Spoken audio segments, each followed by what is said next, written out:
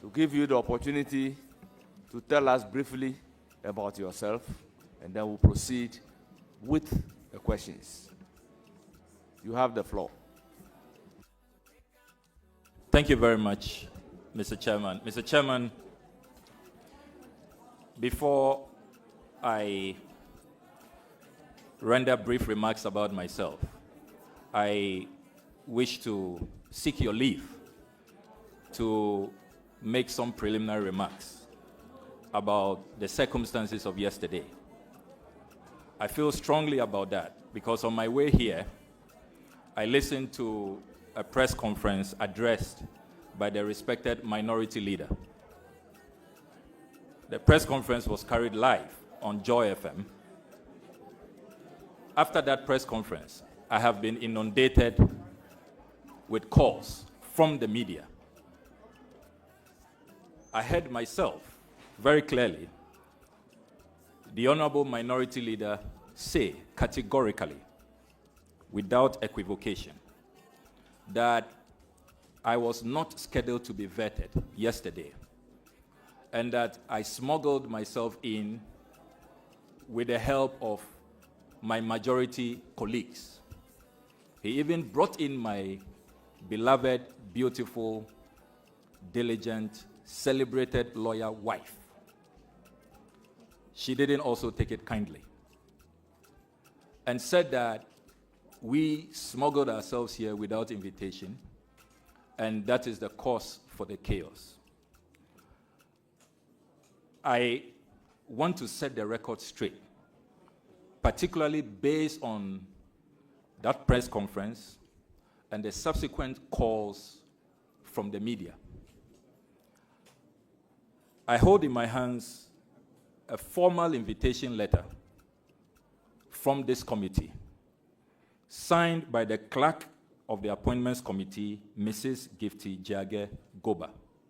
And the letter reads, Honorable the Appointments Committee, the Appointments Committee wishes to extend its warmest congratulations to you on your nomination as Minister Designate for the Ministry of Foreign Affairs. Pursuant to Standing Order 217, I am directed by the Chairman of the Committee to kindly invite you to attend upon the Appointments Committee on Thursday, the 30th of January 2025 at 1 p.m. Thursday, 30th of January 2025 at 1 p.m. Emphasis mine. At Committee Rooms 1 and 2 at the Administration Block, Parliament House, Accra. You are kindly requested to submit copies of your CV, tax clearance certificate, the Ghana Revenue Authority Secretariat, to the Appointments Committee on the second floor. And the letter adds, you are further requested to provide the names of 10 guests who will be present to witness your vetting. Please find attached guidelines for the preparation of your CV. Yours faithfully, Mrs. Gifty Jage Goba. And she did attach the schedule for yesterday. I was to come right after the lunch break at 12:30 p.m. I have a copy here. So for the minority leader to address a press conference a while ago and portray me as some hooligan, some lawless character who will be smuggled into your hearings with my wife, my chiefs, respected ambassadors, Chief Director of the Ministry of Foreign Affairs, former ministers of Foreign Affairs. I take strong exception to that. I thought that the minority leader, at the very least, will have apologized to my revered chiefs who had traveled all the way from the Volta region in the last 15 years. Please, be brief. So, Chairman, this is a very serious matter. It's a reputational issue. I was not smuggled here. There was no conspiracy. And before the minority leaders' press conference, another colleague on the minority side, the Honorable Vincent Ekowasefwa, also put out a post on social media accusing me of backdoor tactics and that I'm not going to be vetted yesterday. One wonders if this was some preconceived agenda to just cast a slur at my reputation.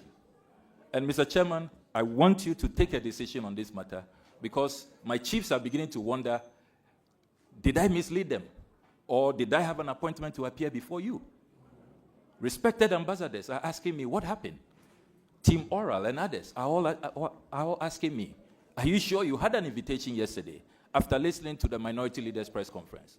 So, Honorable. Mr. Chairman, we demand an unqualified apology from the respected minority leader. My chiefs will not accept this. My guests, whose names I submitted to you on the 27th of January, will not accept this. And it has to be made very clear. I feel very strongly about this matter. Honorable We nominee. are not some idle people who will be smuggled into Honorable nominee. appointments committee hearings. Honorable nominee, take it easy. I think as a committee, we've taken some responsibility. That is why, by way of opening remark, I apologize to you and the chief, together with your revered guests. What really happened was that since last week, we programmed the nominees to be vetted for the entire week. As a result of a derogatory statement against me and the members of the committee, we've taken Wednesday to deal with the problem. And that has affected our calendar, and same should have been communicated to those who were unable to vet on that Wednesday. I agree to the fact that you are scheduled to be vetted on Wednesday. The letter that you read actually came from the secretary as directed by Bernard Ahiafo, the chair of the committee. So as a matter of fact, you did not smuggle yourself to be vetted yesterday.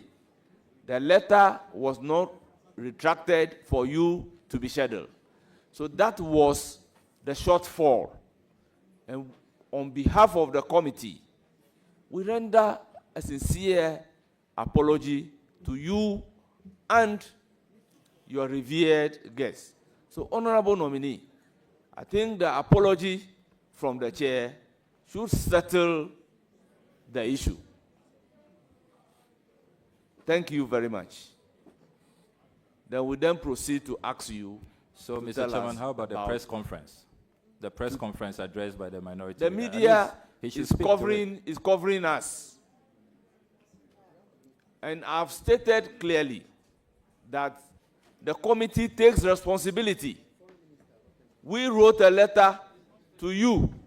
So if it is Honorable Sami Okudzeto, my good friend, if it were to be fair, I will not be apologizing to you on behalf of the committee. That is why I am pleading to you that accept my apology on behalf of the entire committee. Therefore, this time, if you want to insist on our rights, maybe the whole day.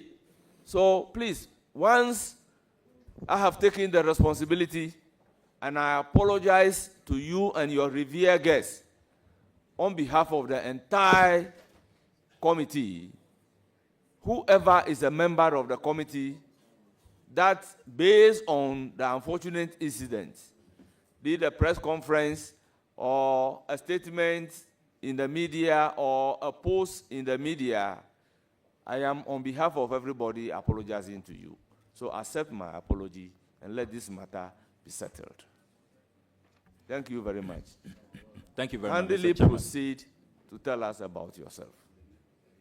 I'm grateful, Mr. Chairman. Mr. Chairman, my name is Samuel Okudzeto Ablakwa, born on the 11th of August, 1980, in Accra. I hail from Aveime Bato in the North Tongue district.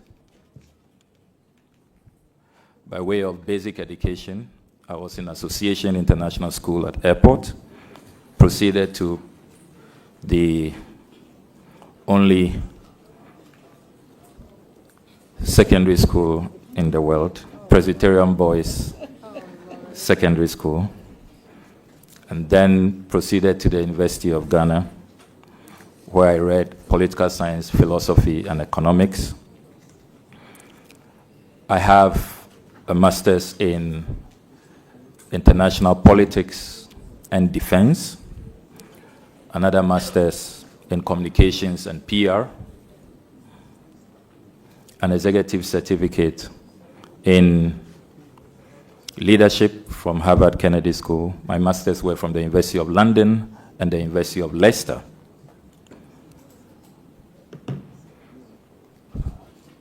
I also have a professional Prince 2 qualification. I am currently serving in my 4th term, representing the chiefs and the good people of North Tong.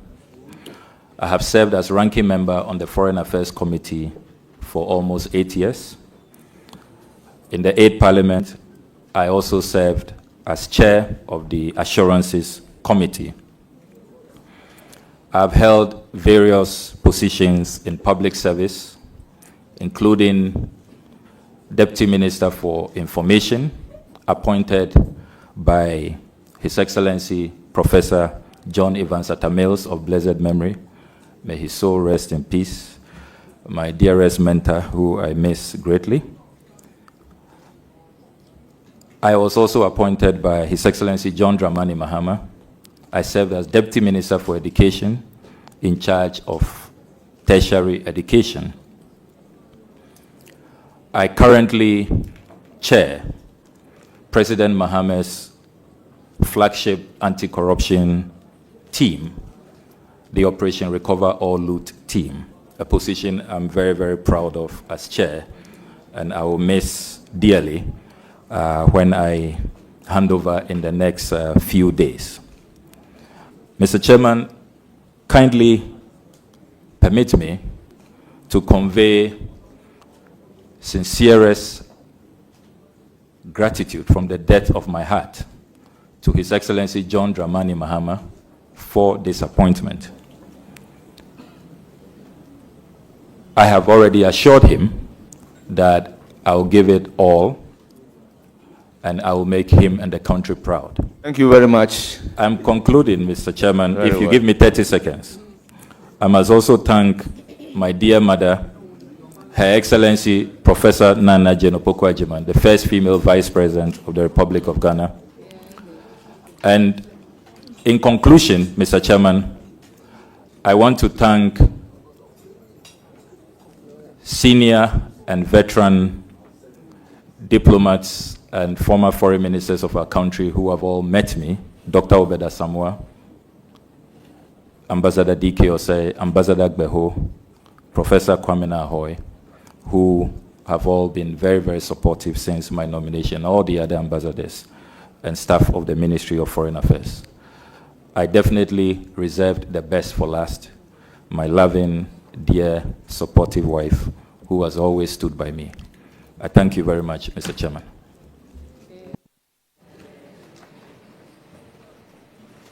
Our revered guests, please, you will have to take part in the proceedings in silence. We'll then proceed with the actual vetting, and I will recognize Asafo Adjei to start with his questions. Honorable Asafo Adjei, you have the floor. Thank you. Mr. Chairman, thank you. Honorable Minister, I would like to congratulate you once again. I am a Japon boy, so I mean it serves well to have one of us being here.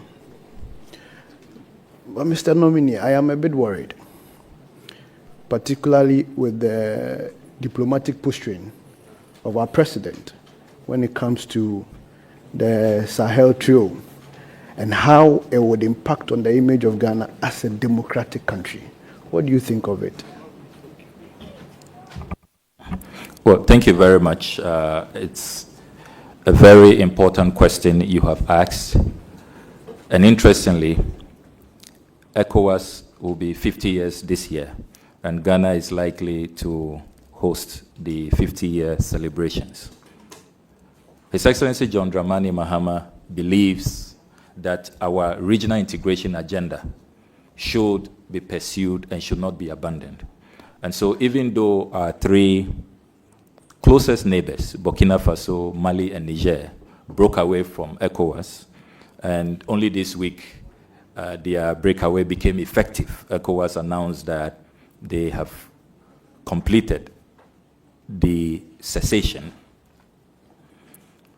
We need to be conscious of the fact that as closest neighbors, even though we are promoting democracy and we have all said no to coups, we face serious threats. The threat of violent extremism and terrorism. And so, as good neighbors, President Mahama is of the view that he should not give up on dialogue.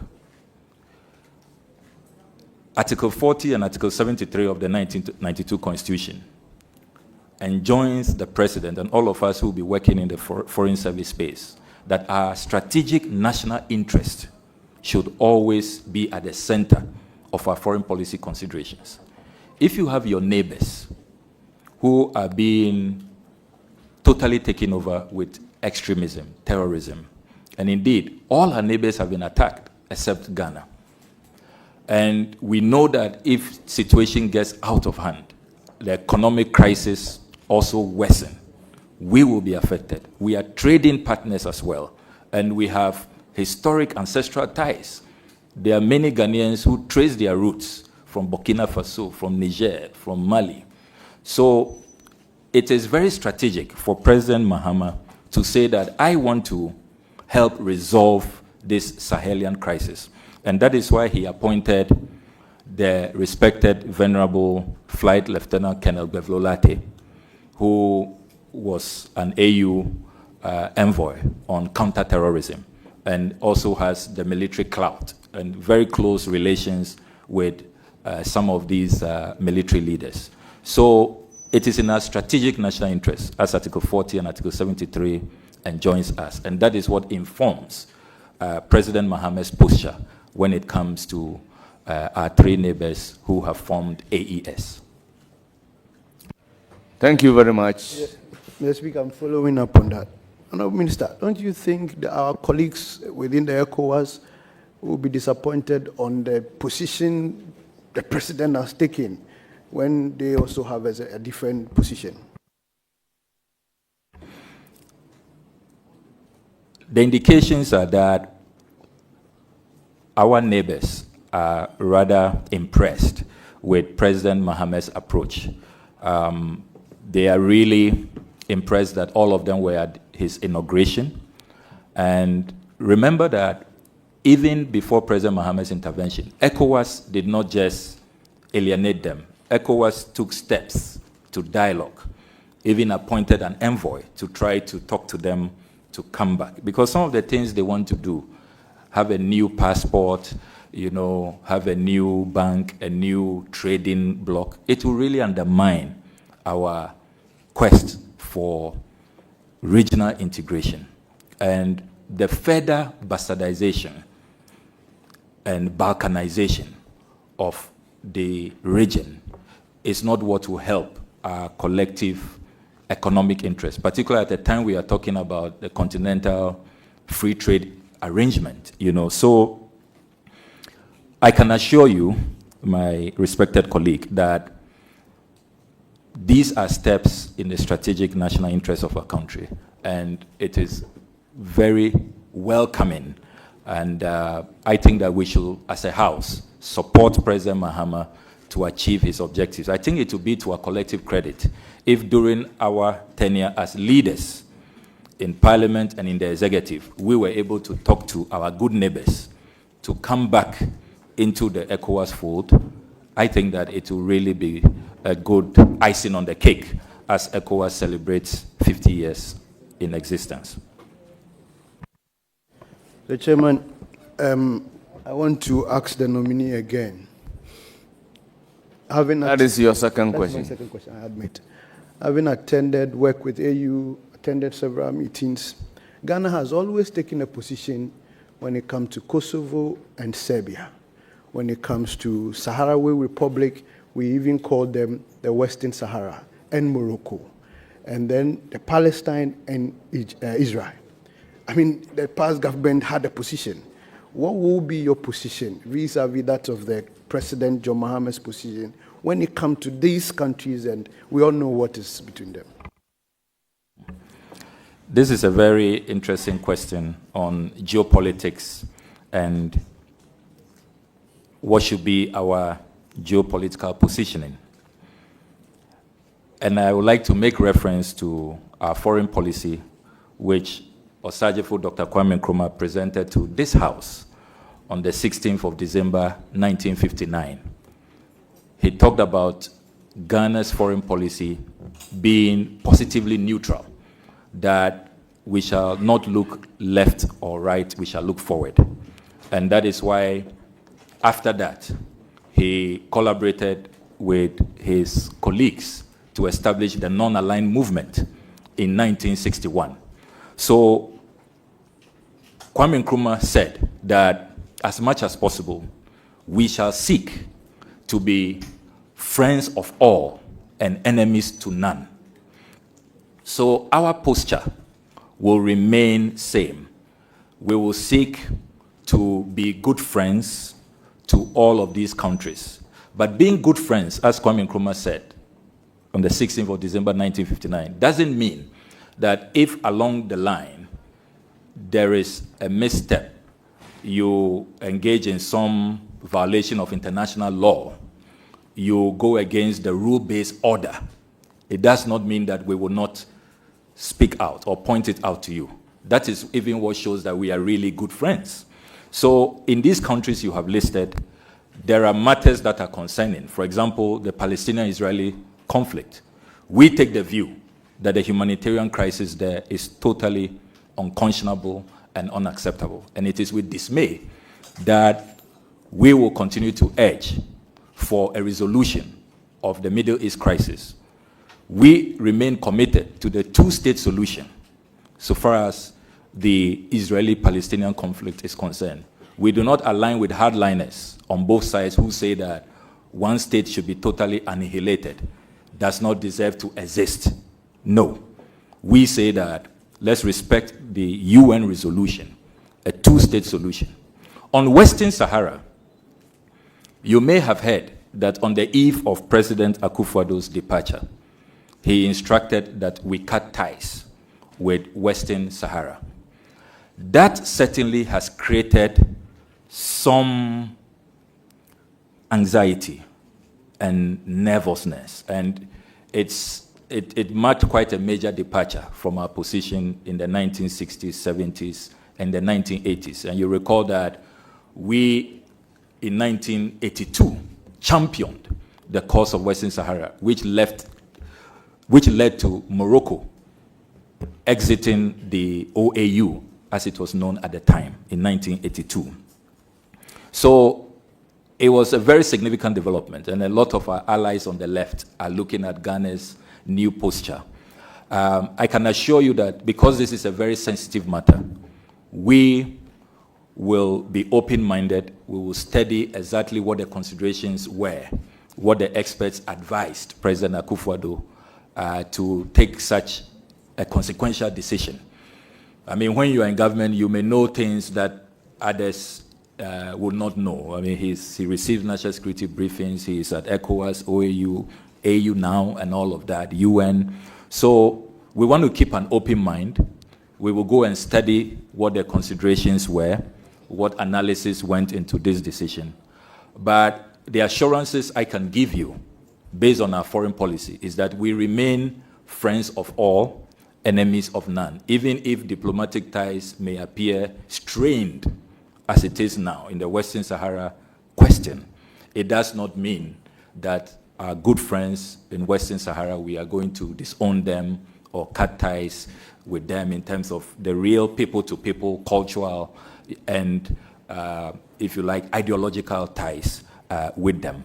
But it's a sensitive matter. We will go and study it, and then we will look at the way forward. I agree with you that they have allies on both sides. Of course, the Algerians are not happy because of this decision. The Moroccans have welcomed it. They are excited about it. But we need to balance forces based on our strategic national interests. And we will look into it and see how best we find a resolution moving forward. Thank you. I think I like how you responded, because Ghana has always taken a position, but that's fine. It's, like you mentioned, you would get to find out in the ministry. I agree. Mr. Nominee, I also want to know, we have a foreign policy. Everybody knows that, non-aligned and all that.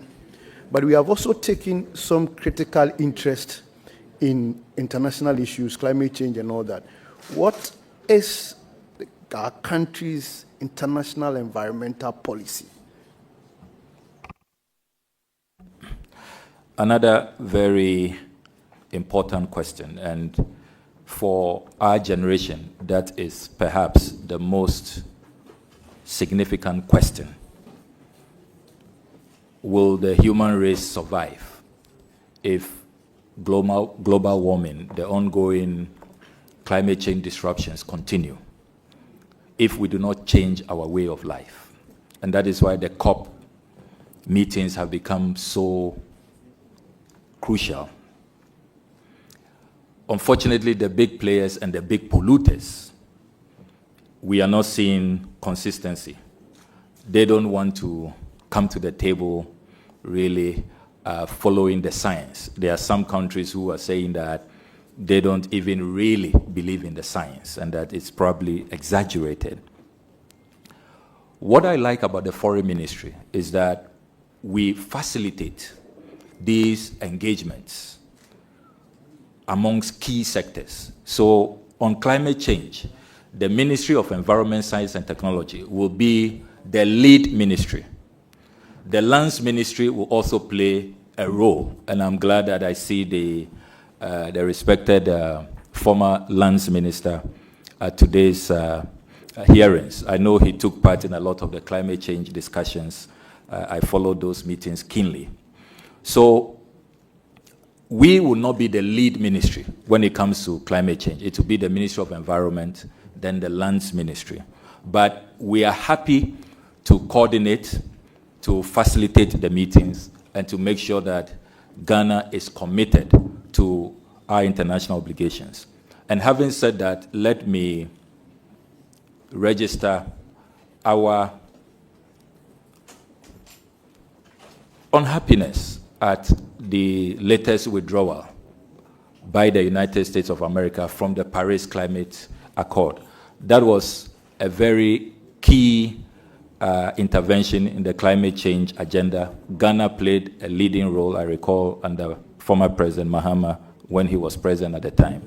That has clearly created a disruption, but we will continue to urge our big brothers and sisters to come back to the climate change agenda and to commit to a new global order when it comes to climate issues. So that's how I respond. Thank you. Chairman, a last follow-up on this. The nominee, Honorable member, you are either asking your last question. You are entitled to one follow-up, which you have asked. So you either move to your last question. After this, I'll give you no opportunity. I'm going to my last question. I'm going to my last question. Yes, I'm going to my last question. Yes, sure. Mr. Nominee, this, I think it is for the jury out there. There have been a lot of concerns about our female in the Western, the UAE, particularly inhumane treatment, abuses and all that. Even though we admit that it is out of their own private businesses and other things that lands them there, it has some implications on our international imagery. What is going to be the position of this government on this mass movement to UAE, and then it will come back to us as a whole lot of inhumane abuses and all that? What will be the clear-cut position of this government? Once again, let me commend you for this well-researched question. And this is a matter that I am very passionate about. One of the priority areas that His Excellency John Dramani Mahama has tasked me to work on is how the Foreign Ministry is repositioned to help resolve the unemployment crisis in our country. Unemployment has moved from about 8.6% in 2016 to 14.7% currently, according to the Ghana Statistical Service. We need to make sure that this migration that is going on because of the search for employment benefits our country, it is regulated, and it's a win-win situation. Countries like Cuba, Indonesia, because of their strategic foreign policy, have been able to use their foreign policy. They sign bilateral agreements with other countries. They export labor, so their citizens are well catered for because everything has been signed, is done legally, so their rights are protected. A portion of revenue goes to the country, and then there's another portion that goes to the workers, particularly the Cuban Medical Brigade, if we are to look at the Cuban model. So under my leadership, I will seek to aggressively pursue economic diplomacy in a way that allows for bilateral agreements to be signed. There are many countries looking for Ghanaian nurses, looking for Ghanaian teachers, looking for Ghanaian professionals, looking for Ghanaian workers in the domestic setting, artisans. Why can't we take advantage of that to solve our unemployment crisis and also to regulate the space so that what is happening in the Gulf to some of our workers, our fellow compatriots, is addressed? When these receiving countries know that the labor they have received is not from some clandestine agency engaged in some, human trafficking operation, they will be mindful in how they treat these workers. So expect that one of our priority areas will be using foreign policy to address unemployment. We can make sure that brain drain becomes brain gain, where these bilateral agreements will help create jobs for the young people of our country. You go out there to the UK as a nurse, as a doctor, if it's probably for a 5-year period, you get some new skills, you build capacity, you can decide to come back with some good, foreign currency, and the country also benefits. So expect that we will formalize these arrangements and we'll be very deliberate and aggressive about it to create jobs for our young people. Thank you very much. Mr. Speaker, I want to commend the nominee and once again congratulate him for his appointment. I move to give the floor to Honorable Oko Vanderpoy.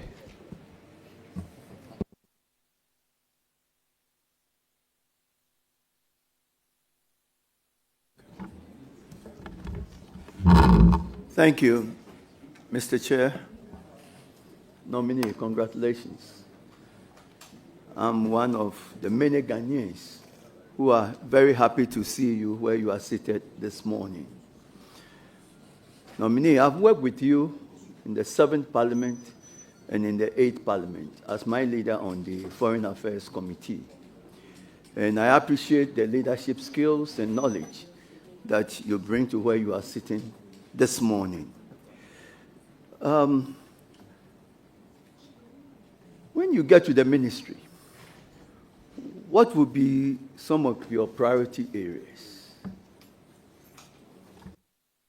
Well, thank you very much, Dr. Oko Vanderpoy, and thank you for the kind words and the tremendous support you gave me for 8 years on the Foreign Affairs Committee as my deputy ranking.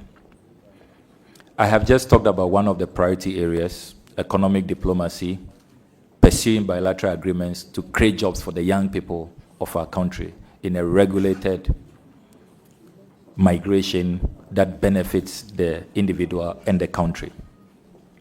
The other thing that I want to reform is our passport regime.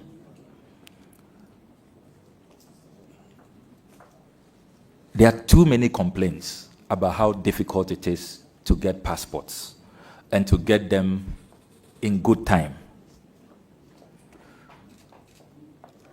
I have been going through some briefs, and I noticed that we have a backlog of over 70,000 passports that have not been collected. Then there are issues with the middlemen, Goro boys, and all of that. I recall the former foreign minister, the Honorable Sheila Yokoboche, storming the passport office in frustration and saying that, look, this crisis cannot continue.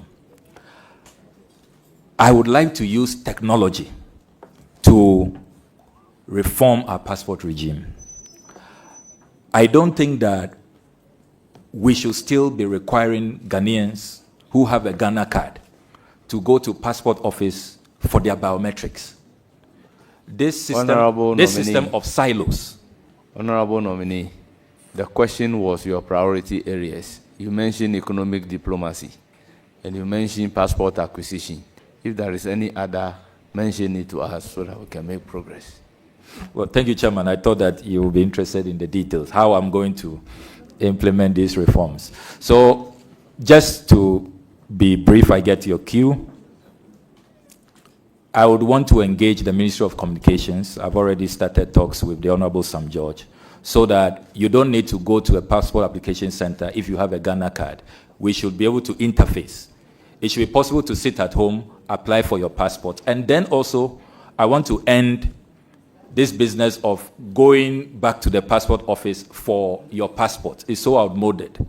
We can engage courier services to send your passport to you at home or in the office. So modernizing the whole regime as we move from the current biometric to chip embedded passports will be a matter of importance to me. Then the third one, as I conclude, is a reform of the institution, the Foreign Service.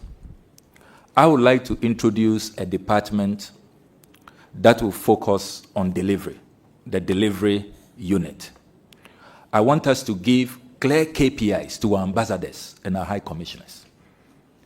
Now, where we are in the current global ecosystem, you can't be relying on aid, relying on loans, relying on other countries. Let's aggressively pursue economic diplomacy. When we send you there as an ambassador, it's not just to be attending events. You must bring us something home that will impact the lives of the people. How many investors are you bringing in? How many industries? FDI, and all of that. So they will be giving clear KPIs. Because if you look at last year's budget, we spent more than 875 million Ghana cedis on our foreign service staff alone. That's almost $1 billion. And you ask yourself, these 71 missions out there, what are they bringing in? And that is why many people think foreign affairs is so removed, is so abstract. What do we even get from foreign ministry? We are going to change that perception. Clear KPIs, you must bring something home. If within 1 year we are not seeing benefits, you will be reshuffled, so that we'll send in ambassadors who will be more dynamic, who will be proactive in our national interest.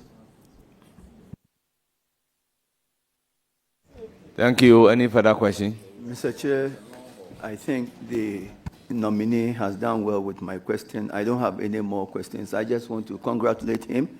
And once again, I want to say I'm very happy to see you where you are. And I want to thank His Excellency John Dramani Mahama for your nomination. Thank you. Thank you. I proceed to give the floor to Honorable Abujinapo. Please.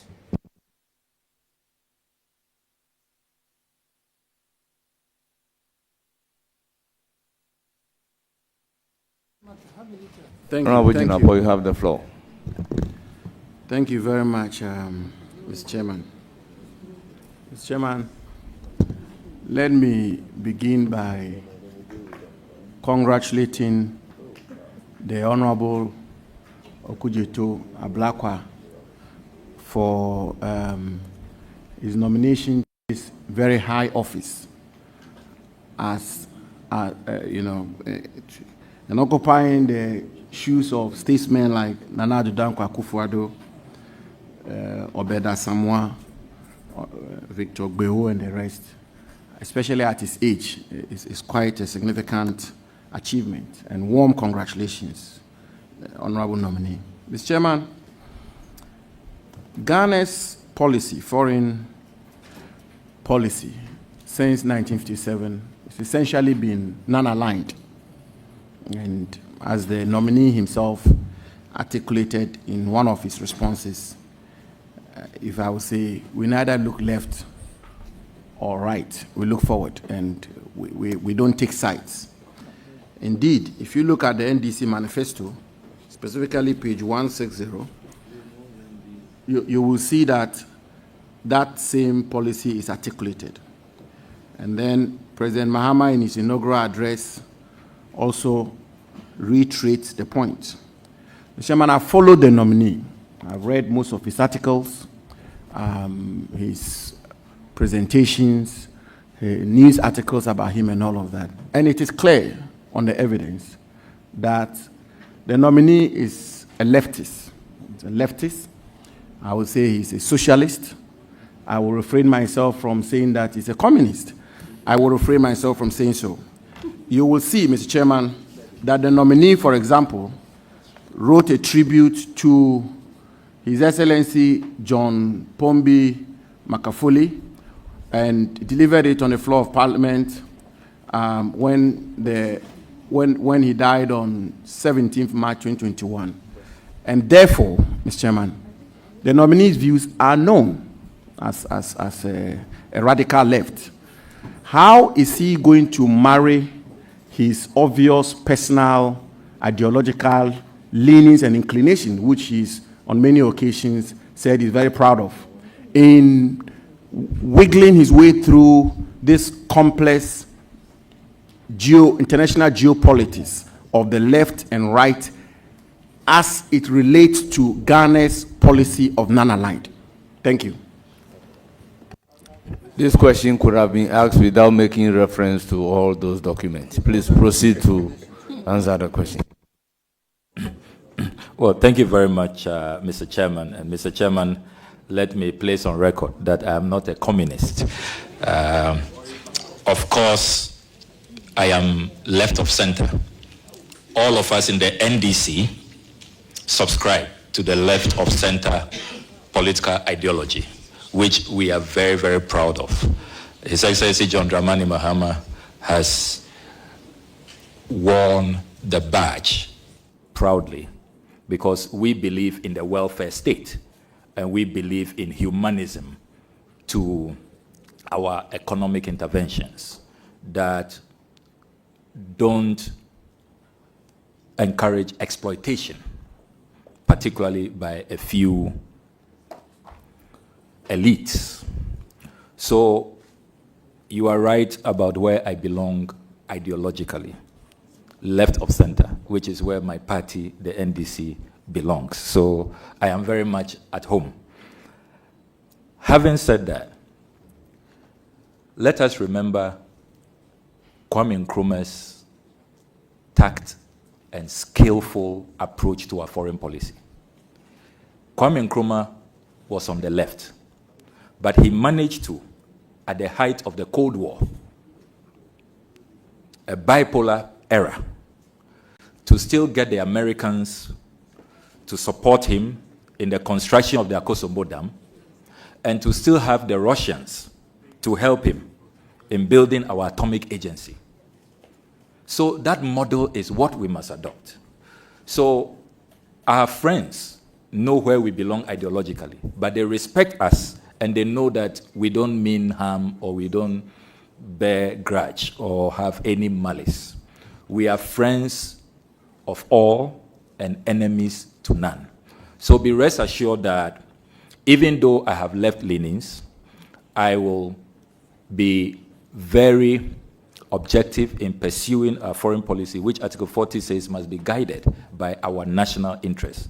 Kwame Nkrumah did it. President Mahama has been doing it, receiving support from all sides. And in the current multipolar world, be rest assured that I will attend to this responsibility with all fairness and objectivity. Note from my CV that in the 8th Parliament, I was chair of the Ghana-Cuba Parliamentary Friendship Association, but also very active in our U.S. Ghana Parliamentary Friendship Association. Indeed, a proud member of the American Council of Young Political Leaders. So there are a few of us who straddle and who are liked by all sides because we are very objective in our dealings. So be rest assured, I consider myself a good friend of all the forces at play in the global arena. Chairman, that is reassuring, and I think, Mr. Chairman, it's important that we lay the proper foundations before we ask the questions so that both the nominee and the country... Please don't litigate with me. No, I'm not litigating, Chairman. I'm just... So I have a follow-up question. Now, again, Mr. Chairman, the nominee is on record to have, you know, if you want, not so much criticize, but raise substantive and significant issues with Ukraine as opposed to the West in the Ukraine-Russian war. And I have an article here where the nominee indicates that the war between Russia and Ukraine, which has been roundedly condemned by all international organizations, the United Nations, African Union, ECOWAS, and the rest, is as a result of Ukrainians' failure of foreign policy. Mr. Chairman, also the nominee is on record to have taken issues with the West in its dealings with Israel as it relates to the Israeli-Palestinian conflict. And the point I seek to make is that the nominee is obviously, in his years of activism, taking sides in these two major international conflicts of the world. If he gets the nod of this committee and parliament, how is he going to navigate his way through this complex issue of Ukraine-Russian war, Palestinian-Israeli war, mindful of its rippling effects in the global geopolitics? How's he going to do that? Thank you. Well, thank you very much, and let me commend the Honorable Abu Jinapo for the well-researched question. The challenge that we all face, I've served on the appointments committee, is that you have to summarize, and so you can't read these articles in full. But those who will want to pay regard to the articles, you see that I try to be very objective and balanced and more nuanced than the summary. And the conclusion, whether you've taken sides, is it correct? No, the conclusion is far-fetched. I have not taken sides. And Mr. Chairman, I know you'll be happy to hear that I have been invited by both sides. There are probably few people who have achieved that. The Russians invited me, and I was guest in their parliament. There was a second invitation where I went with former President Mahama to launch his book at the Russian Academy of Sciences, the Russian translation. And then the Ukrainians invited me. I spent a week there. We were, touring Kiev and other places. We went to the landmines. I helped them to even demine, some of the Russian mines that had been left in Ukraine. So that should tell you, the countries don't have any issues with me. Israel has invited me on a number of occasions. The Palestinians have also done that. Indeed, the Palestinian ambassador in Ghana is one of my very, very good friends. And so is the Israeli ambassador. So please be rest assured that despite my ideological stance on these matters, you will see objectivity. But Article 40 is clear. We must also, in the pursuit of our foreign policy, be guided by international law, a rule-based order, international principles. So where our friends err, we should be bold to point it out. Because as Nkrumah said on the 16th of December 1959, when he presented our foreign policy to Parliament, he said that we will not be passive spectators, that as good friends, when you err, when you commit genocide, when you commit atrocities against women and children, we will point it out to you. And it does not make us bad friends. It rather, makes us very, very good friends. So that's the position I take on these matters. Thank you very much. Your last question. Or you have a follow-up on this? This was a follow-up on the first question. It cannot be. No, it was. It cannot be. I said so that it was a follow-up. No. Mr. The Chairman. fact that you said so doesn't mean it should be a follow-up. No, it was Please, a follow-up. ask Mr. a Chairman. follow-up question Chairman. whether he is taking sides in these various wars that we have mentioned. Please go ahead with the follow-up question on this. Mr. Chairman, respectfully, I asked a question about his leanings on taking sides, and I made a follow-up on the specific issue of whether or not you take sides. It was all about taking sides. Thank you. Was how is he going to marry? No, it was taking sides. And then I gave a specific example, whether he would take sides. Please, your last question. Last question. If you have a follow-up on this, I will allow it. Mr. Chairman, no. This is it. I can give you the documentations I use. No, because it's a follow-up. It was a follow-up on the first question. Thank you. So, Mr. Chairman, the question I want to ask the nominee, which is the second question, is the nominee, if he's given the nod as foreign minister, as I said initially, it's a very high office. And as he himself has been articulating, it will require, in his words, rules-based. It will require a lot of fairness, objectivity, and all of that. Mr. Chairman, on 23rd December 2024, the nominee made a post where he alleged that unimpeachable evidence from the Lands Commission shows that the two daughters of President Akufo-Addo have acquired some state lands in cantonments, and that amounted to state capture. Mr. Chairman, the company which was the subject matter of this allegation was Nsunam Company Limited. Mr. Chairman, a search at the Lands Commission will show that the land in question is the property of administrators of the estate of Justice, the late Justice Johnson Sribo, a former Justice of the Supreme Court and Chairman of the Electoral Commission, who acquired the land as far back as 1969, specifically on 1st June 1969. And indeed, Mr. Chairman, at the time, the President's children were not even born.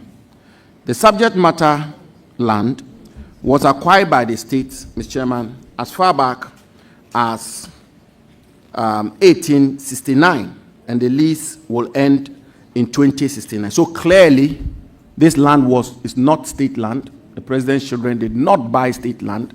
On the evidence, on the record, it is absolutely clear that they did not buy state land. Will the nominee concede, given that he's seeking to be foreign minister and will be required to be fair to all manner of persons, that the President's children were wrongly accused and he will apologize to them? Thank you, Mr. Chairman. Well, your quick answer. Well, thank you very much for the question.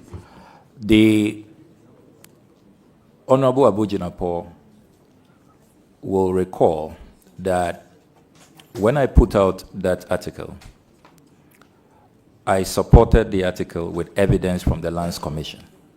I attached an official search that I had conducted on those two lands. Indeed, those are lands that you have in Somnam and then the lot boutique, a fashion boutique. And I sought to inquire from the Lands Commission the status, the ownership of the land. And the Lands Commission responded in that official search, which I published, and Ghanaians can go on my social media handles. You see the official search results, where the Lands Commission, in their response, indicated that all those lands are government lands.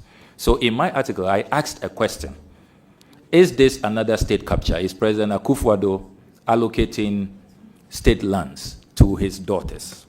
Had told me in writing as official search results. When apologize on this matter, we need to probably be discussing reforming the Lands Commission. You were Lands Minister. If you think that the Lands Commission misled me, you need to join us with ideas on how to reform the Lands Commission, get their data to be more accurate, so that when we conduct official search, what they tell us, the reports that they give us, their search certificates, are not misleading. Because all of the facts you put out, I don't know them. In 1979, I wasn't born. Thank you. So the Lands Commission told me they are government lands, and I have the documents here. Thank you. To confirm Thank you that. So very much. Thank you very much. It's not my fault. Any follow-up on the land acquisition? Mr. Chairman, my follow-up will be that I have in my hands, and this is all about government lands. Of course, I mean, the nominee is literally established and conceded that the president's daughter did not buy state lands. If they were government lands as far back as 1969, they were not state lands at the time when they were tenants, as you know, they are tenants of that place. Please, but your anyway, follow-up question. Your follow-up question. Mr. Chairman, please, this being a house of records, I have not admitted. I know. I haven't said house of records. I'm saying that you never the record admitted. I have, what the Lands Commission gave me. Therefore, when I you conduct won't official rescind your search. decision Yes. and apologize. So please I'm go ahead with I'm your not question. changing my stance on the matter. I've not litigated that. I will not litigate that. All that I said was that the evidence is clear that the land was bought as far back as 1969. The president's children are just tenants, so they did not buy state land. That's the point I'm making. It's not, I'm not litigating with you, Mr. Nominee. I'm just setting the record straight that they did not buy state land as you suggested. So, Mr. Chairman, the follow-up will be, and this really is flowing from the issue of the nominees' standing and reputation on the protection of public funds, state lands, and all of that. And the question is simple. I mean, I know the chairman is in a hurry to move on with his vetting. So long as the question relates to the acquisition as a follow-up, I will allow it. Yes. But if not, I will overrule you. Well, it relates to the protection of state estates, generally speaking. And the question is very simple. In that protection, Mr. Chairman, you will see that the nominee has, on multiple occasions, asked for, quotes, the state to eschew frivolous foreign travels by government officials, end quote, and gone at great length to make the point about how we need to be frugal. I know that the foreign minister travels on first-class ticket. Will he travel on economy ticket when he's made foreign minister? Accordingly, the question is overruled. There can't be a follow-up question on acquisition of land. You are done. I then give the floor to Honorable Ziwera. Honorable Ziwera, you have the floor.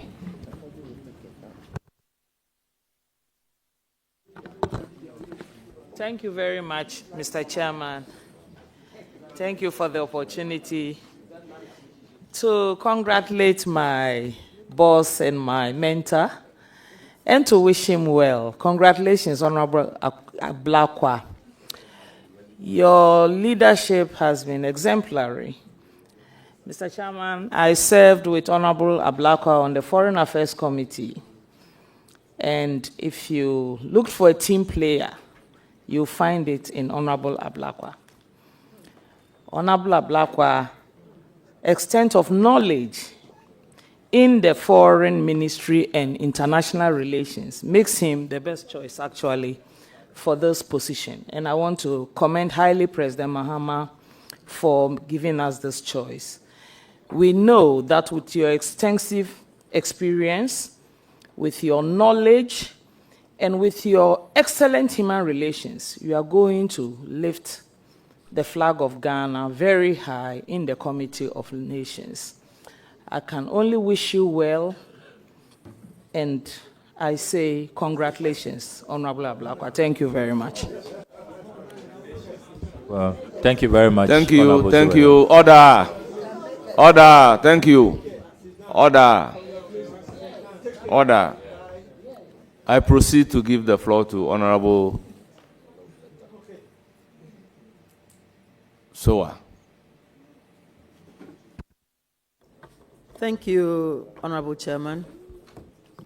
Honorable nominee, my Anglican brother, I wish to congratulate you on your nomination, and I trust that you are going to deliver well to the people of Ghana. My question, how will you make our embassies and high commissions more responsive to Ghanaians in the diaspora?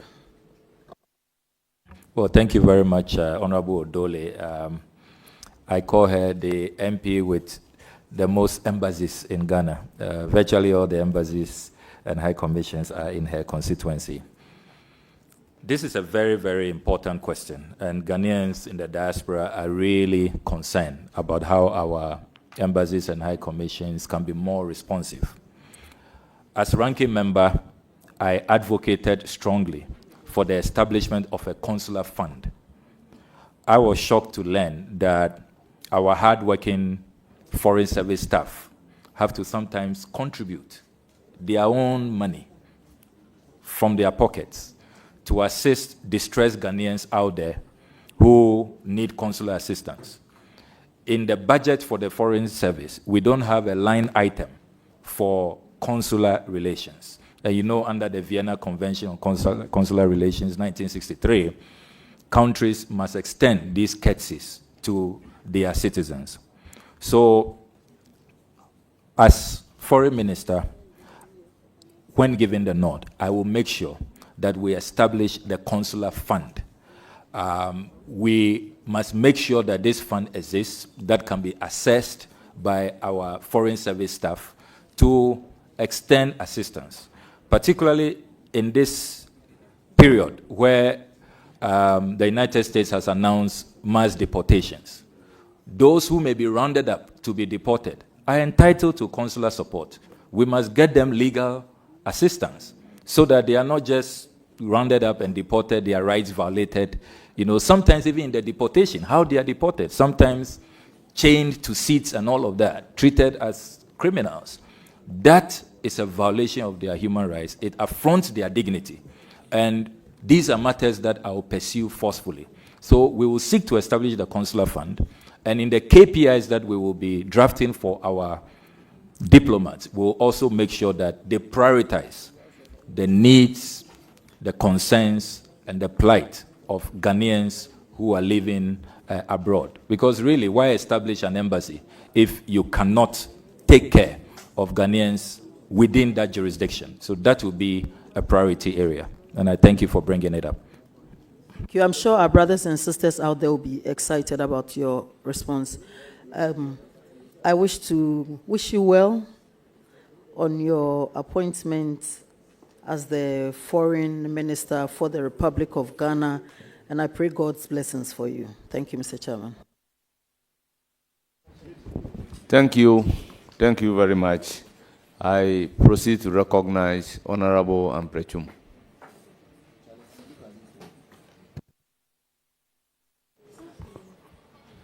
Thank you, Chairman, for this opportunity.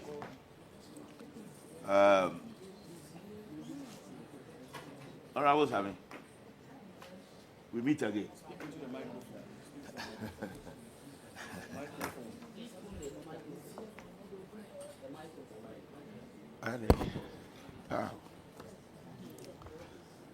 Honorable Samuel Okudzeto Ablakwa, MP for the good people of Northton. You are at the verge of becoming the number 3 diplomat of this great country of Ghana, after His Excellency John Dramani Mahama, the President, Her Excellency Jane Nana Opoku-Agyeman, the Vice President. Honorable nominee, permit me to remind you that the international arena that you are going to operate in and the diplomatic circles that you are going to engage in is very different from the political terrain that you have been dancing with your propaganda theatrics. Honorable member, you haven't started well. You are out of order. I will give you the floor to start well. Thank you. Else I will rule you out. We have worked and engaged. I have worked and engaged with you on the Foreign Affairs Committee for 8 years, including the last 4 years as the immediate past Deputy Foreign Minister for Political and Economic Affairs. And I can say, without any shred of doubt, that you have the capacity and the capabilities to rise up to the responsibilities of the position of the Minister for Foreign Affairs, if and only if, you change your suit of sometimes giving disinformation. And I have two references as my basis for making that point, and it's extremely important, Mr. Chairman. Thank you very much. The question is overruled. Ask another question. Mr. Ablakwa, some 3 or 4 years back, you started a crusade when the ministry was about to purchase a chancery in Oslo. You came up with all kinds of stories that eventually turned out to be untrue. Eventually, it encouraged a Norwegian lawyer to take Ghana government to court, which eventually ended up in the Supreme Court of Norway.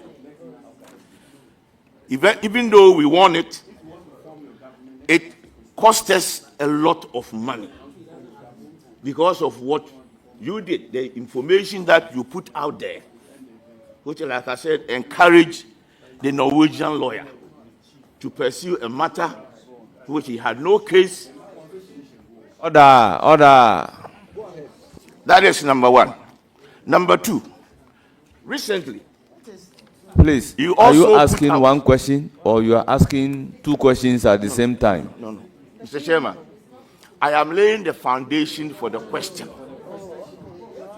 Please, I'm laying the foundation for the question. Without the foundation, it will be difficult for me to ask the particular question that I want to ask. Now, so the first one was to do with the Norwegian, the purchase of the Norwegian chancery. The second one, recently, you put out that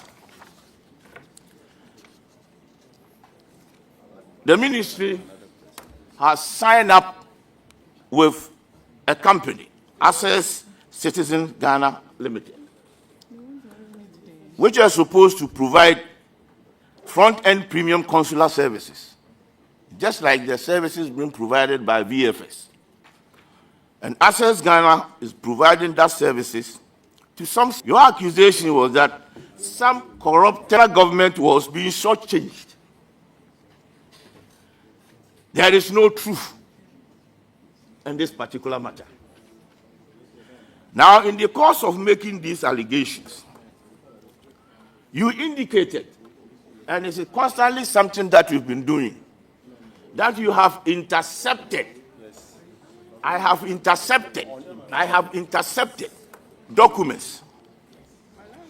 Now, here is the case that you are coming to work in a ministry where you have constantly been saying that you have intercepted, which presupposes that some staff in the ministry has been giving you these documents, or you have been encouraging it.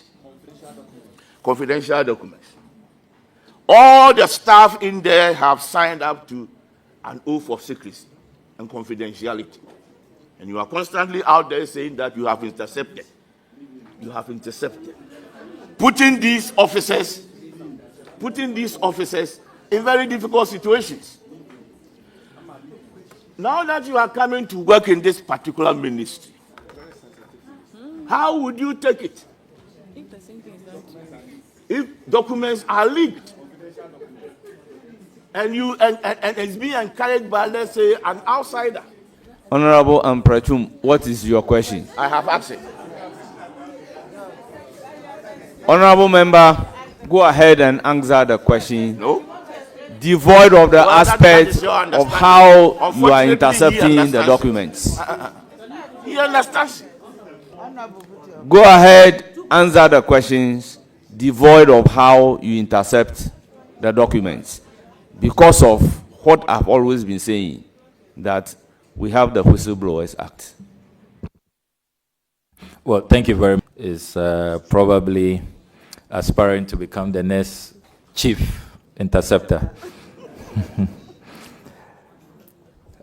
Let me, on a more serious note, assure the good people of this country that all I have done in my interceptions, in my oversight, in pursuing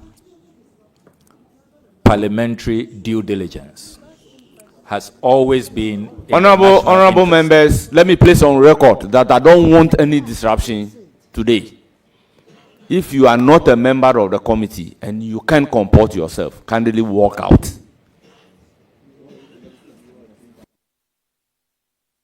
Well, thank you very much, Mr. Chairman. Mr. Chairman, as I was saying, all the interceptions, the parliamentary oversight, the due diligence I have carried out as MP and ranking member on the Foreign Affairs Committee has been in the national interest. Indeed, many Ghanaians have celebrated me for saving this country's billions of dollars, not cedis, dollars. I can go through a long list of over 100 exposés which have saved this country billions of dollars. And I would have thought that my colleague will be commending me for saving this country billions of dollars. On the specific matters you raise, Oslo Chancery purchase. Again, I should be commended that I saved this country $12.2 million.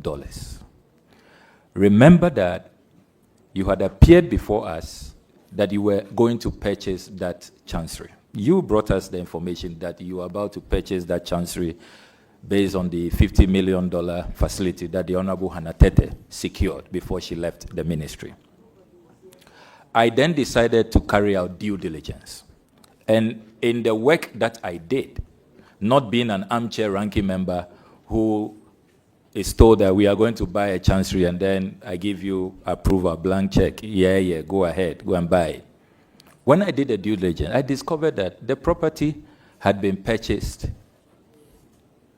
a few months before Ghana was going to buy it for $12.2 million, for $4 million. And I raised alarm. Indeed, the court documents that I have read, and you rightly confirmed that the Norwegian property owner took the government of Ghana to court. The defense of Ghana is that your ministry, the foreign ministry, did not authorize the official who went to commit Ghana. And that is why Ghana then won the case, and that official was chastised that she didn't have the full approval and authorization to go purchase that chancery. So what I put out was not false. It was fact. The court documents confirm it. You yourself told the judges, the Attorney General, Godfrey Dame, represented us in the Norwegian courts and said that that foreign service official did not have your authorization. The court records are there. I can produce them if the chairman wants to see them. So it's a confirmation of what I put out. And I should rather be commended because, but for me, if what you told the court is true, it means you wouldn't have known that your officials in Norway were committing you to this outrageous purchase, which will have cost Ghana money. So please commend me. I saved Ghana money. Then on access, the visa deal. I am again surprised that you say that that matter is not true. And you see, you can't have it both ways. You can't be complaining about leaks, that people are leaking documents to me from the ministry. And at the same time, you say that I'm just engaged in, putting out a figment of my imagination. I can confirm today, when I was briefed by the directors at the ministry, is that that whole transaction did not follow due process. It did not follow the Procurement Act. If it was PPA, if it was a PPP arrangement, it required parliamentary approval. All of that was not followed. So they showed me documents confirming that the ministry has rescinded, has backed out of that they were no longer sent to you. But we do it not with malice, not because we don't like you. It's just love for country. As I always say, for God and country. It's a tough job. I'm not happy that so some of you will not like me and all of that. But somebody has to do it. Somebody has to step in and save the country money. And that's my only motivation. All the scandals I've put out have been confirmed. Indeed, those who even went to court seeking to take me on, they lost. Check all the court cases. Because I make sure that I always secure unimpeachable, irrefutable, and incontrovertible evidence before I put these matters out. Thank you. Thank you very much. Any further question? Question. Mr. Chairman, I go back to this 38 million. It is not true that you have saved Ghana $38 million because Ghana was not going Honorable member, it is not for you to establish, it is not for you to establish whether it is true or it is not true. If you want to go that tangent, we may not be able to. You have asked a question, the nominee has provided the answer. So how do we create the opportunity for you to say it is not true? He also say it is true. So please take his answer, whether true or not. So proceed to answer, to ask another question. Before due respect, in that particular transaction, Ghana government was not going to pay any money. That is the point I'm making. So if Ghana government is not going to pay any money, how do you save Ghana government that money? That is the point I'm making. Is that your question? That is the point I was just trying to clarify. You are not here to make a point. You can put that to him as a question, and then you can elicit the answer. Okay. Mr. Nominee, would you agree with me that was the investigation that you did, and you said the briefings that you had from the officers at the ministry, you came to the conclusion that you did save Ghana the 38 million, and that Ghana was going to pay the 38 million. And if that was the case, can you please tell the committee how that payment was going to happen or come about? Thank you. Thank you very much. Your response, please. Well, thank you very much, Honorable Chairman. I thought that the former Honorable Deputy Minister will confirm that they have backed out of that agreement since my expose.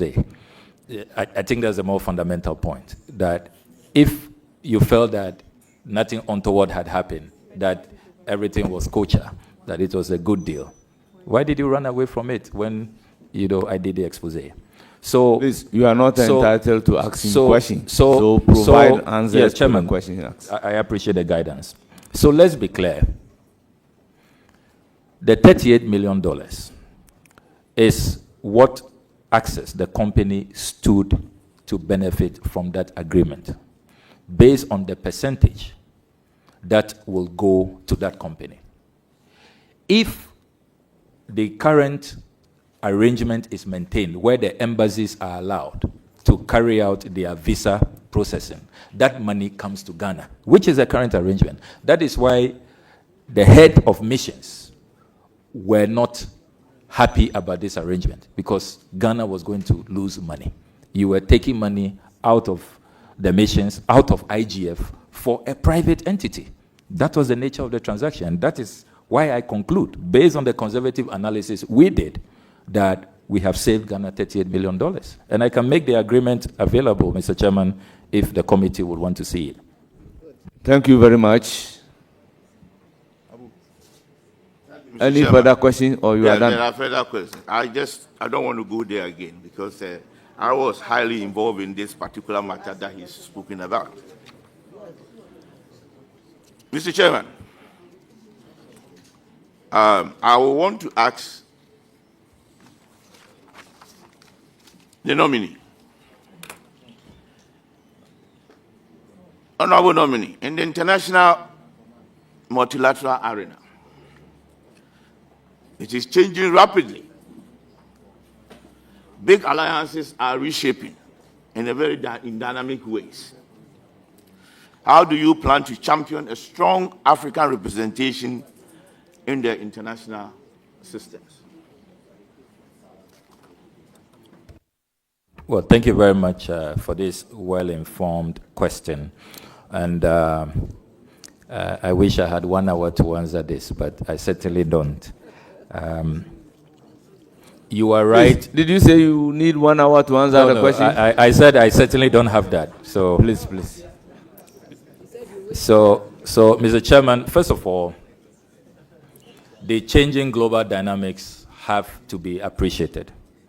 We are clearly now in a multipolar world. We've moved from unipolar to bipolar. Now we are in multipolar.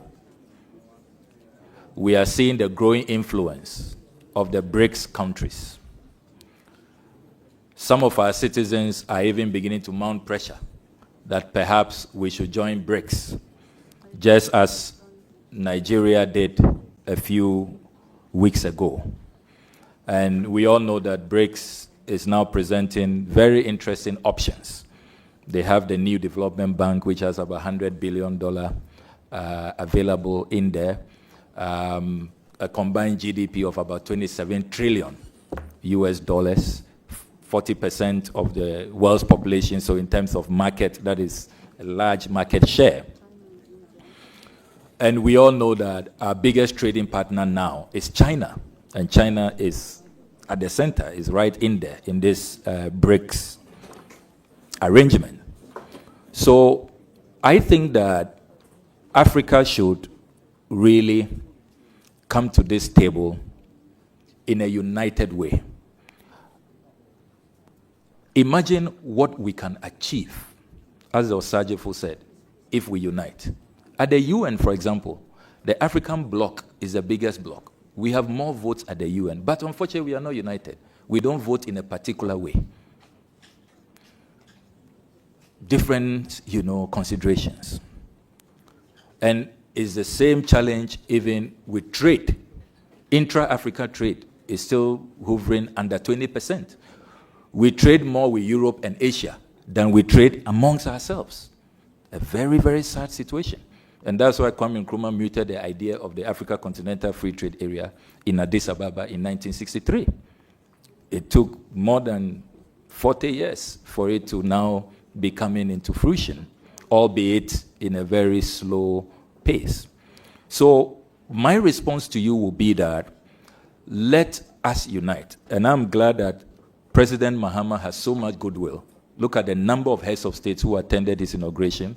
And already he has so many invitations. He's just returned from Tanzania, Kenya, and everybody wants to, host him and have a discussion with him. And I think that he has that potential of not only becoming the focal point, a potential AU chairman, to really galvanize Africa and get the African nations to unite so that together we can have a common position on what the African interests should be.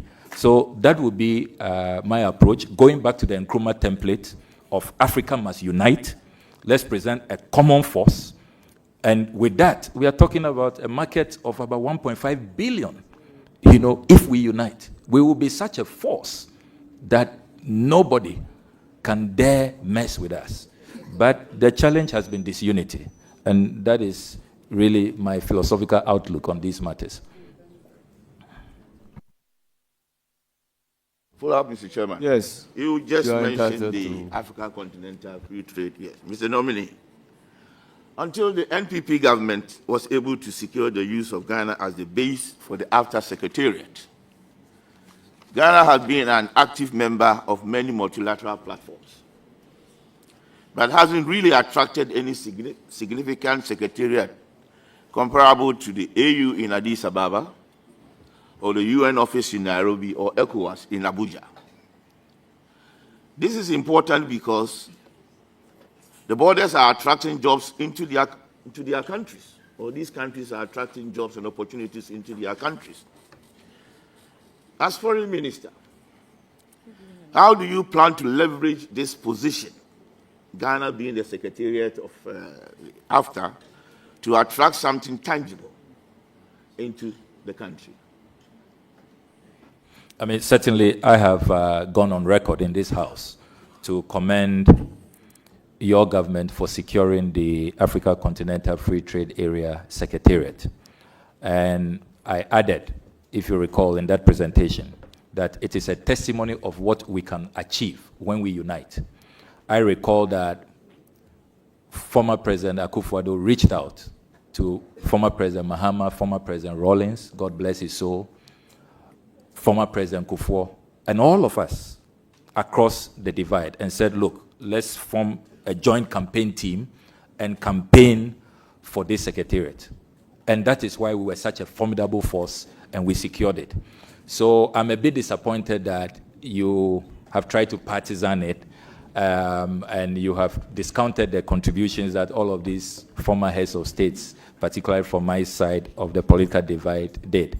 And don't forget that the reason why it was also easy for Ghana to win the secretariat is because of Ghana's consistency. Kwame Nkrumah had mooted this idea on 25th May 1963, and then in 2012, January 2012, Professor John Evans Atta Mills, a renowned Nkrumahist, revived the discussion at the 18th ordinary session of the AU. He moved the motion that we must go back to the Africa Continental Free Trade Area. And that is why heads of state said that, look, Ghana's consistency on this matter, you are deserving to host the secretariat. So I think that it's a collective effort, CPP, NDC, MPP, all of us, and it shouldn't be partisan. But having said that, the thrust of your question is how we can leverage this.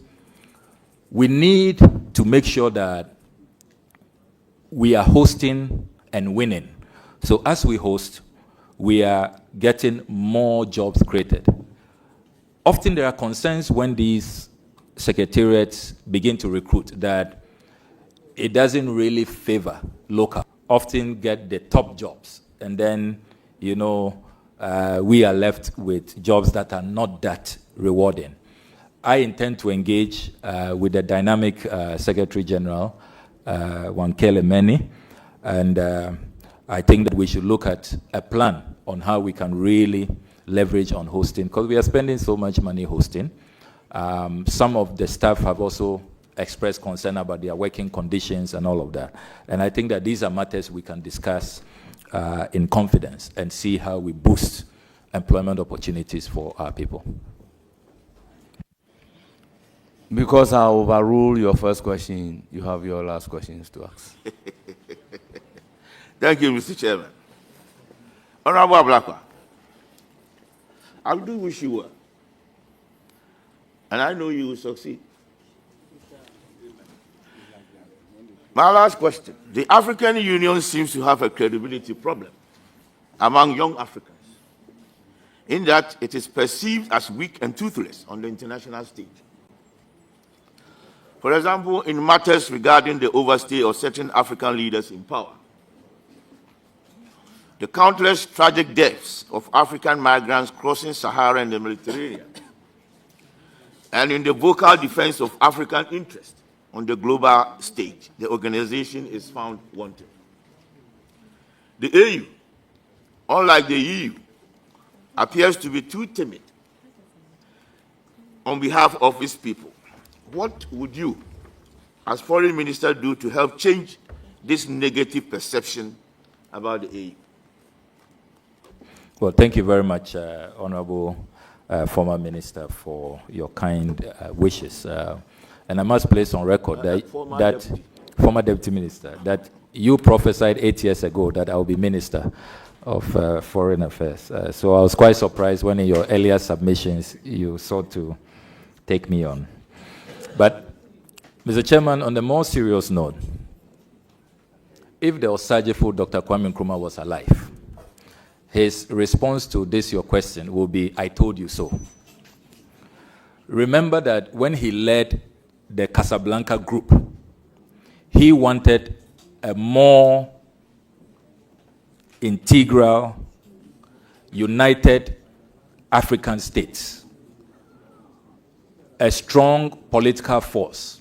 He added that we must have a standby force, military force, we must have a bank, we must have a common currency, we must remove all trade barriers, trade tariffs, artificial borders, which are relics of the Berlin Conference when Otto von Bismarck called his friends in Europe and shared Africa amongst themselves. But unfortunately, the Monrovia group prevailed. And they said, let's have a loose union without an Africa standby force, without a bank, and all of these, political structures that the visionary Kwame Nkrumah put forward.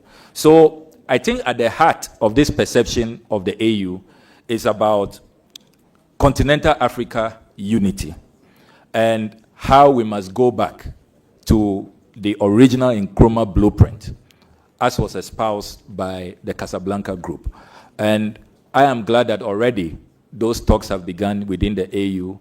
There are massive reforms going on. Indeed, some countries have even said that they will not pay their full access contributions unless they see greater reform and see the AU become more, transparent and more, beneficial to the African people. So it's good that those discussions are continuing.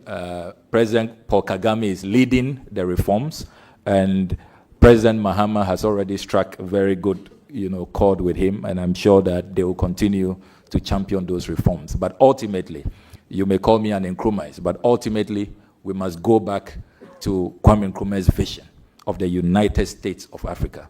That really is what will make the AU strong and more impactful. I will proceed to give the floor to My follow-up, please. Your follow-up on this. My question. This very is well, my follow-up. very well. Mr. Nominee, let me take you onto social media because you are a key player in that particular area. Social media has become a source of misinformation and disinformation, undermining the ability of leaders in West Africa to mobilize public support for its decisions and development agenda. You are one of the leading politicians who uses social media a lot to get your message and interest across. Looking at the generality of the situation and the concerns across the political divide, what are some of the initiatives that you will promote to overcome this dangerous development? Well, thank you very much. I take the view that social media is a double-edged sword. It can be a force for good, and then if it's misused, it can be weaponized and used as a destructive element. I think that African leaders should become conscious of the new age, new media, and we should encourage more transparency. My view is that if African leaders and African governments adopt an open governance architecture, if they are more transparent, they are more accountable, then the people will know. Knowledge is power. It will not be easy for the people to be misled. Unfortunately, in Africa, you struggle to get information. If you are not an interceptor general, then God help you, So, Mr. Chairman, I really will say that let's have more open governance. The RTI has been passed in Ghana, but in terms of its success in implementation, there is much to be desired. And then our regulatory bodies should clamp down on those who are misusing social media for disinformation, misinformation. They create fake accounts. And unfortunately, even some governments on the continent are responsible. They have these fake news factories. They pay people to just, put out fake news. Will you believe that on my way to this vetting, few days in the run-up to this vetting, there was fake news all over that I have started deleting my Facebook messages, my Facebook exposés. All over, people were sharing it. And some people believed it, that I'm indeed deleting my Facebook posts. Why will I? I'm not a coward. I'm not one I stand by my convictions. I'm a conviction politician. So fake news is a real problem. But I think that as for social media, it's come to stay. Let's encourage more open governance, more transparency, and we should be fine with social media. Thank you very much. I'll give the floor to Haji Aladi Ayamba, Honorable. Thank you, Mr. Chairman. Mr. Chairman, let me take this opportunity to congratulate Honorable Ablakwa. You've worked hard, right from when I was Deputy National Women Organizer, Europa came, you worked hand in hand with Fifi Kwete and all others. You have never rested on your OS. Thanks to the Almighty Allah, we came to Parliament at the same time, and you have always soared high. I like the energy and the way you have always been able to work. And I would say, indeed, His Excellency John Dramani Mahama has done exactly what is expected to him, because he has rewarded hard work for not only the party, but Ghana as a whole, and for all of us.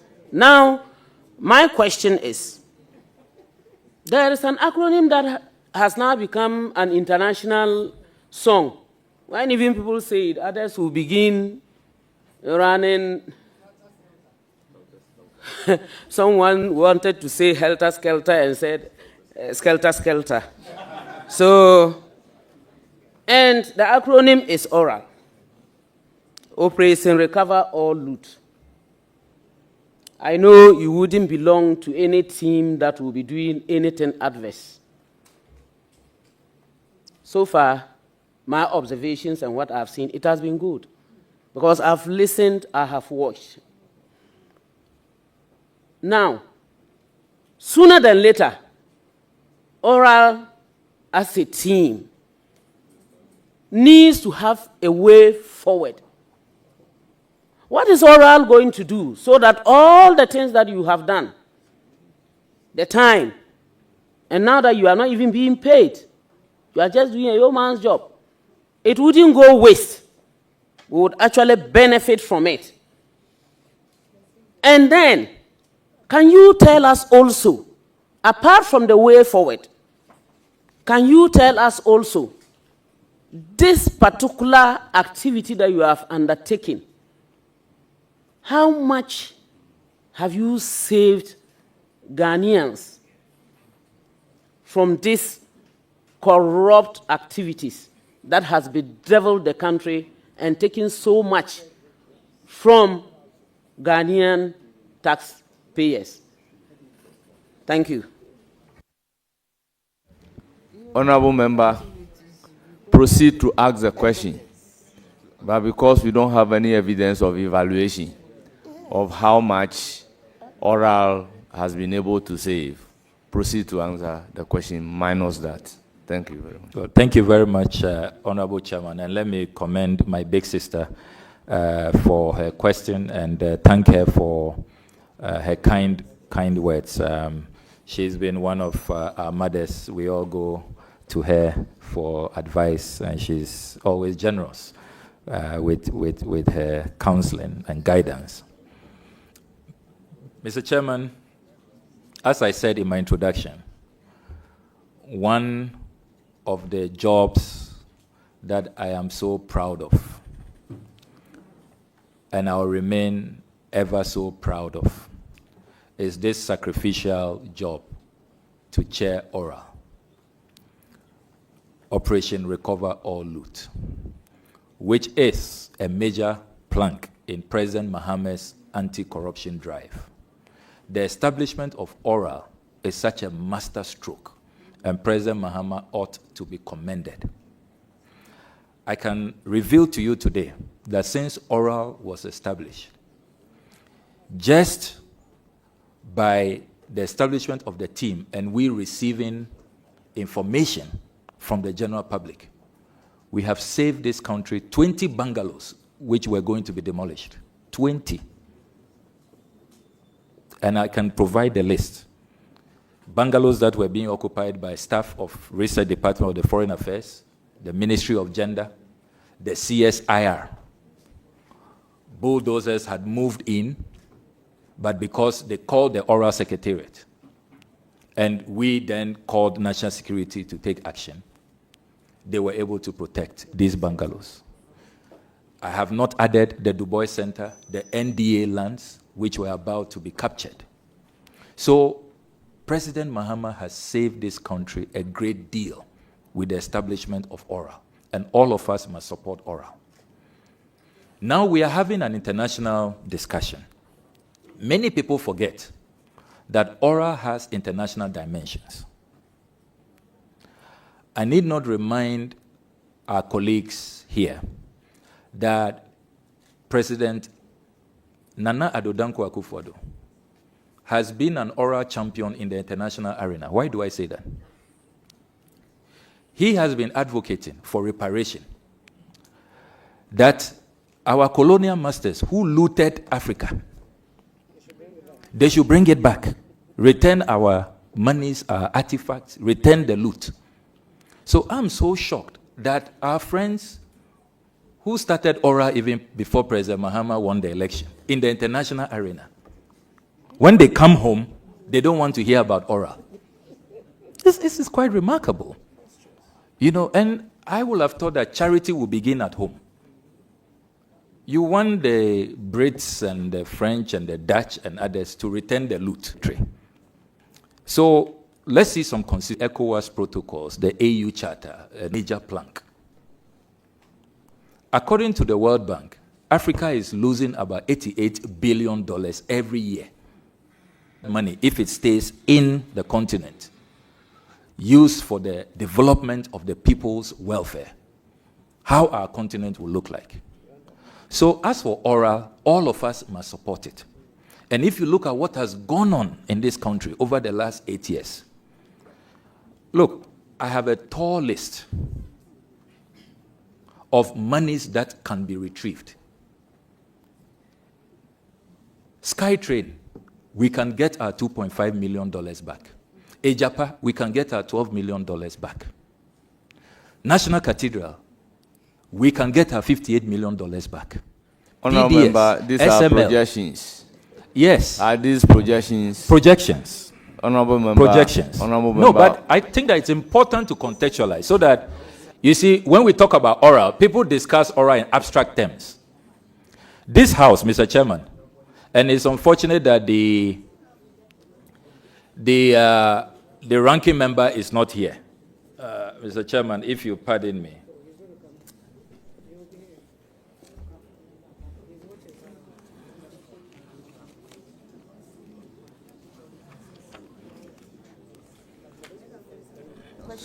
Honorable member, is there a document that you want to refer to?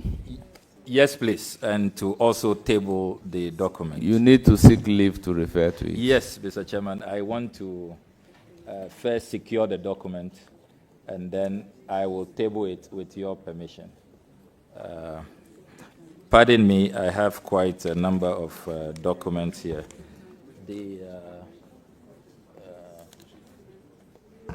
Please, just conclude your answer on this. Then we can make progress.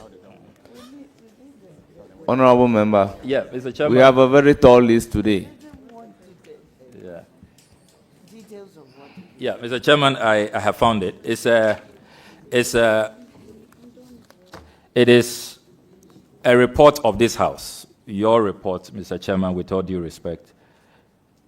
A report of the ad hoc committee to investigate the procurement contract between the government of the Republic of Ghana and His Highness Sheikh Ahmed Dalmouk Al Maktoum and SL Global for the supply of Sputnik V COVID-19 vaccines.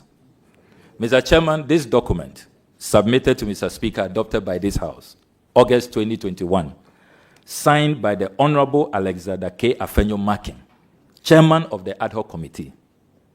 This was their conclusion. Paragraph 12.4. Quote, with your permission, Mr. Chairman.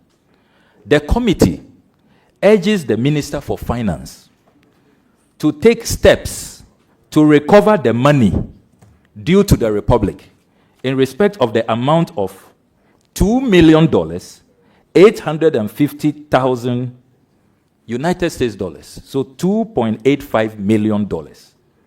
Equivalent at the time to 16,331,640 Ghana cedis, being the cost of the Sputnik V vaccines that were procured wrongly. Adopted by this House. So, Afenyo Makin, the Honorable Afenyo Makin, signed Honorable this member, I report. was part of that committee. Yes, thank you very much, Honorable Yes, Yafo. yes. Yes, I'd even So, forgotten that.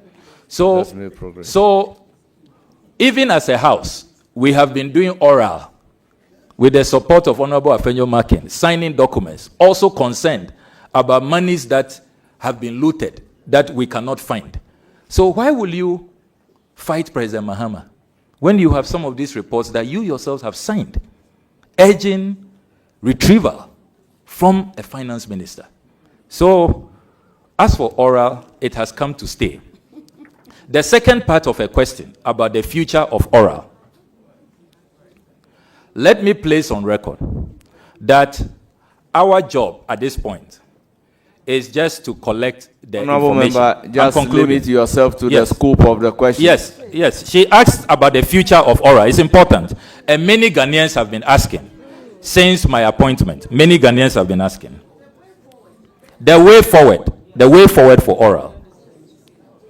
The way forward for oral is that all the information that have come from patriotic Ghanaians, we will be handing over our report soon, in the next few days, to His Excellency the President, the appointor. And then he will decide with his Attorney General on the second phase of oral, which is the execution phase, the retrieval phase. Thank the you prosecution very phase. much. So that is the future of oral. Any Thank you further very much. question?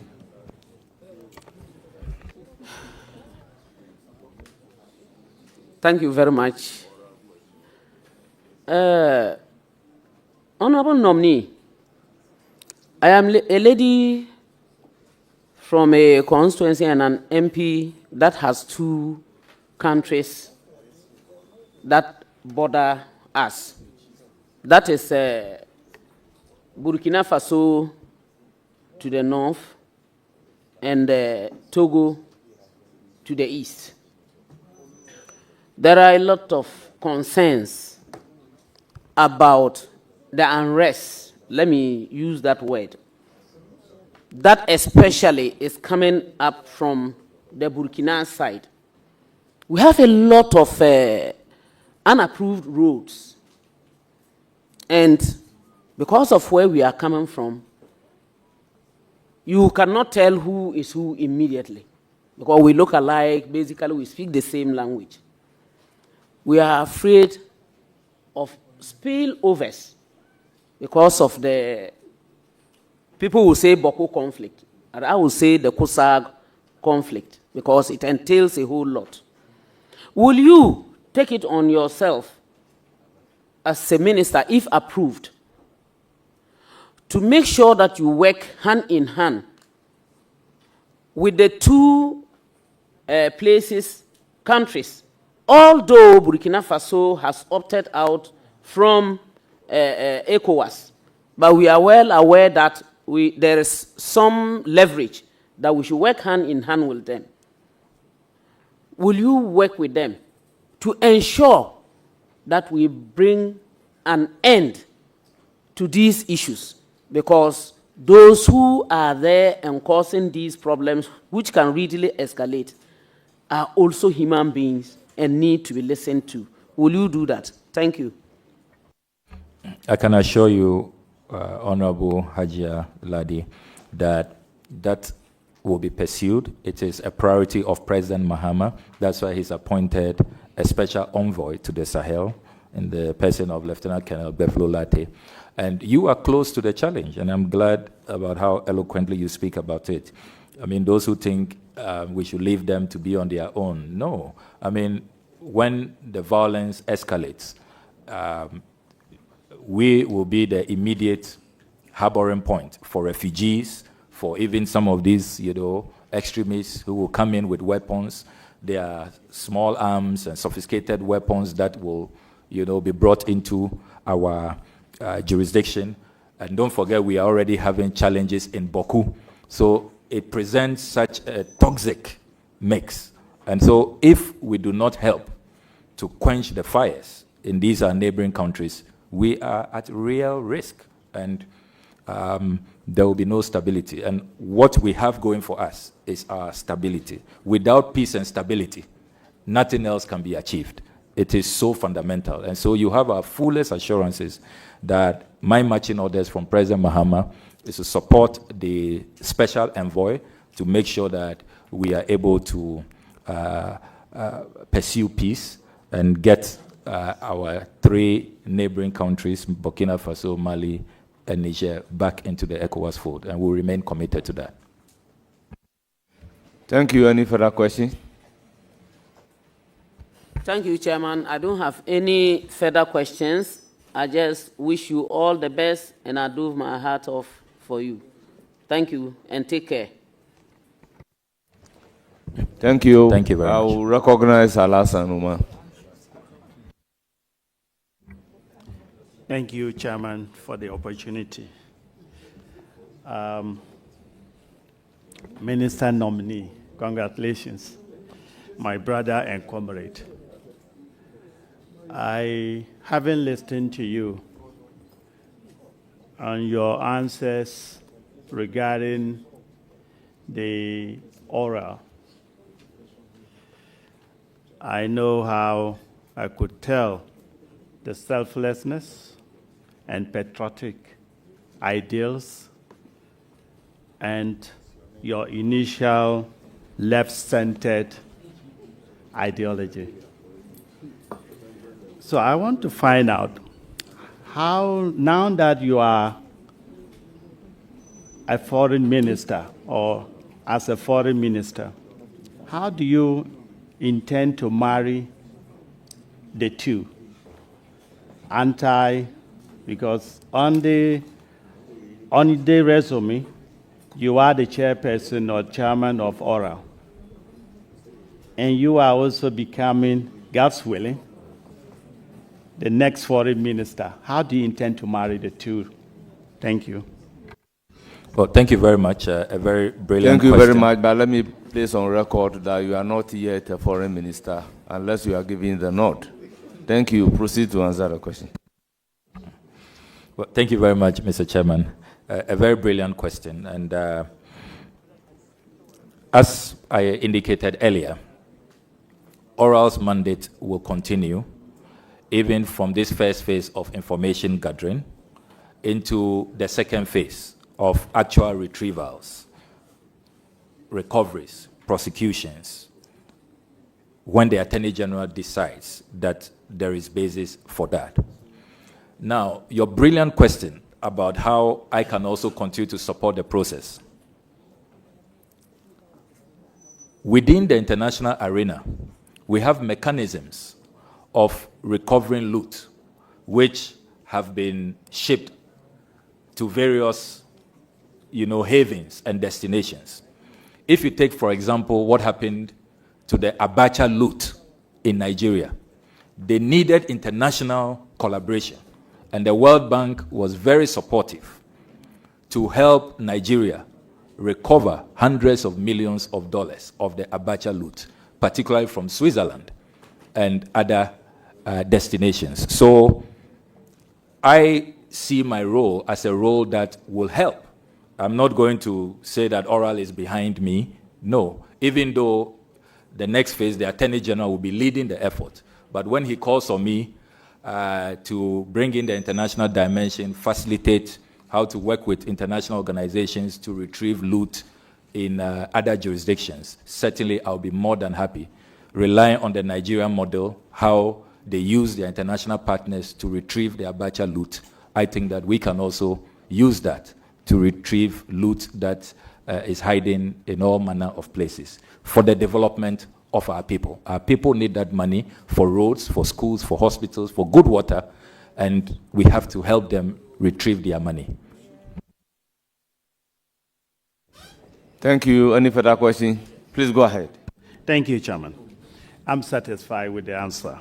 My second question is, and this is due to, I don't know how to call it, is it brain drain? Our youth and Ghanaian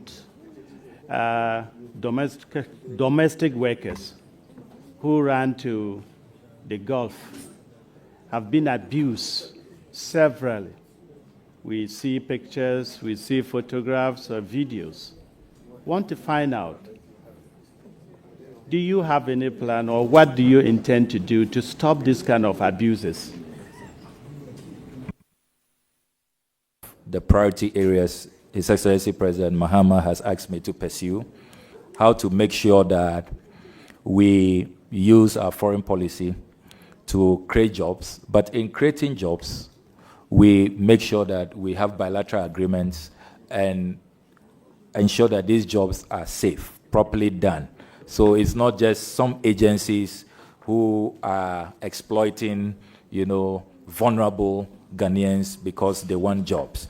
So be rest assured, we are not only going to be verbally condemning what has happened, but we are going to take concrete steps with a new economic diplomacy outlook that seeks to create jobs for our young people in other jurisdictions.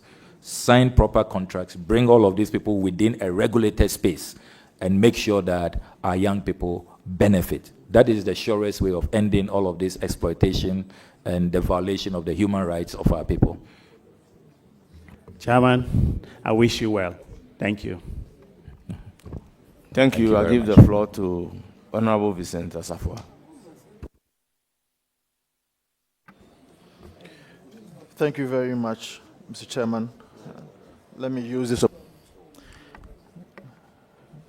My question to you, Honorable Nominee, is that, and I will try to give a certain background.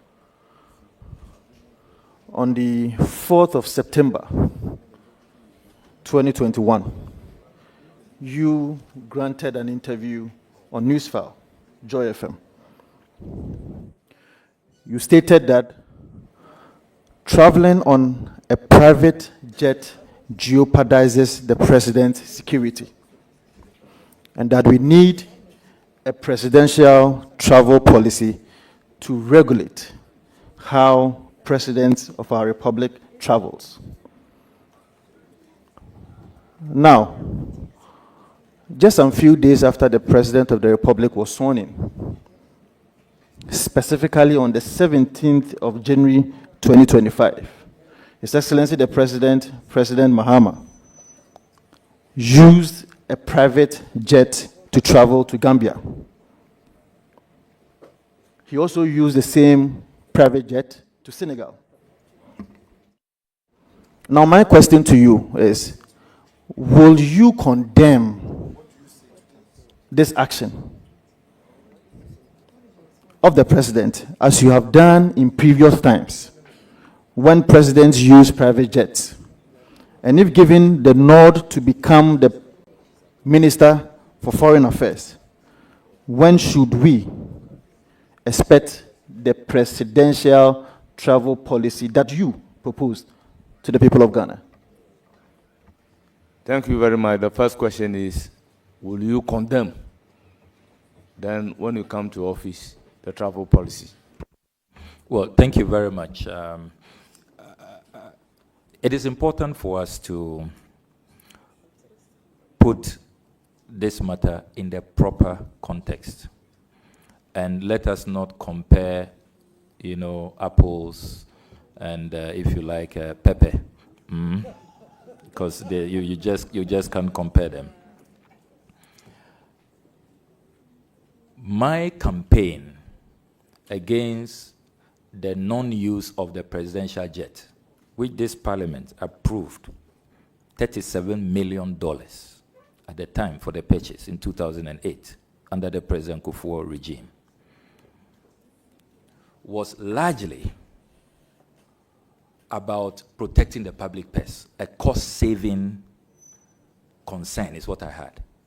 That why do we have a functioning presidential jet in pristine condition, and we will be spending 20,000 euros an hour renting luxury jets?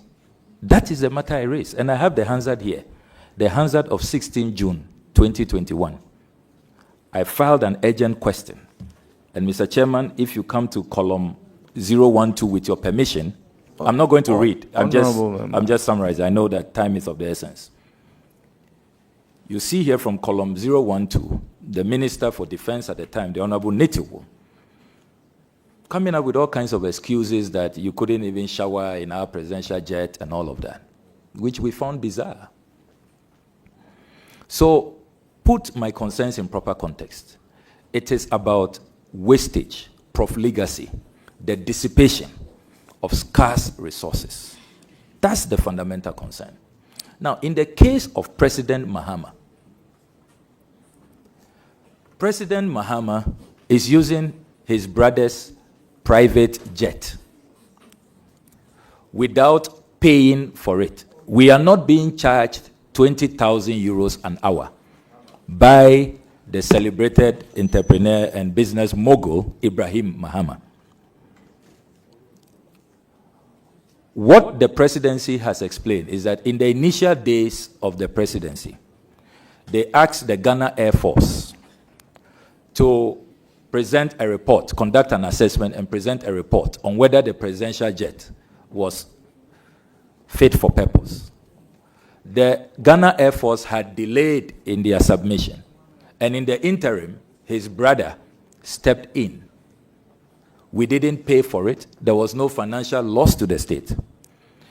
I can confirm to you that since the Ghana Air Force presented its report, I remember that on the floor of this house, the former Minister for Defense told us that he can confirm that the jet is in great condition. And I found that very revealing, because when I was on this campaign in 2021, he was telling us the jet wasn't fit for purpose. But suddenly, under a different president, it's such a great jet which can be used. So we are glad that there's been a U-turn. The Honorable Netiwo has confirmed that the jet is in good use. And I can confirm that President Mahama has since resumed the use of the Falcon 900 EXE, Ghana's presidential jet. Now, on the second aspect of your question about the travel policy, this is a matter that I feel strongly about. And if given the opportunity to sit at cabinet, I will propose that Ghana formulates a presidential travel policy. If you take the United States, for example, when the president uses Air Force One for campaigns, for private use, he is made to reimburse the American taxpayer. So every campaign, they have an independent committee that monitors. If you use the presidential jet for private business, private fundraising, for campaigns, you pay back the fuel, the cost of using it, and all of that. So, and then they also have clear guidelines on who can use those jets and how it should be maintained and all of that. We don't have that. So it is important to pursue that policy. And I can assure you that I remain committed to it, and I think that it is time for Ghana to have a presidential travel policy.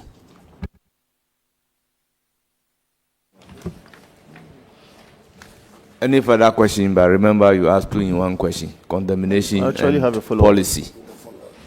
I have a follow-up. You have a follow-up? Yeah, I have a follow-up. Very well. Honorable nominee, granted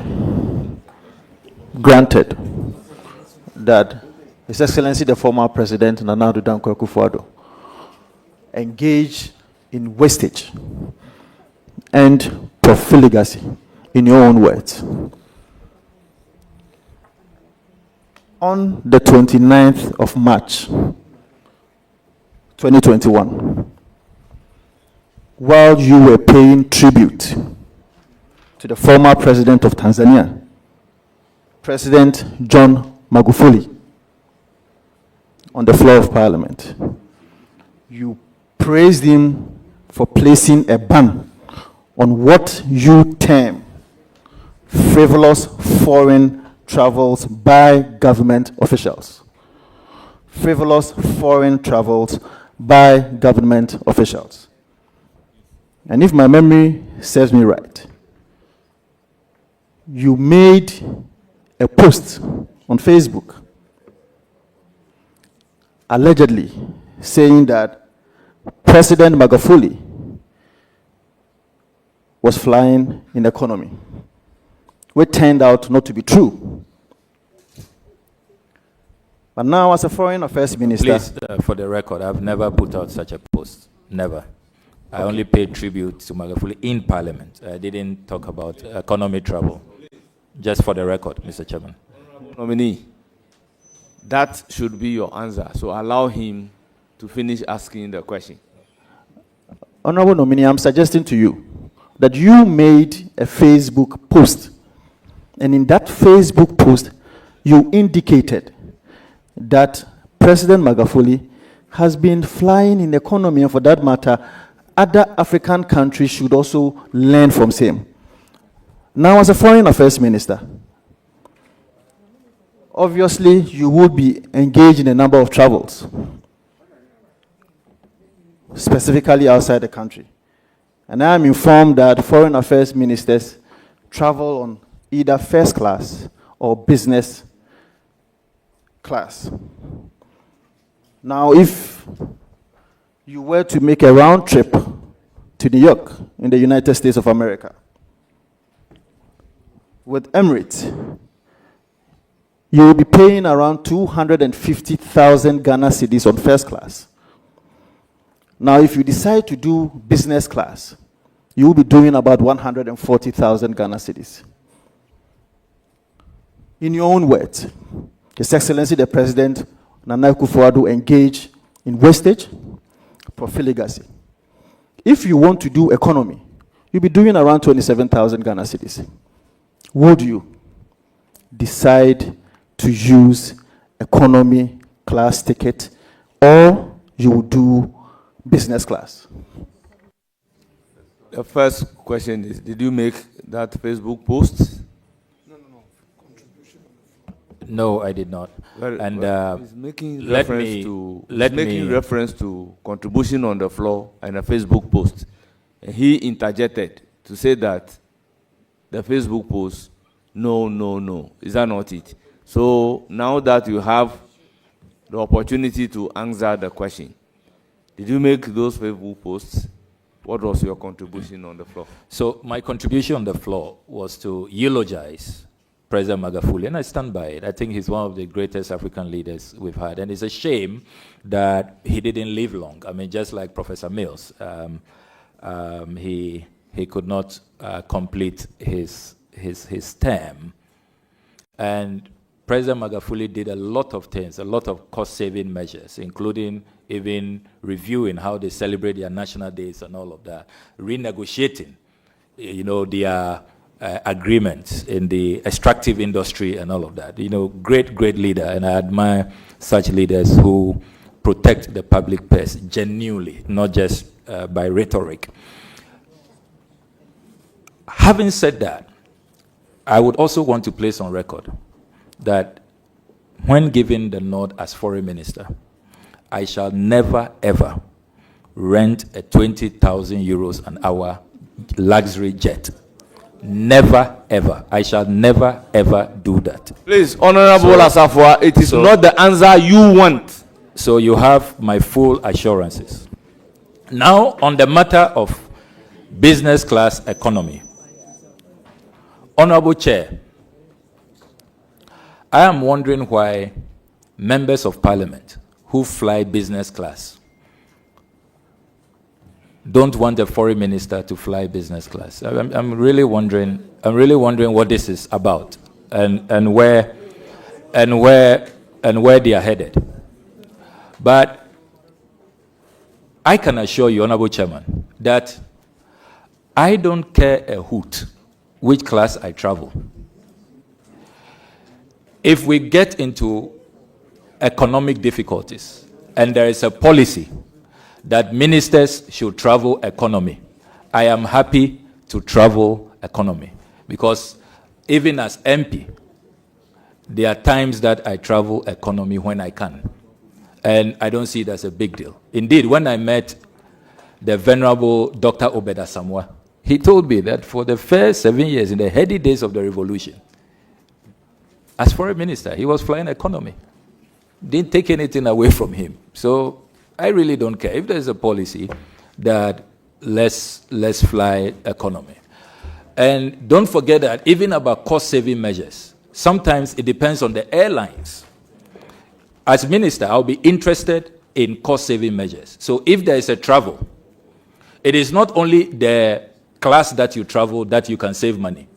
Even the airlines, can KLM take you there cheaper? Can Africa World or Delta or Kenya Airways or Ethiopian Airlines take you there cheaper? Give me the options, and let's look at what is in the national interest. Then size of delegation. I can assure you that what we saw in the recent past, where more than 300 people can claim to be going for a COP27, President Mahama would not tolerate that. So even size of delegation, you cannot decide to fly economy. But if you pack 1,000 people, 1,000 officials, that you are flying economy, you haven't saved the country anything. So we should be more nuanced about these discussions. It's not as simplistic as is being presented. I recognize the minority leader on a follow-up question. No, it's okay. Very well. He said it's okay. So, Honorable Safwa, your second question. I would have wished that I would have another follow-up question, but it's fine. Let me ask my second question. Honorable nominee,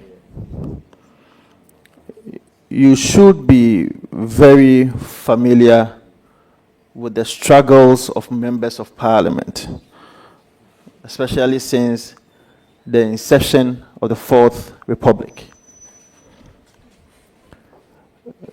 The struggles that they go through with many aspects of their work and life, especially with transportation. You and I are not Accra boys. We all came from our various regions and came to Accra. And so obviously, when you are elected as a member of parliament and you get to Accra, there are issues of transportation for members of parliament. Now, in the 8th Parliament, in spite of these glaring difficulties that are faced by members of Parliament... Honourable Member, your question, please. Honourable Chairman, with the greatest of respect, just 30 seconds to lay a background. It's not offensive, respectfully. I'm doing so... You call this a 30 on behalf seconds? of the people of Ghana, so I beg you, respectfully. In spite of all these difficulties that colleagues go through, you vehemently oppose the grant of car loans to members of parliament. Now I have in my hand a report by the City Newsroom dated the 10th of July 2021. And that publication, the headline that I have in my hand says that government must stop facilitating MPs' car loans. Government must stop facilitating MPs' car loans. Now, did you, as a member of parliament at the time, receive a car loan? And if yes, did you purchase a vehicle with that money? So, Honorable Asafwa, I want to get the question clear. The City News, how is he attributed to the nominee before us? Because the author definitely is City News.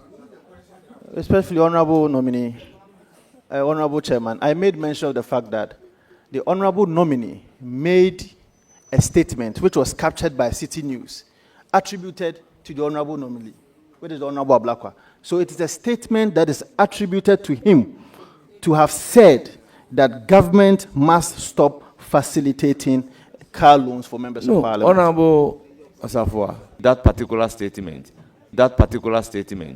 and you proceed to ask your question. Very much so.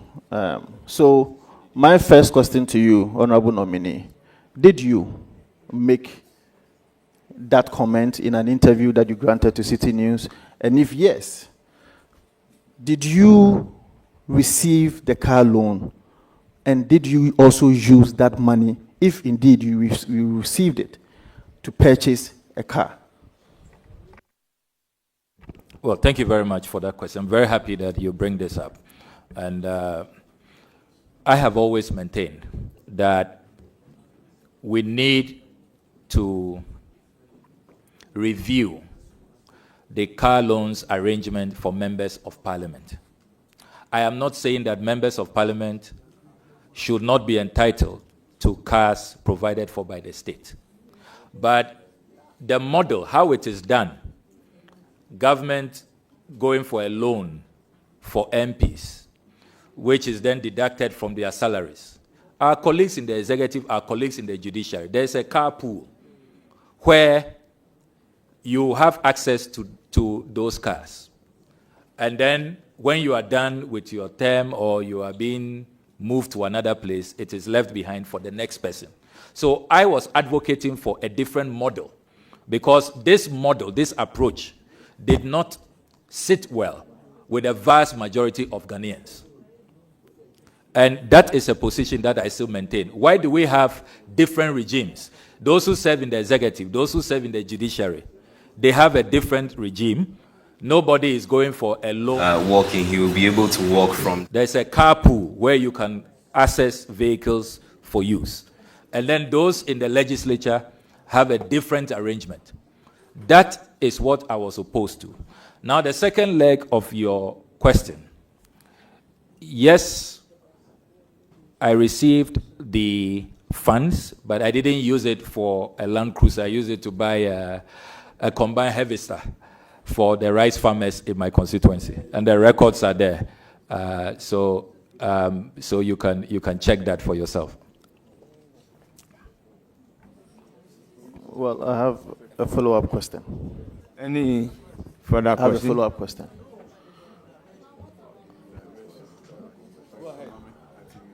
You were advocating against the model of granting car loans to members of parliament, in your own words. In another breath, you say that you took the funds, you took the car loan, and used it to purchase for a combined harvester. Where is the principle? Something that you advocate against? Something that you advocate against? You go ahead to take it. My question to you, did the farmers pay back that money to you? Honorable nominee, the question overruled. Please go ahead and ask another question.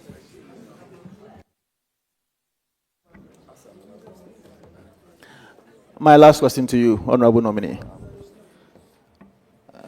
I have had the opportunity to listen to you a number of times, and one of them, I shared a platform with you on TV3.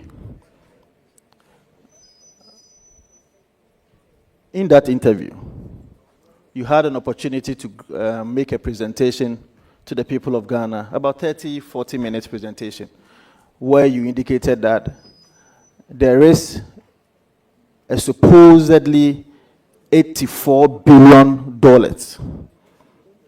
That is a culmination of a number of corruption scandals. That in your estimation, you think that Oral need to pursue that amount of money, $84 billion. Inclusive of that allegation is a drip component that you mentioned.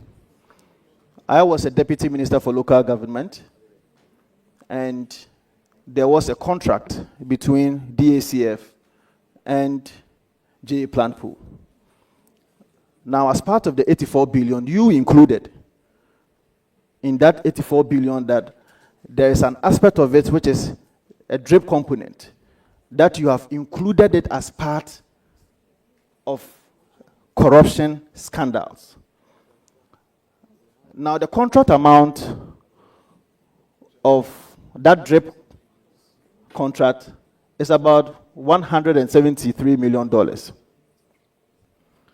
Now, with that $173 million that you have included in the $84 billion that is supposed to be, or take that for the people of Ghana, how is that a corruption scandal, or how, in your estimation, how is that termed as corruption in your own definition? Thank you very much. We'll take a short break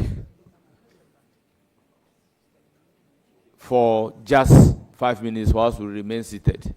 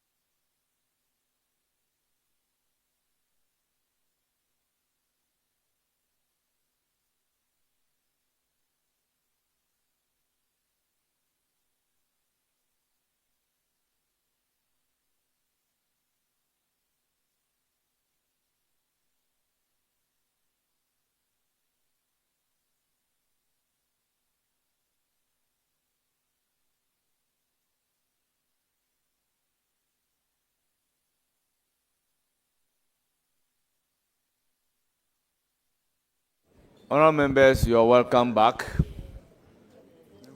Honourable nominee, do you want the question to be repeated, or you go ahead and provide the answer? Well, Chairman, I'll go ahead. I remember the question Very well, very well. Mr. Chairman, first of all, the figure I put out in that why oral presentation on TV3, and I subsequently did same on Joy FM's news file, The figure is $18 billion. I selected just about 30 of the scandals that plagued this country. So it's 18, not 84. $84 billion. And then CDs, I should say, 18 billion CDs. And then let me also state that in the work that I did as part of my oversight constitutional mandate into the District Road Improvement Project matter, I discovered a number of infractions. First of all, I discovered that the procurement law was violently breached and mutilated. It was single-sourced under the emergency provisions of the law, which is clear abuse of the law, a clear violation. Then also the pricing.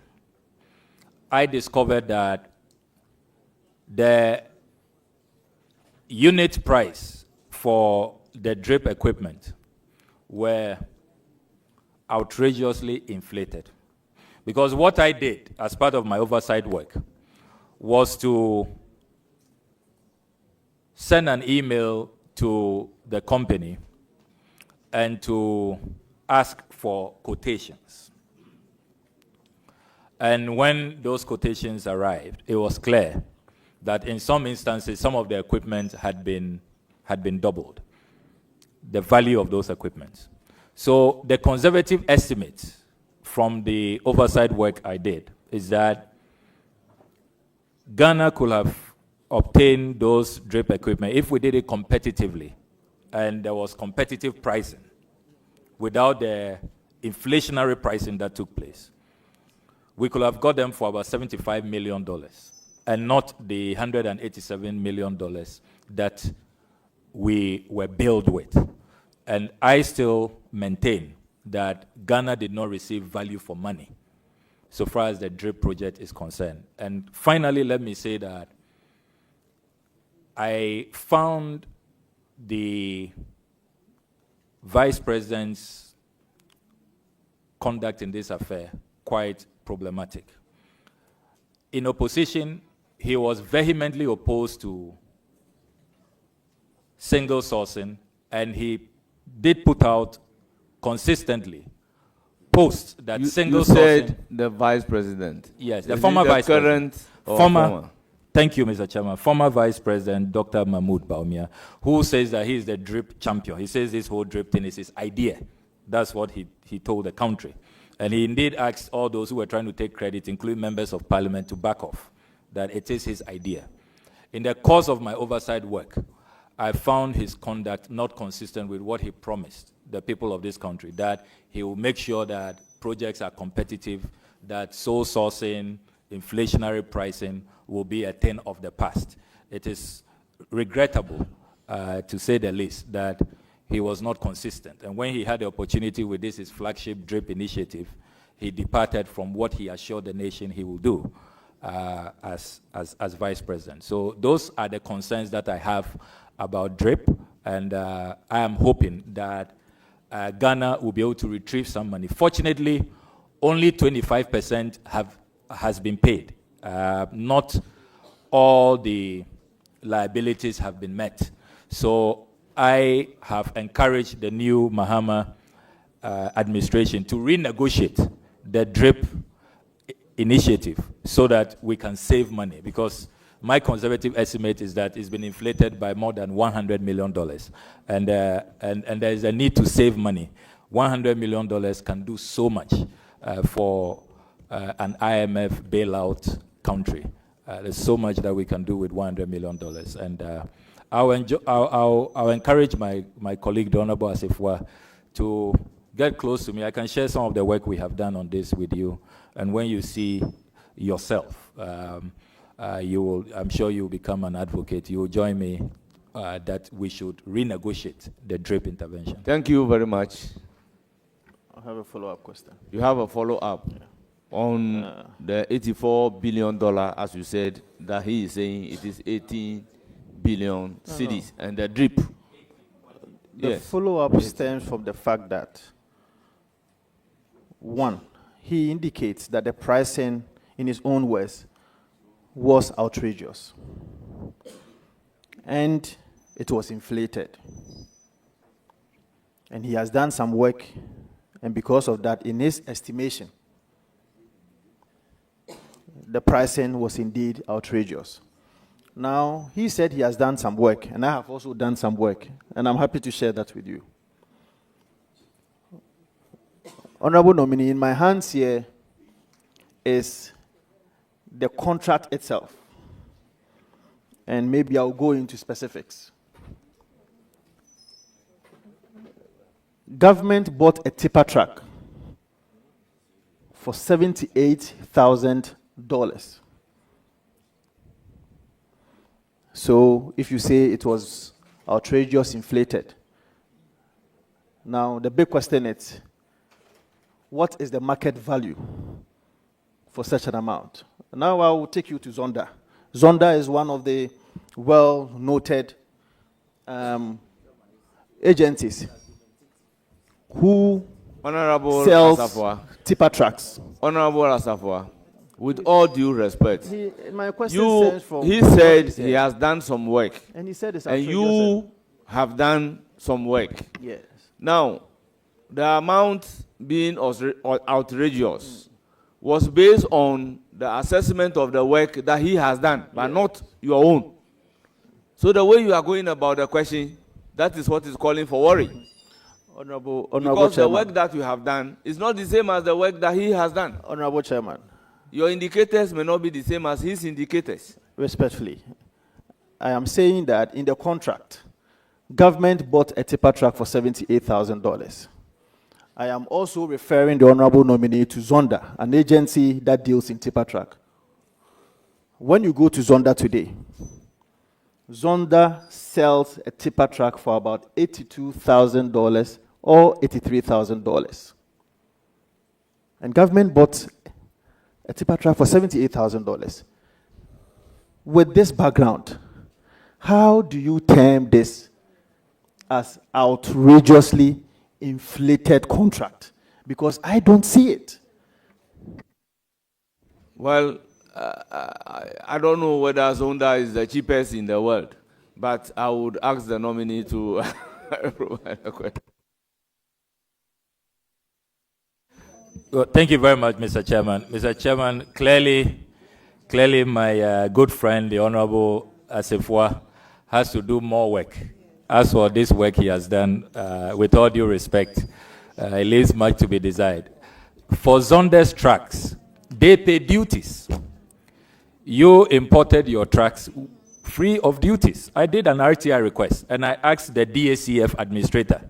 Zonda is respect. The oversimplification of matters it's not helpful. And I am willing and ready to submit the work that we did. I say procurement breaches, no value for money, inflationary pricing, and it's a fact. I'm so convinced that Ghana could have saved $100 million. And you should stop comparing vehicles that have been imported with duty and those that you are buying without paying duties. It's not helpful, Mr. Thank Chairman. you very much. The questioner said he is also involved. Are you involved? With the greatest of respect, Chairman, please let me be. Recognize Honorable Shaibu. Chairman, let me thank you very much for the opportunity. Sami, congratulations. Thank you very much, my good brother, who supplies me smokes. Sami, a well-deserved nomination. I wish you very well in this new role. Sami, let's move away from this corruption, oral, and whatever, and get to Pan-Africanism so that you can cool down a bit. A movement that has come to stay, a movement that has taken the whole world I note that in the last 2 hours, you have mentioned Dr. Kwame Nkrumah. Tell us briefly, don't go to your involvement. What's your motivation on Pan-Africanism? Thank you. Pan-Africanism is the only way the African continent can be liberated. As the Osagifo Dr. Kwame Nkrumah said, nobody will care about our fortunes and our destinies more than ourselves. The reason why we are the most endowed continent in terms of resources, and yet we are the poorest, is because we have not taken control, the commanding heights of our economy, as President Achampong will say. The Pan-African agenda is for us to take control of our resources, to chart our own path, not to be pawns, not to engage in proxy wars with others. That is the key to our emancipation and our liberation. And I see in President Mahama a leader who believes in Pan-Africanism. And if you look at his priority areas, even the first countries he has visited, as president, he's yet to go to Europe or Asia or anywhere. It should tell you immediately, you know, where his priorities are and how he remains committed to the Pan-African agenda. And to conclude practically, I think that we should take a second look at our negotiation skills and abilities as a people. And it's one area that I'll be seeking the assistance of. But a lot of agreements that we get into, and it's clear that we could have gotten a better deal if we had really put Pan-Africanism at the center, looked at the continent's interests, and subjected all other secondary interests, you know, out of the window. We can then get better. And I don't want to go into specifics because of how sensitive these matters are, but really at the core of our retarded development is the fact that we have not really imbibed, you know, the philosophy of Pan-Africanism as the likes of Du Bois, Kwame Nkrumah, Padmore, and others espouse. And I think that the time has come for us to really trace our roots, you know, to genuine Pan-Africanism. Thank you very much. Any further question? Then I proceed to give the floor to Honorable Jerry Shaib. Congratulations. Thank you well very done. Before asking the question, I've made an observation. I just want to run by you.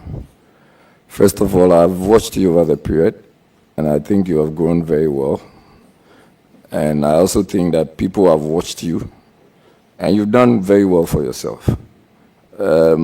Save that today, before the process started itself, my observation was that you were a bit upset, and throughout the vetting process, you've also used a word like, I don't give a hoot, which I do not think that for a diplomat. Now to my question. I feel that Russia currently has presence in the region, in the region. And the strategies Russia use include the social media propaganda and cyber terrorism.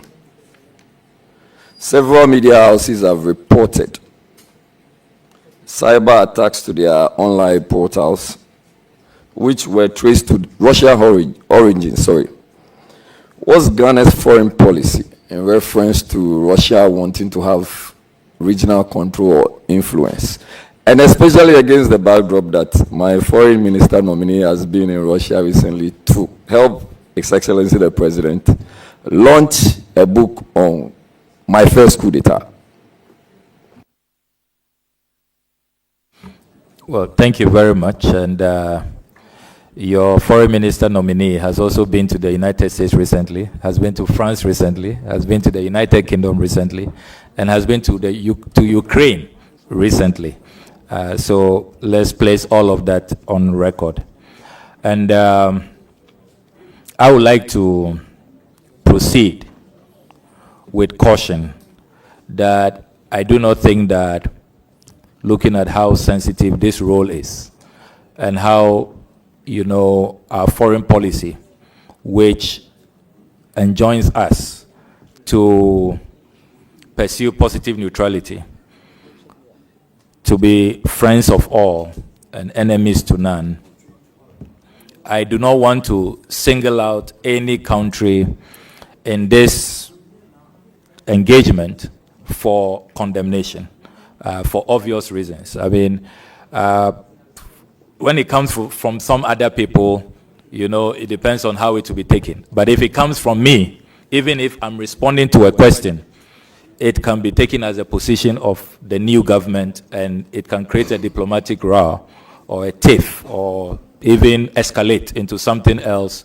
which we do not want. So I will plead that, Mr. Chairman, you permit me to stay away from condemning specific countries. If you want me to answer generally, permitted. Yeah, thank you very much. Any further question? That is my foreign minister nominee, and I like the response. My second question, I actually had the opportunity of asking the same question to the transport minister nominee, and it has to do with the third-class treatment Ghanaian passengers face. It's a situation that for me is worrying. We are made to pay high fares, plane fares. We are given third-class planes or aircrafts. We are given terminals that are virtually unused or abandoned. And in fact, we are even served food on planes, which one can easily decline taking those. Mr. Foreign Minister nominee, any assurances as to how you are going to ensure that vis-a-vis what the Nigerians use, what the South Africans use, you are going to have Ghanaians use get similar treatment? Thank you. Well, thank you very much, Honorable Member, for this question. And it's a very important matter. And you will recall, if you go through the Hansard, you will see that this is a matter that I have raised on a number of occasions. And it's a matter we have to address as a country. And it comes back to the earlier point I was making. Our negotiation skills, our negotiation abilities. These airline operators are not doing us favors. They are here for business, to make profit. It's a commercial entity, and it has to be a win-win situation. You see other countries demanding high standards, even the fleet, the quality of the service, and we've had situations where you have airline operators even bringing aircrafts that pose security risk, that are not safe for the use of our passengers. So one of the things we are going to do when given the nod is to collaborate effectively with the various sector ministries. What I like about the foreign service is that we are there for all, we serve everybody, we facilitate everybody's priority and everybody's engagement. So the transport ministry, the various ministries that will be responsible for negotiating some of these terms, including the finance ministry, we will facilitate and help in the coordination. And if we are invited to be part of those meetings, we will state clearly that Ghana deserves better, and we are not going to accept this discrimination. Related to that, another matter I'm very passionate about is how our visa applicants are treated. It's a matter I'm going to address strongly and forcefully. I mean, you apply for visa and you are treated as though you are some slave. Even a decent place, a waiting area, I mean, I see sometimes senior citizens, distinguished ladies and gentlemen of our country, and they're just abandoning them, the vagaries of the weather. They don't care if it's raining or if the sun is so scorching. Nobody cares. These missions don't seem to care. We will not accept that. And we are going to engage with ambassadors that there ought to be respect for our citizens and for our people. So be rest assured that in all of its, variants and features, we will stand up for Ghana and insist that Ghanaians' rights are protected. And it's going to be a major area that we'll focus on as a ministry. Thank you. Thank you. Thank you very much. Any further question? Yes, just a follow-up. I was still going to indicate the issue of visa acquisition. And to still ask, I've seen that you have a broader knowledge of what the issues are, but I didn't see you adduce or give any solutions, because you just behaved like me. I know these are the problems, but what are the solutions? One of which is, are we even considering to expand or extend our visa-free countries? Yeah, thank you very much. I have been trying to manage, the chairman's restriction of the time and also providing solutions. That is why you may not be hearing a lot more, but I can really give you greater detail if I will be allowed by the chair. On visa acquisitions, yes, I believe that we should have more visa waiver agreements. I'm an advocate of that so that we can waive visa restrictions. I am also in full support of permitting Africans to travel to Ghana without requiring visas. And it's one of the final decisions that President Akufo-Addo took. I can commit that after discussions with President Mahama, it's something that's going to continue, because as a Pan-Africanist, he believes in that. We'll just have to make sure that we look at all the security aspects so that it doesn't become a medium for all kinds of, unwanted elements coming into our society to undermine the peace and stability which we enjoy. So the ministry is currently looking at the implementation, how to make sure that it works in the best interest of our people. So be rest assured that visa waiver agreements, you are going to see more of that. The last time we approved that of Colombia, South Africa, and I know there are quite a number in the works. We are going to work on a lot more visa waiver agreements. Thank you very much. Any further question? Your last question. Thank you very much, Honorable Chair. So, Honorable Nominee, I've listened to you quietly throughout your submissions. One of the things I picked was your consistent conversation on unity, and basically narrowing it down to African unity. But I also observed that in the President's release, the EI, there was no consideration for Ministry of Foreign Affairs and regional integration. And against the backdrop that the focus is now to some extent on the Sahelian issues, and I don't know, I'm confused. Do you want to expatiate on why we do not have regional integration?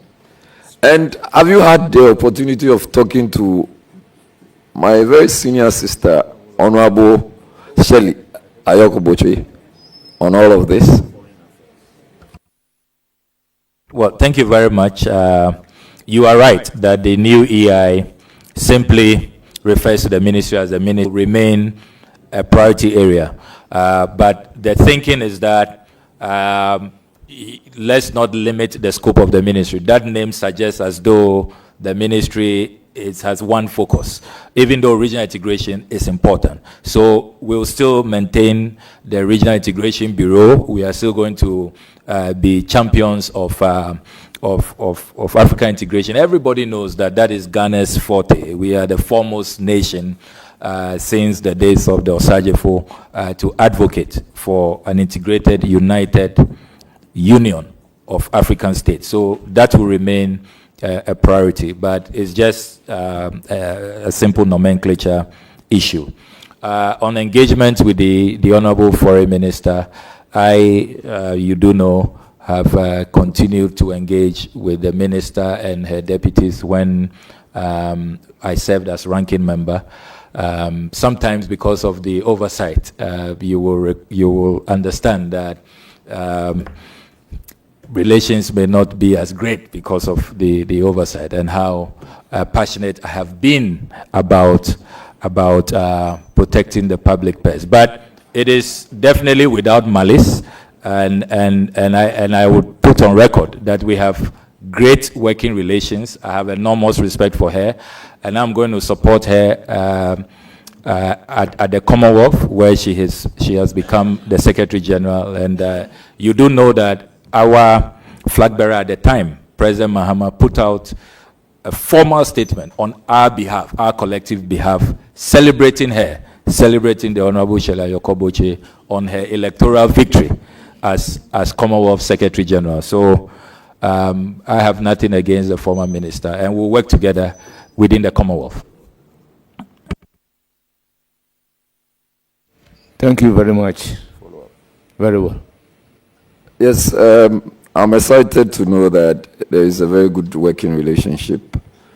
I want to find out, flowing from that, if you want to be seen to be pushing for such very enviable positions. The Secretary General, I think I remember Honorable Anatetekpora and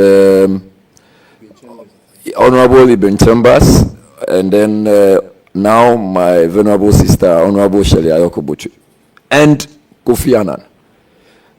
I want to see Honorable Okudzeto.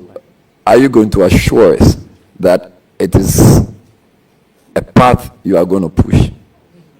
Honorable member, the question is overruled. You have to determine whether you can do that or not. And it's not a matter that you should be disclosing to the whole world. How? Thank you very much. How is that? I will give the floor to Honorable Roxanne Nelson Dapamoko.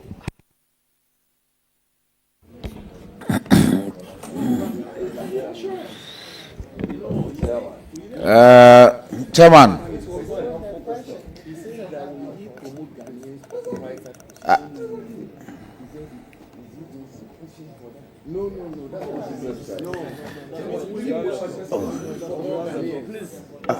Chairman, ma zamonu popo ma da pe gbogbo na mi o dupo la John Dramani Mahama. Abe ale na otiamiefo Honorable Okudzeto Ablakwa be na nye foreign minister na Ghana duko nene. Mio tonto batoto evoduko voter reji mi dakpo gbogbo na togbe jekle pli o duko fi o tro bato o dakpo gbogbo na ta wezo Mr. Chairman, babiare kama la sinyo babiare kakwe la sinyanya be translate. I will. Let me land. I will translate it perfectly for you. Nyababia kwenyabe na scholarship ya na chotu bubu made ali la wena wa camion of yosi. To wit, congratulations. The entire voter region, the town citizens, especially the Bato citizens, they are very proud of you. And Togbe Jekle and his entire chieftaincy council, traditional council, they are proud of you. So you are welcome. Very simple question. How will you make easily available to Ghanaian young men who are desirous of studying, especially postgraduate programs in other countries, scholarships accessible to them? I thank you. Yo anyaha madakpa no. Majiba amashaba na nyaba doya mikata miawe na waja amashaba nu na miava duplola His Excellency John Dramani Mahama Ghana tokata wakpo jijo ba adwa miewe ye miewe nyi ta akpanao. To wit, thanking my brother and assuring the President and the nation that we will work together, we'll work hard to make sure that we do not disappoint the country. Scholarships is a very, very important matter. There are many times I've attended diplomatic engagements and I am approached and told that, oh, we had this 200 scholarships, we had this 400 scholarships. You people are not coming up. The window is closing. What is happening?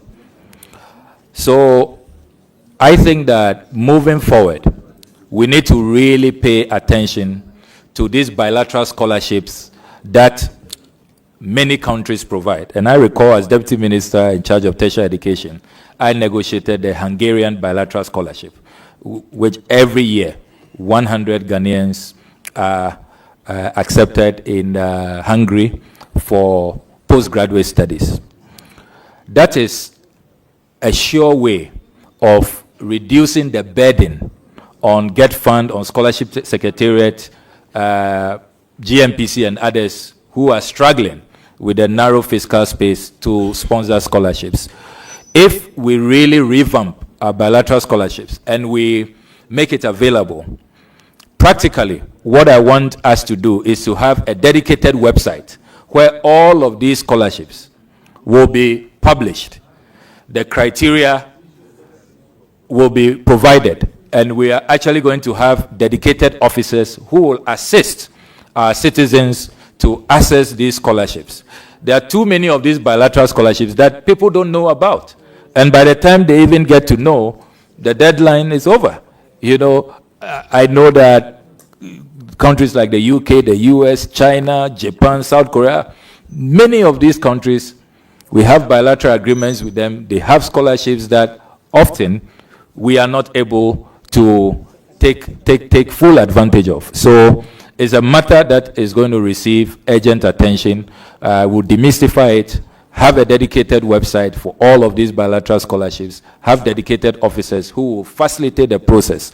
And the other innovation that you should also expect is that I want us to look at the passport fee regime again, so that we will create some dispensation which will omit some categories of Ghanaians, particularly brilliant but needy students, from paying passport fees. It should be possible to have them subsidized so that the frequent travelers in the business category, entrepreneurs, the rich applicants, they can pay a little more for expedited service to subsidize the vulnerable, poor visa applicants. I don't understand why that cannot be part of the package that you receive as a student when you are going on scholarship abroad, because you are classified as brilliant but needy. So why should you be struggling to pay passport fees? I think we can take a second look at the fee structure and exempt our needy students. So these are some of the interventions we will be doing in the area of scholarships. Thank you. Any further question? Yes, Chairman. You and Southern, we have very close relationship. So on behalf of my people in Southern, especially in Tongo, Germany, they send their gratitude and they wish you all the best. Germany, talk Akbar. Thank you very much. Thank you for taking good care of them. I then proceed to recognize the Deputy Minority Leader and the Deputy Ranking Member of the Committee, Honorable Patricia Apiaje. Thank you, Mr. Chairman. Mr. Chairman, I seek to yield to the former Deputy Minister of Foreign Affairs in the person of Honorable Mavis in Council. Bodu, thank you. Honorable Mpizinka Sabwedu, you have the floor. Thank you, Honorable Chair. And let me join the other colleagues on congratulating the Honorable Member. Honorable Nominee, let me take you back to the appointment of Lieutenant Colonel Devlolate as a special envoy to the Alliance of Sahel States. I want to find out, as the individual earmarked for this ministry, did the President confer with you before making such an appointment? Very important question, and thank you, Honorable former Deputy Minister. The sequencing, or that I had not been named as Foreign Minister. We were all wondering what will happen. I know the President kept his cards close to his chest. We didn't know which ministry we'll be serving in, or if we'll even be considered for appointments at all. So it was very early, and I wasn't a Foreign Minister Designate, so I couldn't have been consulted. Thank you, Honorable Chair. So that brings me to my question. Well, then the one you asked, what is it? Honorable, I was just... Please, treat that as your question number one. Proceed to question number two. That will be a follow-up, Honorable Chair. Thank you very much. So then I want to find follow-up flowing from the answer. Yes, please. That at that time, yes, he was not in regards nominated. To his appointment as the special envoy to the Sahel states. Yes. So then, Honorable Nominee, I want to find out from you, can you take us through the step-to-step mission of this special envoy, considering the fact that all these three states are headed by military leaders, and the intervention by ECOWAS, their exit from ECOWAS, and our continuous membership with ECOWAS? Thank you. If I heard you accurately, is it about his mandate? His mandate. Okay, thank you very much. First of all, Lieutenant Colonel Devlolate is a good uncle of mine, and so if you are probably concerned about working, when he was National Security Coordinator, I was Deputy Minister for Information, and we worked together. So we have had a long-standing, very cordial and warm working relations, and I can proudly say he's one of the people that I look up to and I admire greatly. In terms of his mandate, as the statement issued by the presidency indicated, he is to help in restoring diplomatic relations, in helping with the efforts by ECOWAS and all of us member countries to bring them back into the fold, and then also to look at the security implications of their breakaway. Remember that Devlolate is a security expert, former AU envoy on counterterrorism, and so he brings a lot of expertise to bear to help us, because everybody, all the experts are saying that the terrorism is coming down south from the Sahel, and if we don't act fast to stem the tide, we will be consumed in no time. And that's why under President Akufo-Addo, you initiated the Accra Initiative, to deal with the threat of violent extremism from particularly the Sahel. So his mandate is to open dialogue, and in diplomacy, dialogue is key, is really fundamental, and to help in bringing them back to the fold, whilst at the same time addressing the security challenges that the Sahel is posing to us as a country. So that's his mandate. Thank you, Honorable Chair. This will be my second question. Honorable Nominee, let me start by saying that there's no malice intended with this question. I just want you, I'm sure a lot of Ghanaians would want to know. So then, some Ghanaians, the population, have described you as someone who is a populist. Some have also said that you're a propagandist. Others have said that you are quick to come out with information without verifying. I want to find out if the international community is supposed to go by this narration of you. What would you do, or what would you say today to put them at ease? Thank you. Thank you very much for this question. If these are qualities that saves a country billions and billions of dollars, then we should encourage more of these qualities. And I'm sure the international community will be happy to know that there is a potential foreign minister from Ghana who is committed to meeting UN goals, AU goals, the goals of the international community in combating, corruption, waste, state capture, and that integrity, is a quality that we all should really encourage and aspire to. And I can also place on record that in all of the work that we have been doing, we have not injured anybody's reputation. We verify, we make sure we validate. And you know me, that if I have not intercepted the right documents, done the right analysis, I don't put out what is, just imaginary or conjecture. I make sure that it is credible and unimpeachable. So please be rest assured that our foreign policy and the foreign ministry will be well regarded by His Excellency John Dramani Mahame's appointment. Thank you, Honorable Nominee. So in a nutshell, what you are seeking to tell Ghanaians is that you are taking off a new leaf?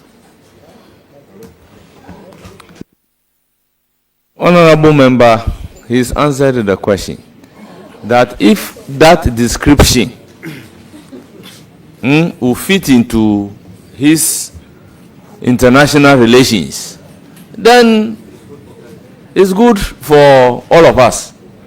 So it doesn't suggest that he's taking a new leave. Well, thank you very much, Mr. Chairman. You couldn't have put it better. Okay, so then it's the old Okudzeto Ablakwa that we know. All right, so Honorable Chair, that will take me to my last question, which will be to find out from the Honorable Nominee. So then in the past, your predecessor, Honorable Shirley Ayoko Botry, has showcased made in Ghana goods and services and products. I want to find out, and she has done that through diverse ways, and one way is through the bazaar. I'm sure you're very much aware of it as a ranking member of the Foreign Affairs Committee. I want to find out if it's something that you plan on continuing. Thank you. I can assure you, Honorable Nominee, Honorable MP, pardon me, that this is an area that will be pursued. Cultural diplomacy is really important. Kwame Nkrumah talked about the African personality, that we must be proud of who we are and showcase that to the world. And Ghanaian culture is always talked about in the international arena. When people come to terms with our culture, they are always enamored, always out, and it really projects us positively. So please be rest assured that all of those initiatives and more will be pursued, working in close collaboration with the Ministry of Creative Arts, Culture and Tourism. And I'm glad that Mamaga Jifagomashi herself is here to offer full support. And we have great working relations. We'll work together to promote cultural diplomacy.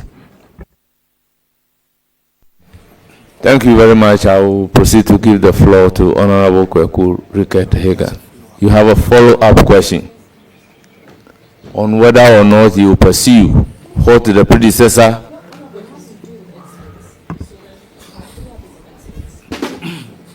well, then that is a different question you want to ask. Well, go up with your follow-up. And if it is not a follow-up, you know the consequences. So then, Honorable, thank you very much for your answer. I wanted to find out, since we are talking about exports and our local producers, I want to find out, leveraging on our trade blocks, I want to find out how you promote these exports and also in turn bring in foreign exchange. Thank you. Two pillars will be utilized for this. The Africa Continental Free Trade Area Agreement, I think that we really have to leverage that. And then President Mahama's 24-hour economy policy, he's appointed the Venerable Guzi Tano to coordinate the 24-hour economy vision of the president. And this is aimed at industrialization. And to industrialize, you must add value to what you produce. And so the 24-hour economy and the Africa Continental Free Trade Area.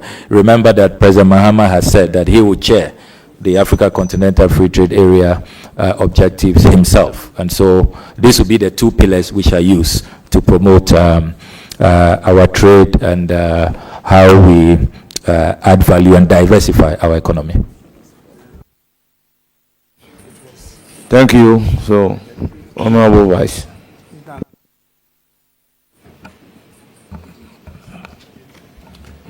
Thank you very much, Mr. Chairman. Honorable Okudzeto Ablakwa, my brother, congratulations. I'm so happy that you are going to be doing this work. I got people call me because your work on anti-corruption has earned the admiration of a lot of people, of us, including His Excellency the President. And we believe that it's as a result of that this whole aura was created, and you were the one in charge of it. Leader, we don't ask questions like that. And people are beginning to wonder, when you got your new portfolio, that you have become the face of aura, and you are going to move on to foreign affairs. But I think you have said something today that I believe people who are listening to you, that the fight for anti-corruption actually has a lot of tentacles, and that there's actually a foreign angle to it. So you are now going to be placed, aura is now more or less gone global. You are going to be placed at a position where you will be able to explore the foreign angle of it in terms of properties outside. People have purchased ill-gotten wealth, in terms of money stashed away elsewhere. All these things are going to come, and I think that ORA will actually be stronger for the position that you have. You have done a lot of work that I think you should be celebrated. I remember our fight on the sale of SNIT asset. The National Cathedral is one of them, air travels of the executive, and actually purchase.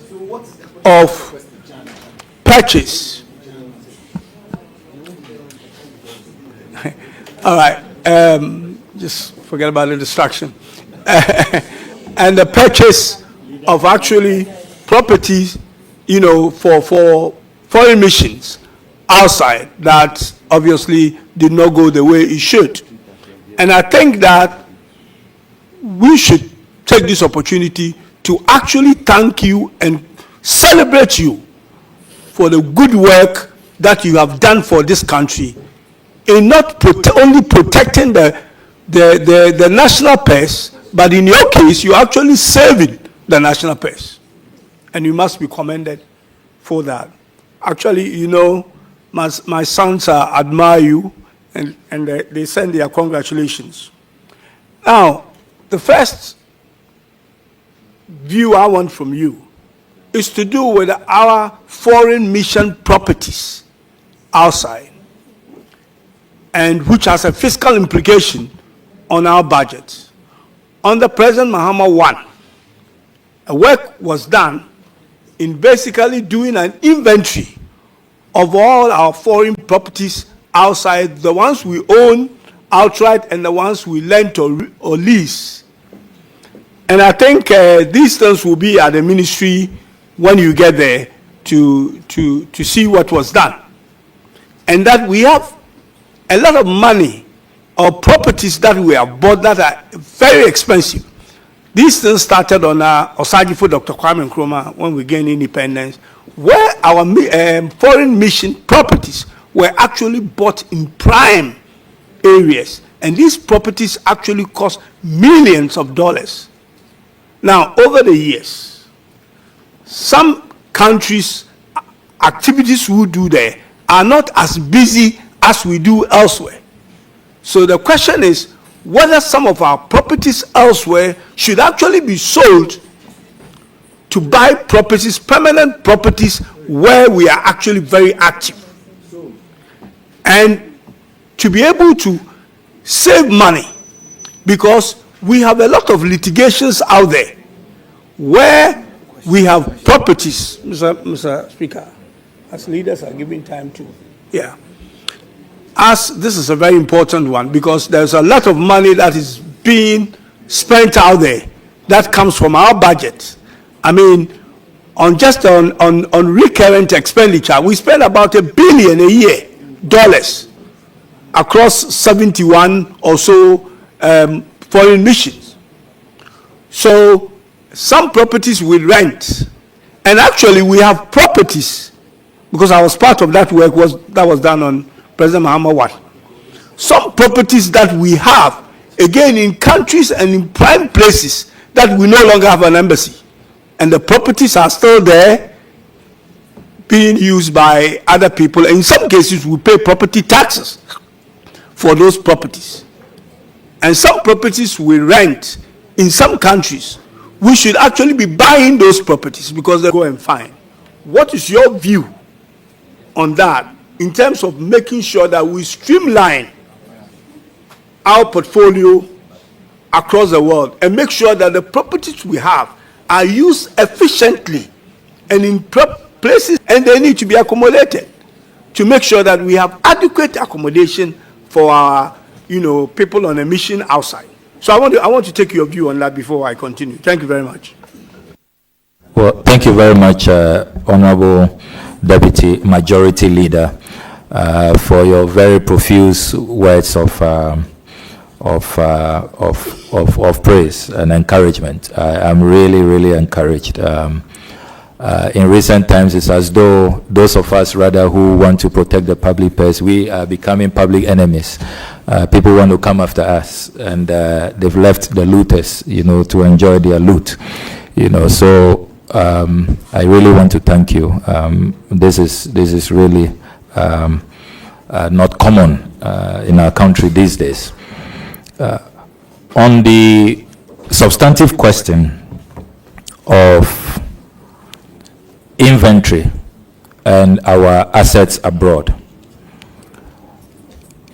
I am glad that you are part of the team that did that work, and I will be happy to ask for the report and to study it.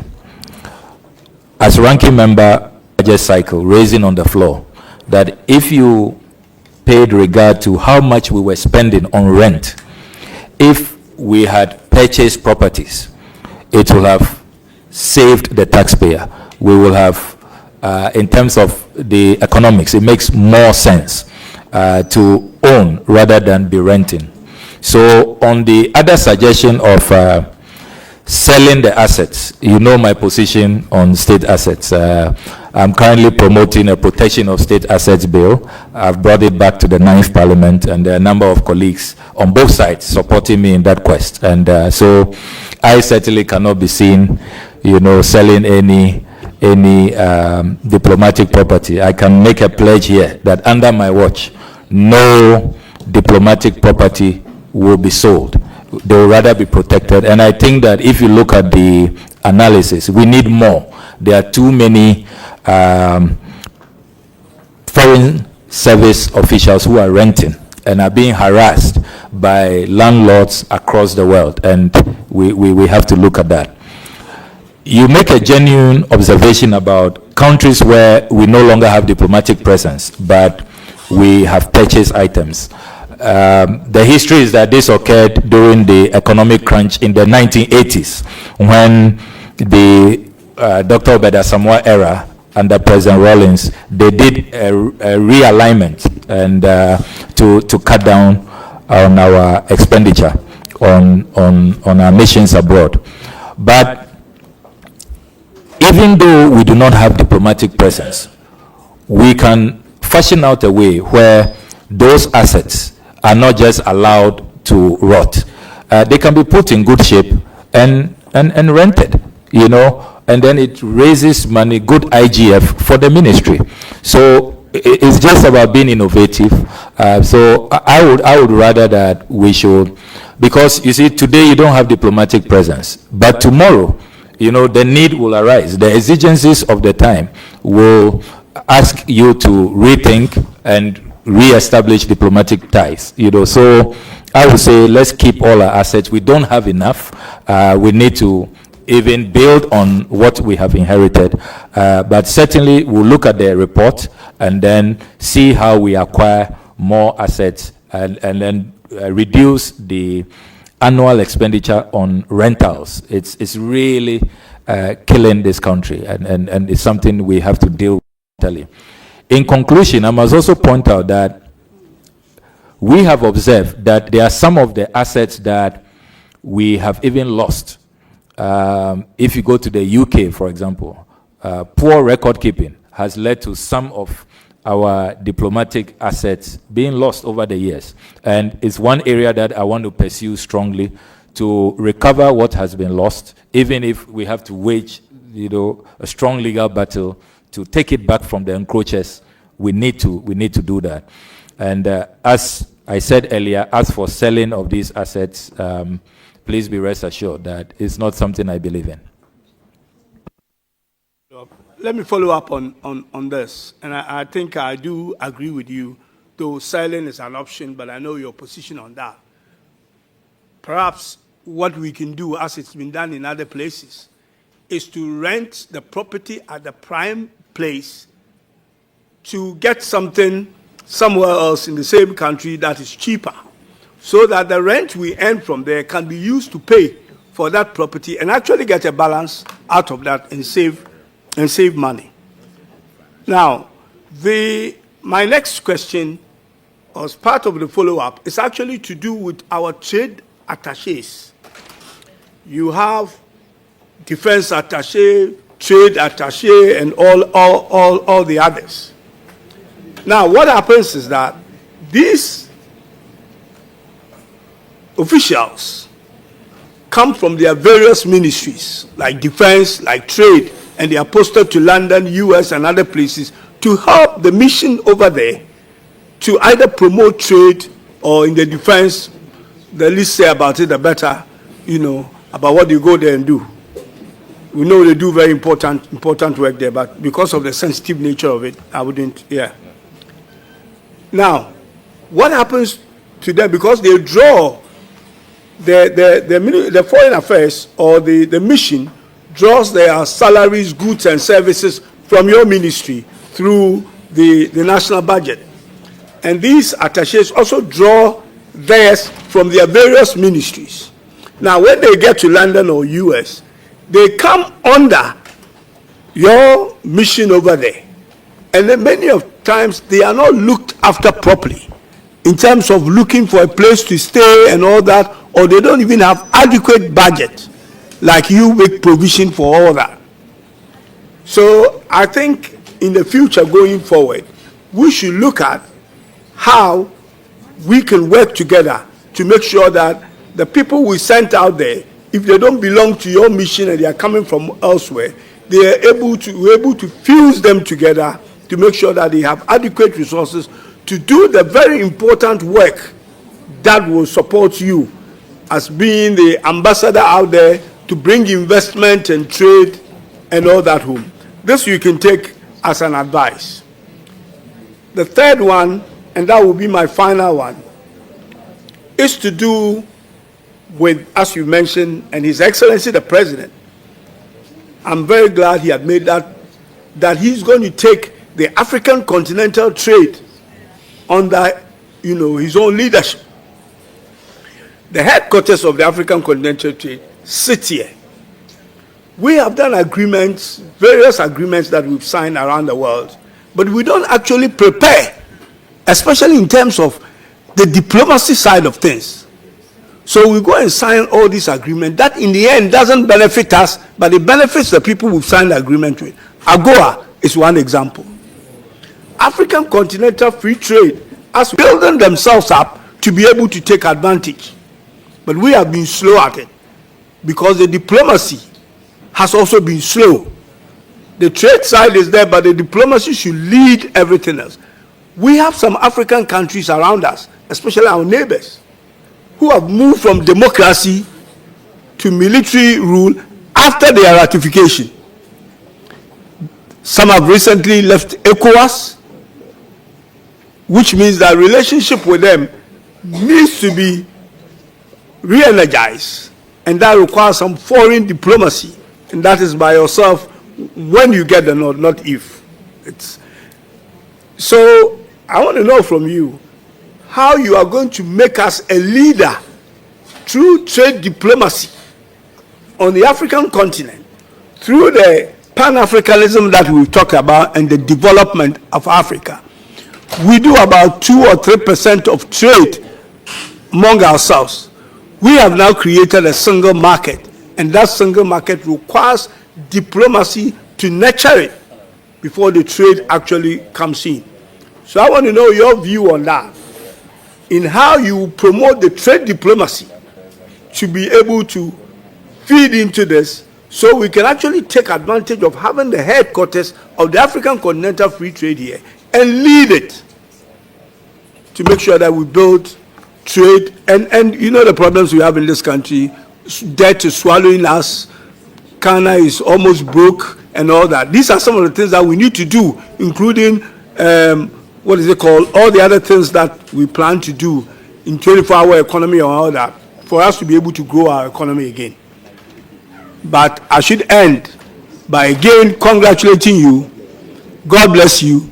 I know you do a fantastic job, and I know that the international tentacles of ORA will still keep you on the ORA job. Thank you very much. Thank you very much, Honorable Ricketts Hagan. And let me state that I've been really impressed with your lecture. It was not a question, it was a lecture. And I'll make a special appeal to His Excellency the President that when we are putting together the Ministerial Advisory Board, if you wouldn't mind serving on the board, I would like you to be close to me so that as a country, if you look at how we are struggling currently, economically, then if you consider other factors, the ILO, for example, and the IOM have all confirmed that in 2023, we saw the highest rate of deaths on the Mediterranean. Young Africans who crossing over to Europe are dying, about 150,000. And those numbers are, according to the experts, even conservative estimates, because there are many who die and they are not even detected. You know, so we really have to prioritize trade diplomacy. And that's why in the NDC manifesto, we have said that we will make that a priority. There are many of our missions without trade attaches. We have said that we will send them and occupy those positions. But most importantly, we will also retrain them, build capacity. And then earlier I talked about KPIs. They will also be given clear targets. So you are not just posted, you know, and we don't know what you are bringing back home, what we are getting from you. Many people have not averted their mind to the inward-looking policies that we are witnessing now on the global arena. If you take, for example, the recent Donald Trump executive orders, if you begin to quantify the impact on our continent, the last time I was engaging officials of the WHO, in terms of even the Global Fund, which has been a major player so far as our health priorities are concerned. The analysis showed that the WHO will lose about $450 to $500 million every year if every month, I think I was told, if this executive order remains in force. So what that means is that we can no longer continue to be relying on handouts and aid from other countries. We must really take our destinies into our own hands and forge a path that is self-reliant, that will really lift our people out of poverty. And that is where this trade diplomacy comes in. And the literature is clear that over the decades, aid hasn't worked. What we really must promote is trade. Trade, not aid. So these trade attaches will now take a very serious look at it, build capacity, make sure that there are clear KPIs, and within the larger ambit of economic diplomacy, where in our manifesto we talk about formulating a blueprint for the first time in our country's history.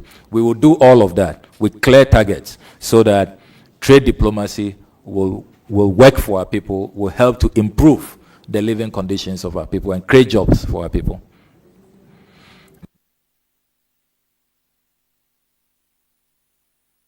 Thank you very much. It's now the turn of Minority Leader.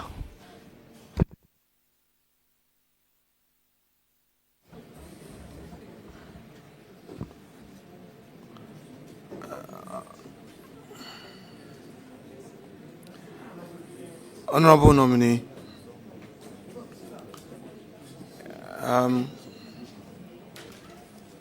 you took the leave of chair to make some preliminary observation, largely on my press conference, and referred to how you felt about it and how your wife felt about it. I think Chairman largely addressed the issue in another way, which was acceptable to me, because we're only having our own challenges that we couldn't have communicated. But I think the effect of my political statement was to the effect that our side had no proper understanding of yesterday's arrangement. However, let me unconditionally apologize to your wife for how my press statement conference came about. I mean, how she felt about it. I mean, I'll feel bad if somebody said something about my own wife, and it's fair. All right, these are not ego matters. So I'm sorry to your dear wife, and how my press conference was carried out, you felt. I also say sorry to you. I would have utmost respect for you. I will be the last person to run you down. Okay? So I'm sorry. And I'm sorry to your wife one more time. Is that okay? Yeah, very okay, and we are grateful. Thank you very much. Very well. That's settled. You have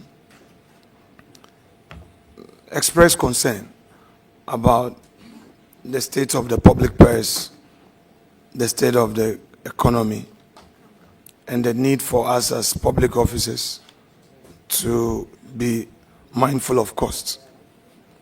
Can you, without prejudice, assure the nation that true to those values you hold dear, you will to fly economy and nothing more?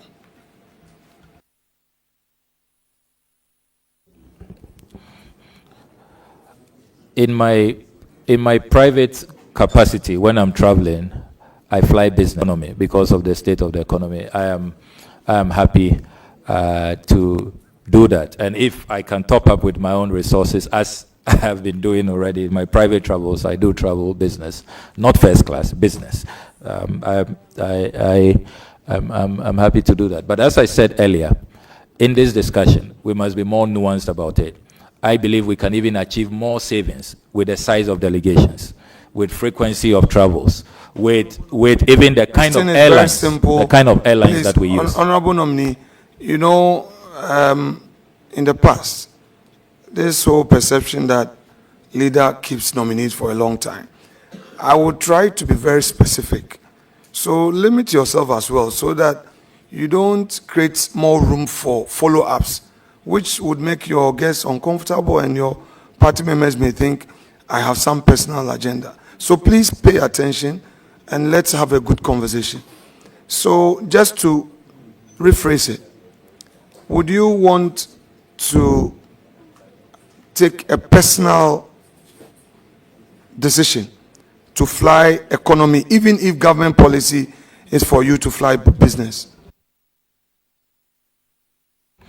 I don't see what that achieves. It's totally unnecessary. I would save costs on travels using other mechanisms. I'll watch the size of delegation. I'll make sure that there are many ways that we can save money, and those are the matters I will pursue, and we will save even more money for the country.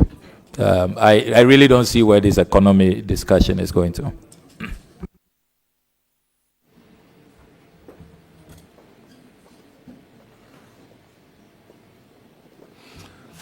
You have become aware that the President of the Republic, our President, recently traveled to Gambia and the Republic of Senegal by using his brother's private jets. You become aware of that, correct? Yes.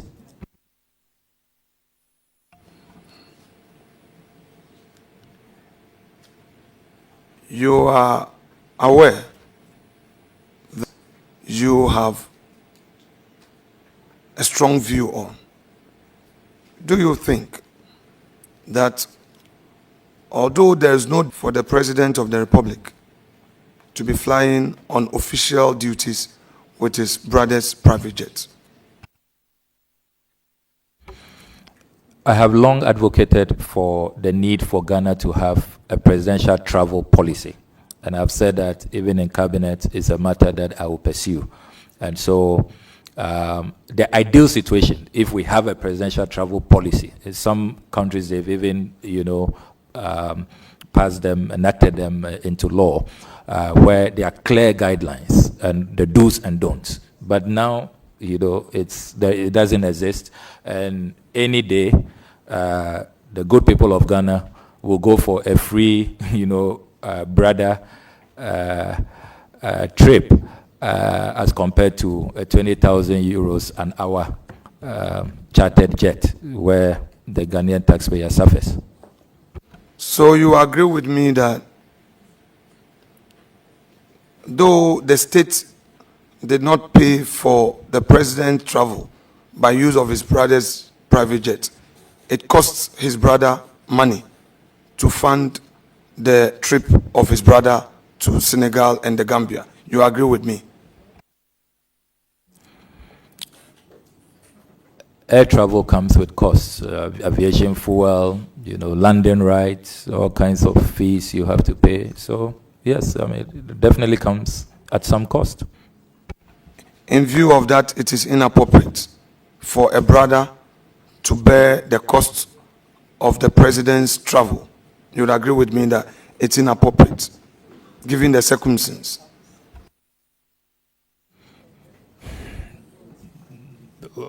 If you can clarify your question, I don't see why you would say it's inappropriate.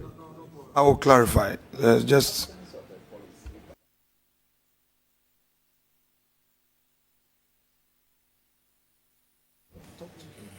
Honorable members, the question is whether it is inappropriate for a brother to sponsor a trip. Honorable members, as for a gift from a brother, you can hardly reject. So to ask the appropriateness or otherwise, I have a difficulty about the question myself.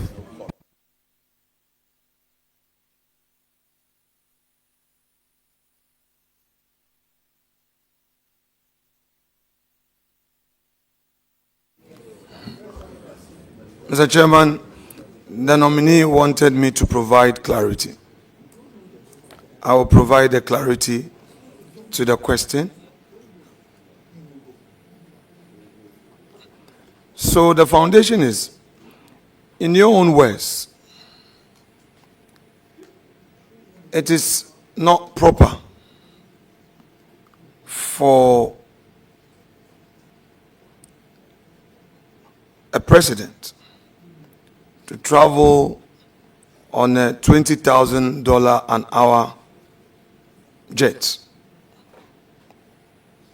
We need a policy to guide presidential travels.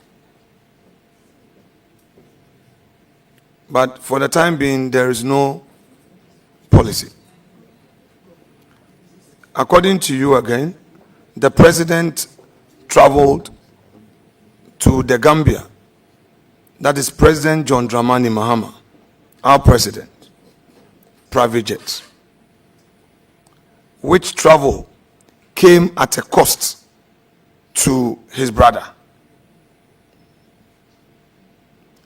You've given a breakdown: aviation fuel, the cost of landing, all those associated costs, salary, allowances of the pilots, the air hostess, all those who are hosted, not only the president, all those officials in the aircraft. His brother bore that cost on the president's behalf.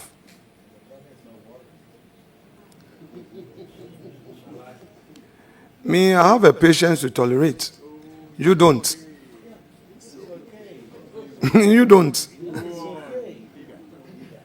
You can't accommodate me, but I can. Don't you think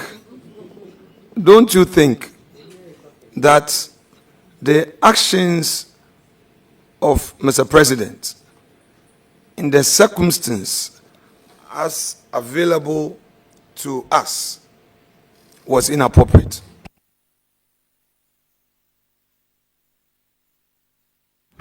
I do not think so. Respected colleague, you have told this committee that you used your car loan to buy a combined harvester for the farmers in your constituencies. You had a car loan in 2013, 2017, and 2020. Please share with us which of them you used in buying the combined harvester. Is it the 2013 one? Each parliament, an MP is giving a car loan. So I want to know from you which of them you used to buy a combined harvester for your farmers. I was making specific reference to the 2021. In fact, the question was specific reference to 2021. So, may I know from you, the 20, give the name of the automobile company that you intend to buy from. You provide the name to Parliament, and then Parliament will issue the check directly to the automobile company, because the check is not issued in your name. Now, let me ask you, the letter you wrote to Parliament in respect of you drawing this amount for your car loan, how did you draft the letter, and what was the content? This procedure you talk about is procedure not known to me. I'm aware that there are a good number of MPs, majority on your side actually, who have used their car loans for other matters. You are aware of the reports under former Speaker Okwe, those who use it to pay their children's school fees, children abroad and all of that. And I don't know how they then drafted their letters to automobile companies when they used those monies for school. I don't really see. And my farmers, my rice farmers are really grateful. So I really don't know about this procedure you're talking about.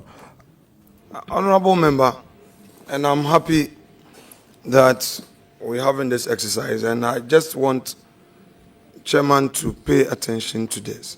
Honorable member, I am being very specific to you. If you say, I am aware, at this point, I am not on oath.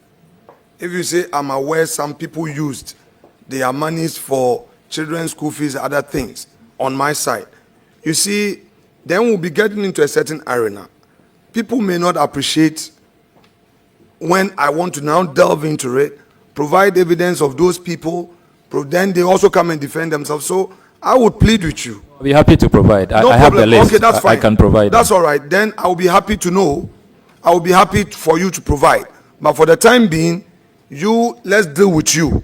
And then if it pleases you that because you are not the only guilty person and that there are other accomplices, that's fine. Because you are saying that people use it to pay their children's school fees. You use yours to pay for buy a harvester. So blah blah blah. So I am dealing with your situation. I am dealing with your situation. I don't know of others. So I want to know how you procured the Minority Leader. I will again plead with you. I have a cause to even make an appearance for some members of parliament before the office of the special prosecutor. So if we can veer from this and make progress, it will be in the interest of the entire parliament of the Republic of Ghana. Chairman, with respect, I would be very, very firm and I would not allow any attempt for a scene to be created. I'm very guided. I'll respect you. I know what I am doing. I'll be very respectful. Please allow a process to go on. Honorable nominee answered. I'm not bringing this up. He said that in 2021, he used his car loan to purchase a combine harvester. I'm not vetting any other person apart from him. And I'm limiting myself to him, and I'll show him utmost respect as our chief diplomat. Honorable nominee, this combine harvester that you purchased for your people with your car loan, they access that money. Please share with us the process you undertook to access that money. Yeah, Mr. Chairman, I'm happy to provide that. You do know that in our offices, our RAs are responsible for all of these administrative enterprises. So, Mr. Chairman, if you will allow me, I'm on oath. I do not want to make statements because I don't have those documents here. Nominee, let us all tread cautiously. Be brief in your answers. Honorable, no, but Mr. Chairman, I'm seeking your your ruling. Am I allowed to submit that later? Because I don't have those letters here. No, I don't mind. Yeah. To make it available to us because later. I didn't drop those letters. That's all right. So, Chairman, can you talk to your people? It would make the thing mad. Can they be quiet? You.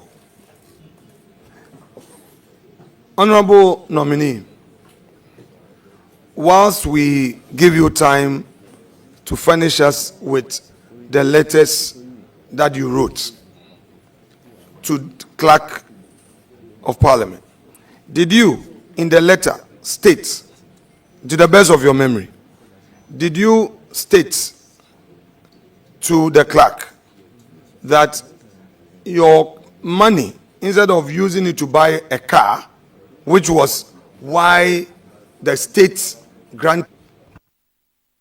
I've been very open and transparent about my dealings, and I do not want to engage in guesswork. I have said that I will submit all the necessary documents on this particular transaction. So I would not engage in any guesswork. But I volunteered this information. I've talked about it time without number. Everybody comments to you. But for now, I will not engage in any guesswork because I don't have the documents here. 2013, your car loan, did you access it?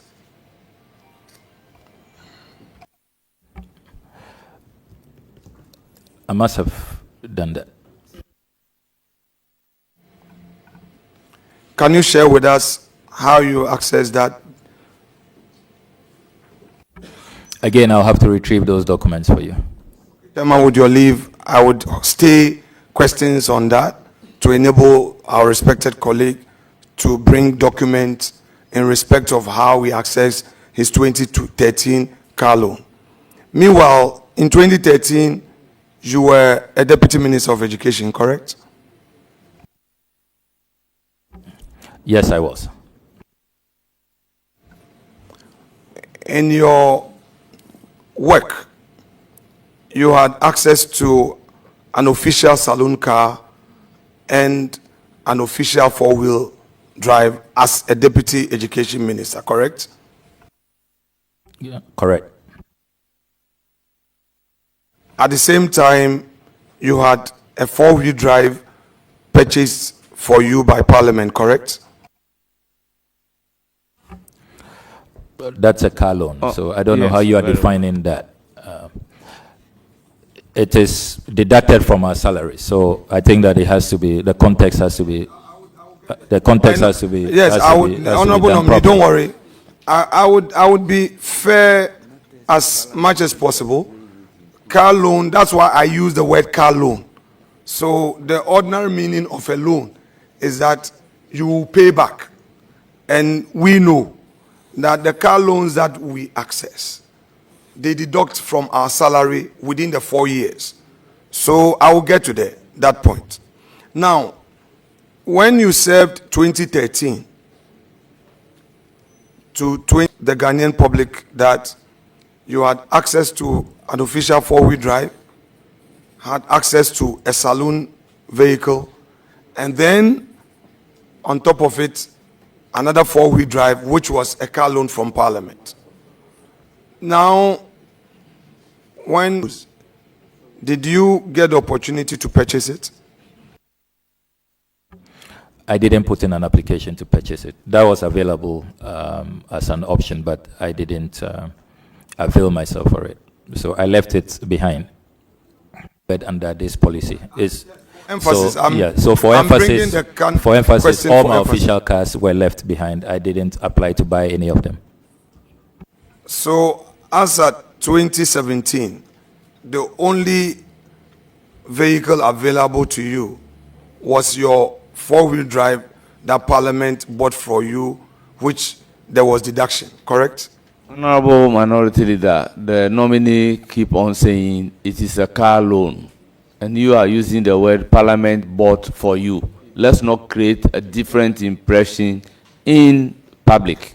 So let's restrict ourselves to a car loan before the impression is created in public as if Parliament buys the car for us.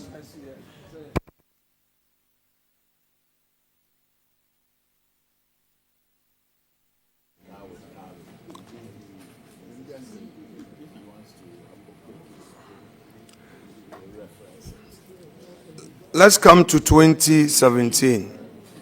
Again, you won election and you came to Parliament. 2017, again, the state made available a car loan to you. Did you access that car loan for your second term in Parliament? Yes, I did. Did you buy a four-wheel drive with it or some other cars?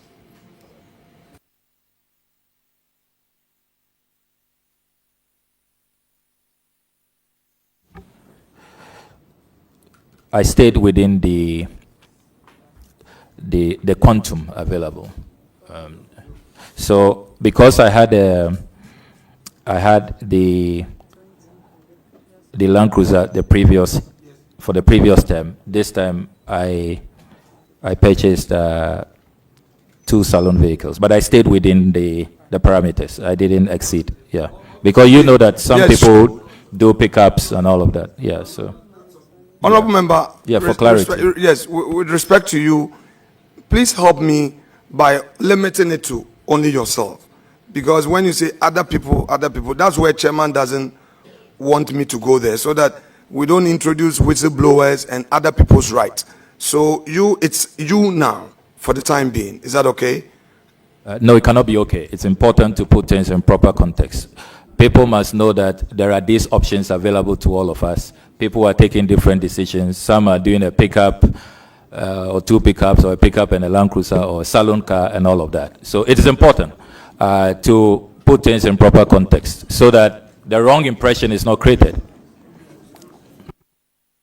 So for 2017, you used your car loan to buy 2 salon vehicles. You've just told us that. Yeah, absolutely. Which salon vehicles are you referring to?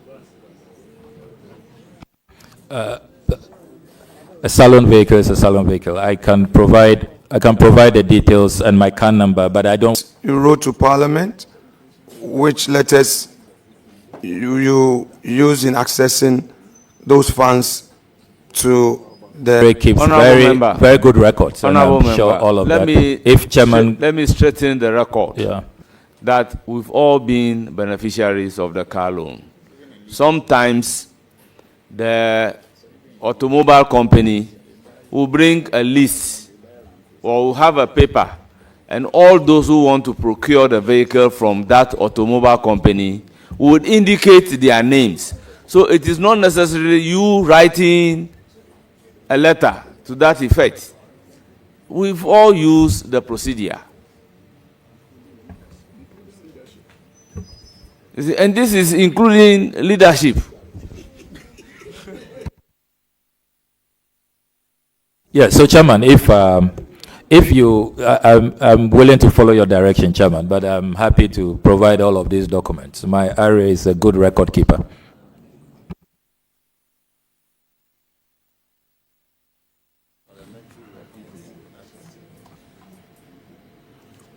Honorable nominee, do you know Rukayatu Al-Hassan, a chartered accountant who works with...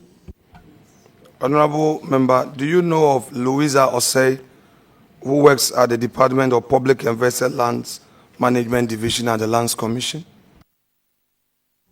No, I don't think I know them. You'll be surprised if these individuals say they have a close relationship with you. I'll be very surprised. Now let's come to Ora. And you indicated, I'm bringing you there because on your CV, sometimes people may not appreciate why we're asking certain questions. If you come to page 1 of your own CV, you stated profile, Member of Parliament for Norton, 4th term. Then your operation recover all loot. So it's on the basis of what you have put on your CV that amount.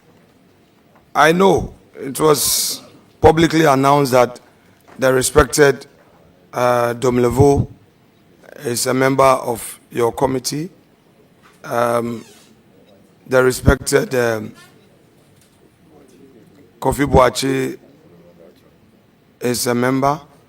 And then Mr. Martin Pegbu, a respected lawyer. Sometimes people may have their own disagreement with him, but he's also playing his role in our democracy, and I respect him for what he's doing for his country. We can't always agree. Now, tell us, in very clear terms, what the mandate of this Ora has been.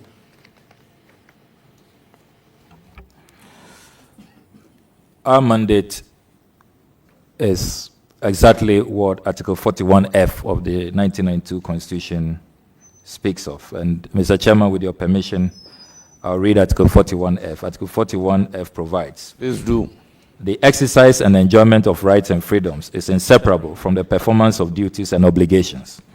And accordingly, it shall be the duty of every citizen, F, to protect and preserve public property and expose and combat misuse and waste of public funds and property, unquote. So our mandate is to really be patriotic citizens. And I'm so proud that His Excellency President John Dramani Mahama found me worthy to chair this eminent committee, which has the eminent patriots you have listed. Our mandate is simply to serve as a vehicle of information gathering. We've put out hotlines, we've put out emails, we have a website, and we are receiving information which we are compiling in a comprehensive document. We also carry out field visitations, because we don't want to be an armchair committee that just, puts together a report that we cannot verify, which we cannot validate, which is not credible. So we carry out field visits. We've been to a number of places across the country to be sure that the information that people are giving us are indeed accurate, so that we can present a credible, comprehensive report to His Excellency President John Dramani Mahama. So that is what we have been doing, making sure that we prevent the looting, the misuse, the abuse of public property. Now, you mentioned that earlier, that people have been coming to your secretariat with information. So where is the secretariat? The secretariat, which is really a makeshift secretariat, and we have to express our gratitude using this platform to Her Excellency the Vice President, Professor Nana Opoku-Agyeman. We share her office with her. She generously, because she also believes, so passionately in oral, in protecting looting and protecting public assets. She very graciously allowed us to use her office for this work. So that's the secretariat we are using. You mean her office at Jubilee House? No, her private office. Where is this office? In Cantonment. Cantonment, okay. Yes.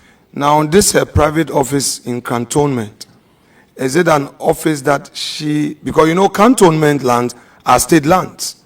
So now, this is a private office in Cantonment. Is it an office that she owns or she has rented? Is it something that you know? Honorable member, the question is overruled. The essence is that she is not the owner. The place was made available. The person who made the place available has been mentioned. How would he, the user, be able to know whether the place is owned or it was rented? Mr. Chair. Well, Chair, I can Chair, if you don't mind, just make your work simple, because I have information. I'm very mindful. I have information. I mind. It's rented. She doesn't own it. It's rented. So, Chairman, if you don't mind, so that we don't even create any unfair impression in the minds of Ghanaians, because I work closely with her, and I know the struggle of paying the rent. She, the person, Professor Nana Opoku-Agyeman, is the tenant. Yes, she is a tenant. Absolutely. Okay, because that place is a dollar-rated area. So, I mean, yes, Cantonment properties, you pay dollars. We know that as a fact. So, I'm happy to hear that the Vice President is able to afford a dollar, rent in Cantonment. It means that we can't. We being in public service doesn't mean that we should be poor. That's fine.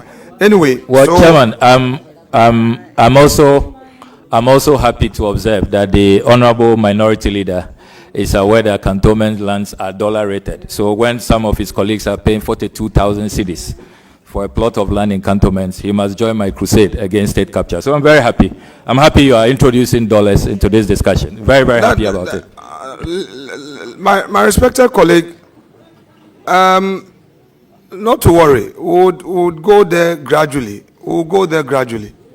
Now, the land in cantonment, you are telling us that some people have been paying 42,000, whatever you call it.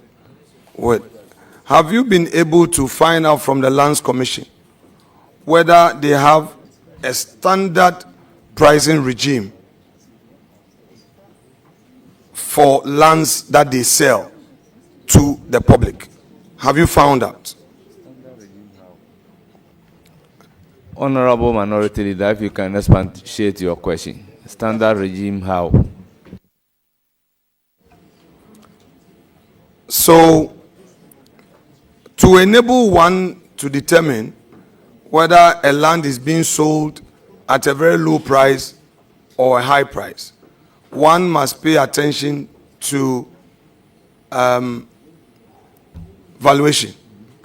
So the entity in question, whether it has set its own pricing ceiling, so you pay grounds rent, the actual lease, so, and if so, per acre or per plot, how is that determined?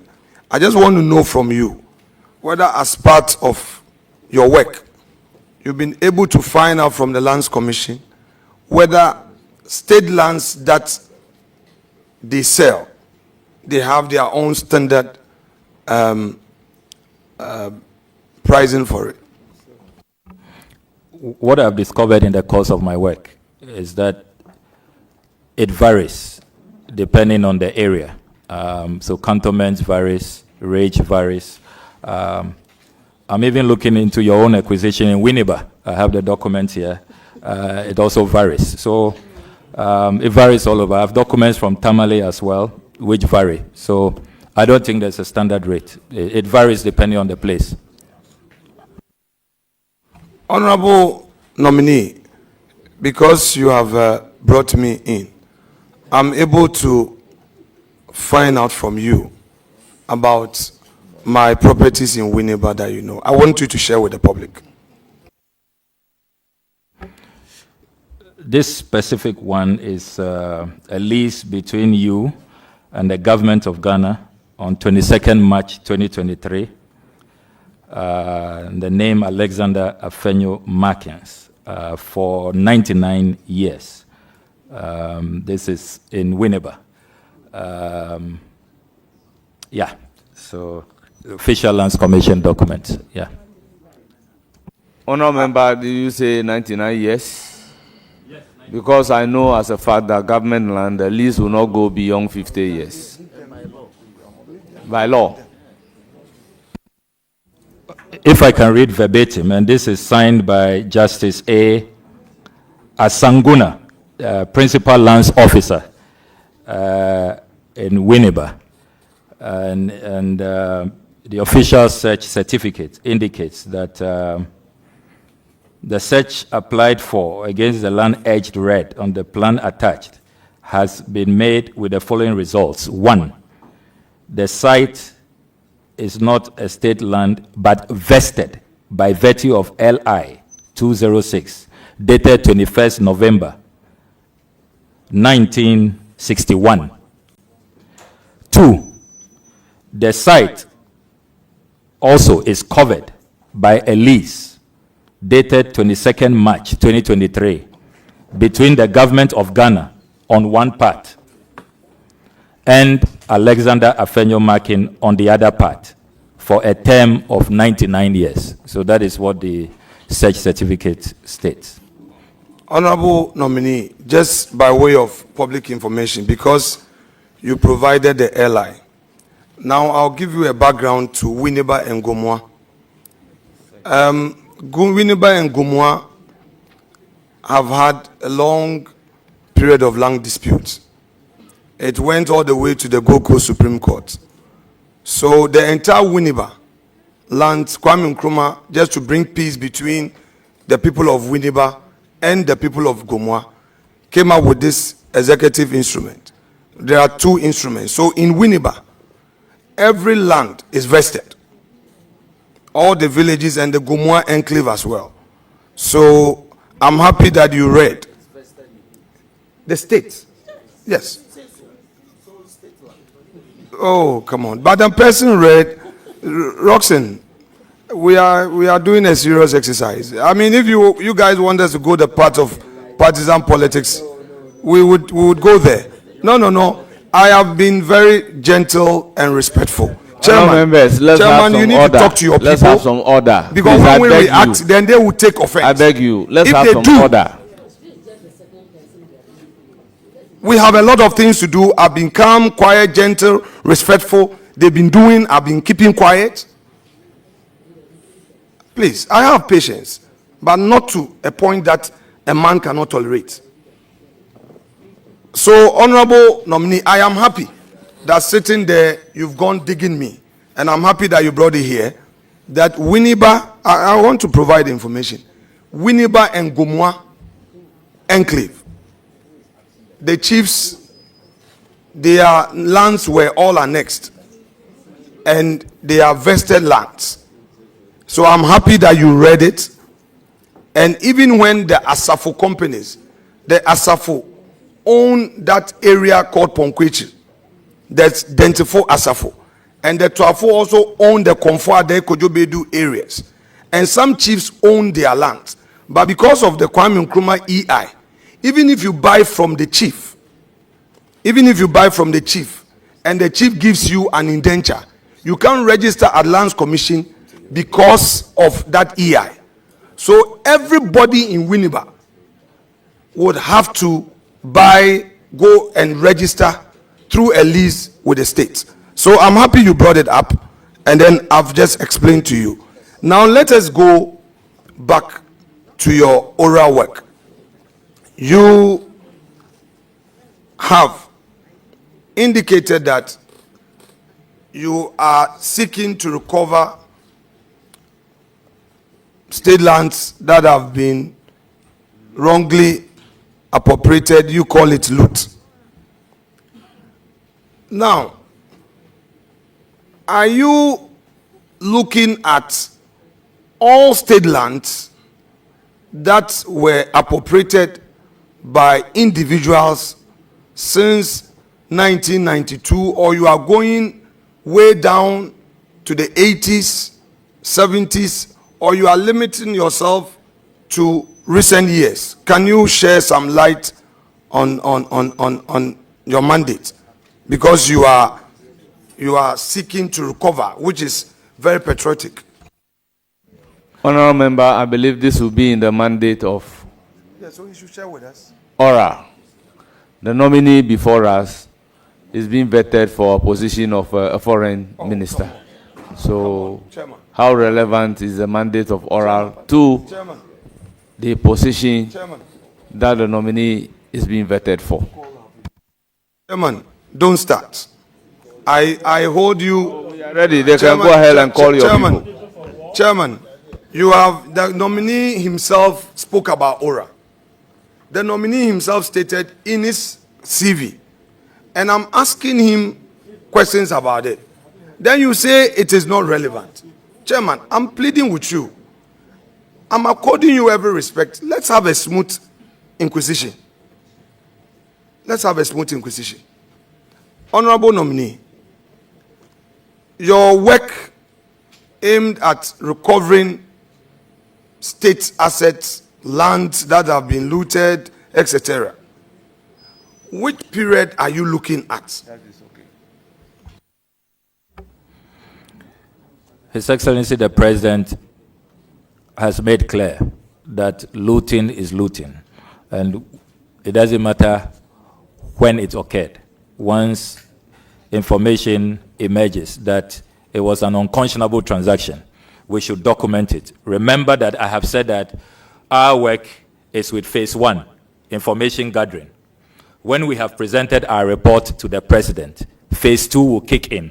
That's where the Attorney General will take control, and we'll be looking at the recoveries, the actual retrievals, and if there has to be even prosecutions. Because remember that oral's work is not only about properties. We also have the financial aspect, the causing financial loss to the state. So it's a more broader concept than often it is made to look. Now, let's leave oral for a moment and come back to your CV. Page 1 of your CV. You provided your address, PO Box AD45 at Ablakwa, Accra. Is the address owned by you? Is it your own postal address, or is a family postal address that you are using? It's a family postal address. And how long have you been using this family postal address? About 10 years. Now, you've also indicated you have 2 email addresses, correct? Yeah, correct. Then you have indicated home address, number 1, Wilshire Boulevard, Airport Hills. This property at Airport Hills, how long have you been living at Airport Hills?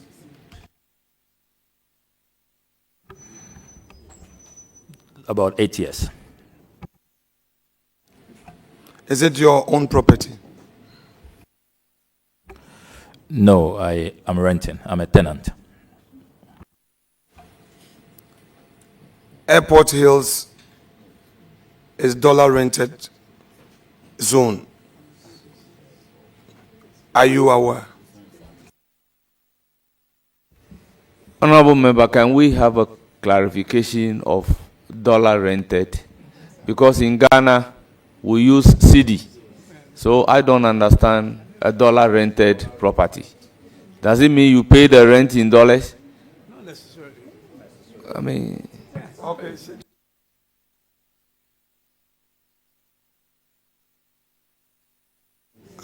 Okay, Honorable Member.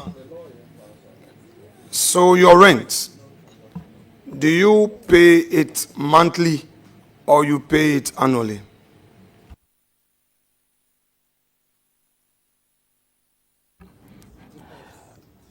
Well, it depends. And Chair, I don't know if you want me to share the tenancy agreement with you, even though I'll have to don't proceed. Seek the permission of my dear wife, because we do it together. Don't proceed. It is not in the interest of the company to be demanding for your tenancy agreement, let alone determining how much you pay as rent. Okay.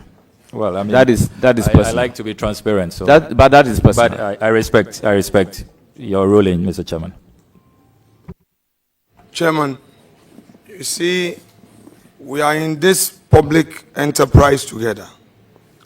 This is a nominee who, desirous of protecting the public purse, holding people accountable, is able to inquire into how people earn their salaries, especially public officers, how people acquire properties and all. I think that it is only fair. For instance, in this inquisition, at least he came as prepared as possible with my own land that I have owned for over 25 years, which is good. And that's not only what I have, by the way. No, provide, honorable member, I am happy. I'm happy for you to share with the public all that you have on me. Read them aloud. No, please read them aloud. Honorable members, I want you, because you brought it up, I want you to share with the public all the properties that I have that you have uncovered, including my bank account. Share with the public. I'm happy for you to share. No, I want you to share because I want it to disclose. I am right here. No, I am right here. I am right here. I want you to disclose to the public all the properties that I own that you have. Honorable Minority Leader, remember I am the chair of the committee. If you ask a question that relates to that, fine. I can even overrule the question. So please, you are not allowed to mention the others unless the need arose. Proceed. Honorable member, as part of your inquisition on me, did you discover some other properties that I own apart from what you have already mentioned? Which search result you shared? Are there others that you were able to uncover? Is there inquisition in the first place, or you just gather information? Don't worry, I will put it right if I should use gathered information. Well, Mr. Chairman, I will disclose what I have at the right time. We are all following our strategy. You have a strategy, I have my strategy. So let's stick to our strategies. So good. So, honorable nominee, as part of the information you've gathered thus far, the ones that you have gathered about me, can you disclose them to the public apart from what you have discovered? I cannot at this point.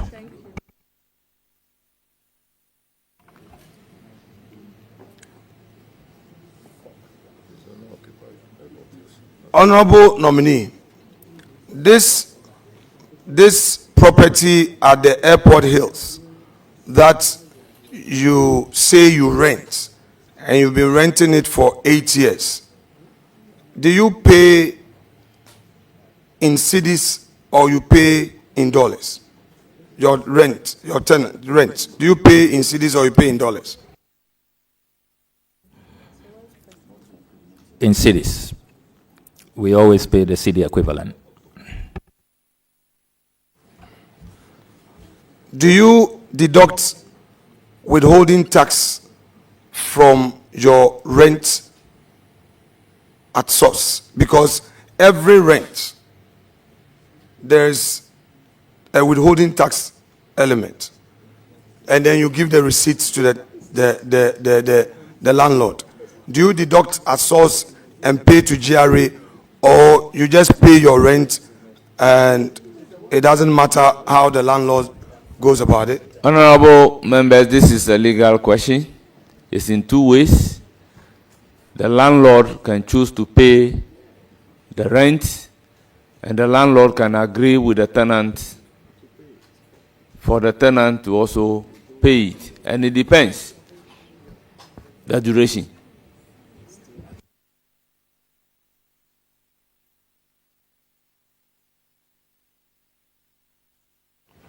So he's opening it up for clarity.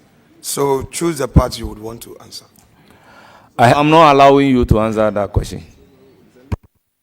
Chairman, please say so for the records. I didn't get that you have question overruled. That's okay. No problem. Honorable member, on your CV,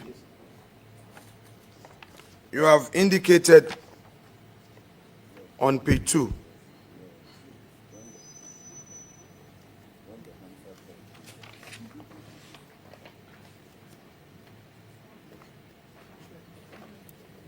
Page 2. Are you there with me? We have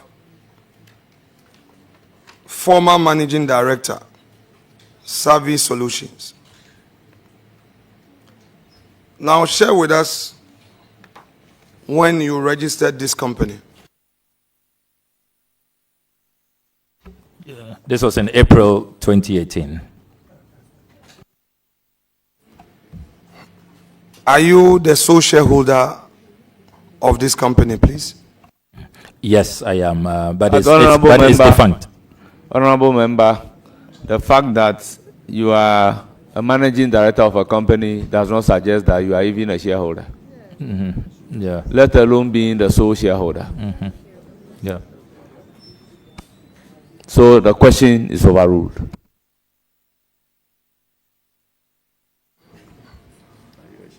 Are you a shareholder of the company? The company is defunct, so I'm no longer working or operating this company. were you a shareholder of the company? Sole shareholder. From which year to which year did you operate this company? It was just about a year. It was short-lived. What was the nature of the business of the company?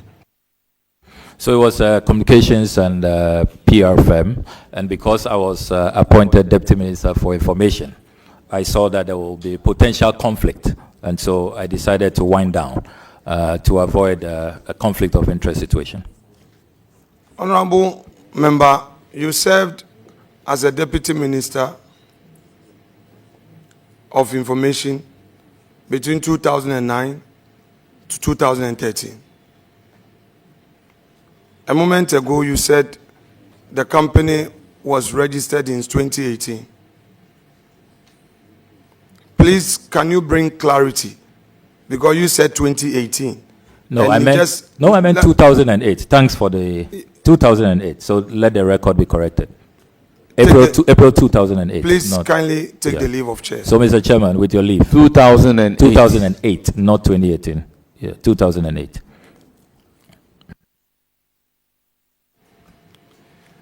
Now, you do not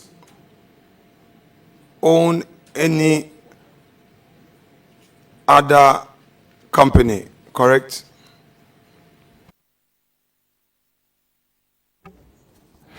I'm a director in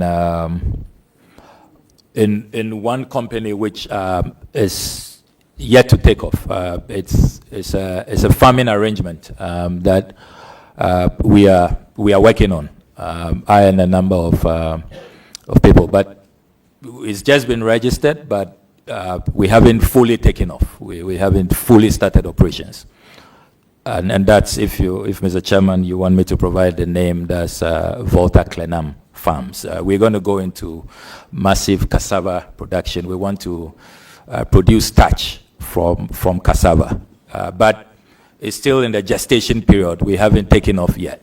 So we've just registered a company, and we're still holding talks with potential interest parties. So if you say you've just registered the company, you mean you've registered it as a Registrar General's Department, correct? Absolutely. And you are the sole shareholder, correct? No, I'm not. There are others. I don't think I have their permission to go public with the identity. Okay, so you agree with me that to go public with information related to people, you necessarily will need their privacy, correct? It depends on the context and the circumstances. Yeah, it yes, depends. That's. You have drawn the distinction that their consent and permission is not needed because it will be in the public interest, correct? Yeah, absolutely. But if they are private individuals, putting out their names will require their consent and authorization, correct? If they are not politically exposed. Sometimes you can have politically exposed private individuals. So that's why I say it depends on the circumstances. I mean, in these matters, you have to look at all. You have to look at all the parameters. What I'm saying is that, so let me rely on your words. So you're saying that if these people are politically exposed, there is no such requirement for their consent before you put out their names, if I got you right. I have stated that it depends on the circumstances. So case by case, you make a determination. But you are aware that per the Companies Act and then the anti-money laundering law that we passed, we amended to Act 824 something. Yes, Act 824.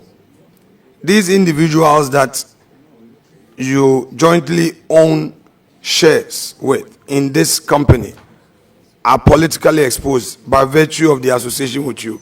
You'd agree with me?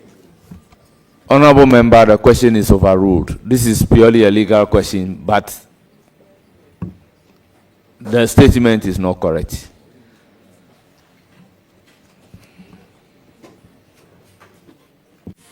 Now, you say you are going into cassava production in commercial quantities. You have acquired the land already? It will be a cooperative, so we will not acquire the land. We've discussed an interesting concept where the community owns, say, the community will contribute land, the youth will be involved. It's part of next initiatives I want to introduce as a member of parliament in Northtown, you know, so it's all geared towards job creation and, you know, promoting agriculture amongst the youth. So that's the kind of concept we are looking at, more of, you know, a communal approach where families who own land will, you know, bring it, young people volunteer, and then the proceeds will be shared amongst those who sign up for the cooperative program. So it's quite an interesting concept. That's what we are looking at. So we haven't bought any land at this point. So, Honorable Foreign Minister Designate, in your constituency, do you own any property there? Like the way I own a property in my constituency, do you also own a property in your constituency? Yes, I do. With us, how long you've owned this property? It's a property I use about 10 years to build. Simple 4-bedroom, 1 kitchen, no boys' quarters, no swimming pool, no tennis court. That's a simple structure. I've seen a lot of propaganda out there that I own a $3 million mansion in my constituency, largely fueled by propagandists in your party. But I don't own $3 million in Aveime. I mean, absolutely preposterous and ridiculous. I mean, those who attended my dad's funeral saw the property. Very simple property, built over a 10-year period. So if you want descriptions, that's what I can give you. The land, how did you acquire the land? So, for example, in my case, I buy it from the chiefs and the Asafo, but I still would have to go and pay again at the Lands Commission because their title, their document they give, you can't register because of vested land. Do you have a similar situation in your area? No, mine family land. So, and because I'm member of parliament, they were very, very generous. It was largely a donation, just a little token to show appreciation. You know how people are very happy to reward people who are serving them diligently in their communities. So it was within that spirit. So, like you're saying that it's a family land, but it was given to you. Order. You are saying that the land upon which you built was a gift to you from a family because of your hard work as a member of parliament? That's not what I said. I said it belongs to a family. It's not a government land. It's owned by a family. And I'm saying that they didn't really let me pay a commercial value. I mean, I have to be grateful to them, and that's all I'm doing. So a little token, a little appreciation, really, but nothing significant. So you have a lease to the land? You have a lease? Not yet. Not yet. So, as far as you are concerned, that simple property, as you've described it, in your constituency, is the only property you own, correct? Or you own some other properties? Mr. Chairman, I think the Vice Chairman is engaging Mr. Chairman. So,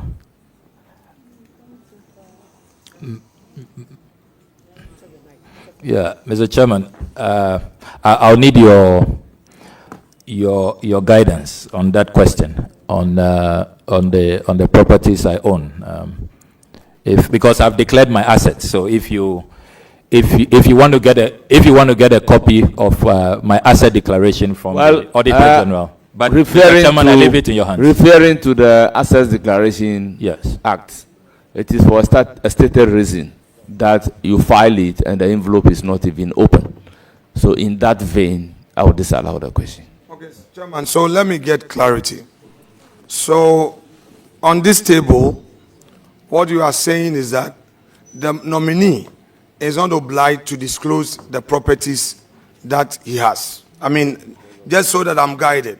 If you're saying that a nominee getting into public service, who is a public-spirited individual, who gathers information as to what people own in public life, how politicians live their lives, in this case, he's not obliged to disclose. I'm fine. That's okay. Let's do what the law requires from us. The law requires that you file your asset declaration.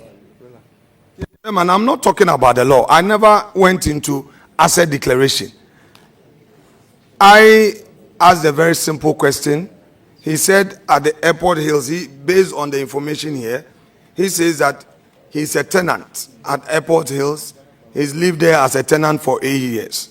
Then he himself disclosed that people have been making all manner of propaganda. He owns this, he owns that. However, in his constituency, just as I do, he has a simple house, and that simple house has a 4-bedroom, no boys' quarters, no swimming pool. I have a swimming pool in Winba. In fact, I have two. My beachfront and my White House. I have 2 big swimming pools. I have them. I have a boys' quarters, yes, and I have had them for years, which is different from you. Yeah. Well, the fact. So I want to know from you whether you have other properties. His disclosure clearly is a voluntary disclosure. But what you are seeking to do is for him to disclose his assets publicly. The law says that you declare it, they keep the envelope, they don't even open it. As to whether that is right or not, that is apparently the law.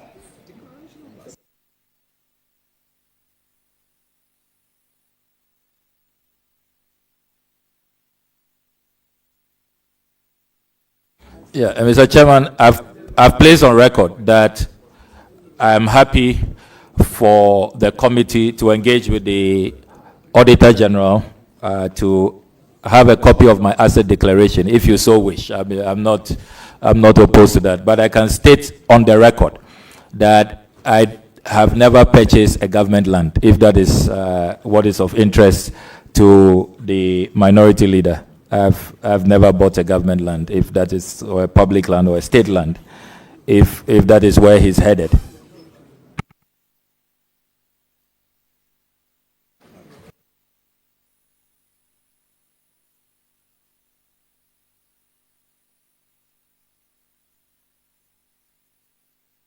Well, sorry for the interruption. There's an issue we have to deal with.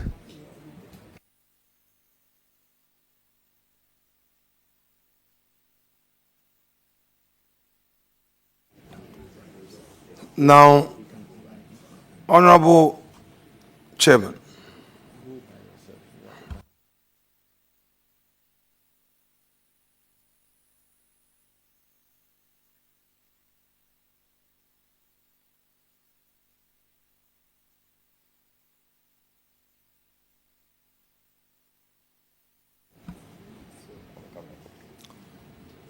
Mr. Chairman, I just want us to put this matter to a peaceful rest so that we are all clear. I understand that as a requirement of law, and by law, we are to make an asset declaration sealed in an envelope deposited with the Auditor General. Are you therefore saying that in view of that law, nominees that appear before us are not obliged to make a disclosure of properties that they own? If so, I will respect it. I just want clarity as to your ruling. Yes, by imperative of that law, you cannot publicly ask anybody to publicly disclose his assets. That is why the disclosure of the access, in the wisdom of the framers of the law, is confidential.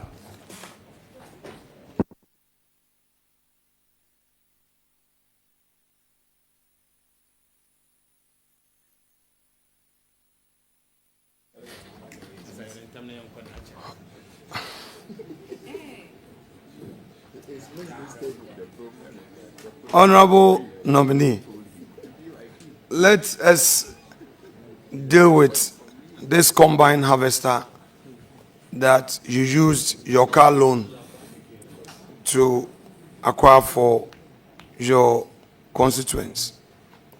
So the use of the combine harvester, do the farmers pay for the use of it? So the Aveime rice farmers have a cooperative, and they make it's heavily subsidized. So they make a little contribution which they use to service the combined harvester, to buy fuel and all of that. So it's their internal arrangement for servicing and buying fuel.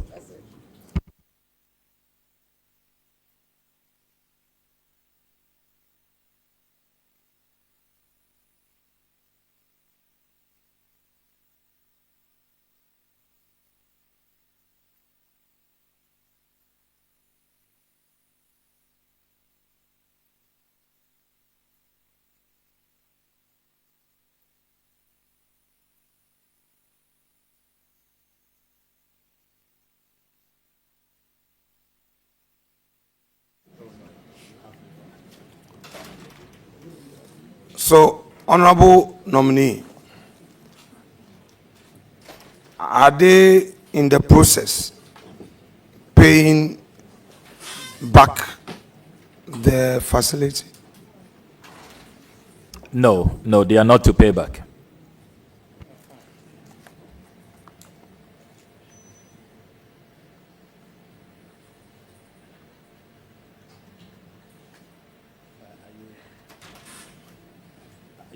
Information on WhatsApp.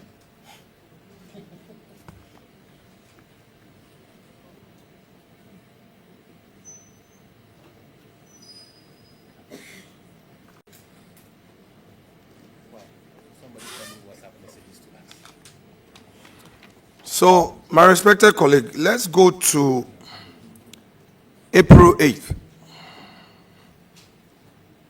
You publicly demanded on Twitter that former President Akufo-Addo should submit an annual presidential staffers report. And I'm quoting you. We demand the annual report now. Unquote. However, official records show that this report had already been submitted by the presidency to Parliament on the March 25, 2024, and formally acknowledged by the Speaker's office on March 28, 2024, nearly 2 weeks before your demand. As someone who is being nominated as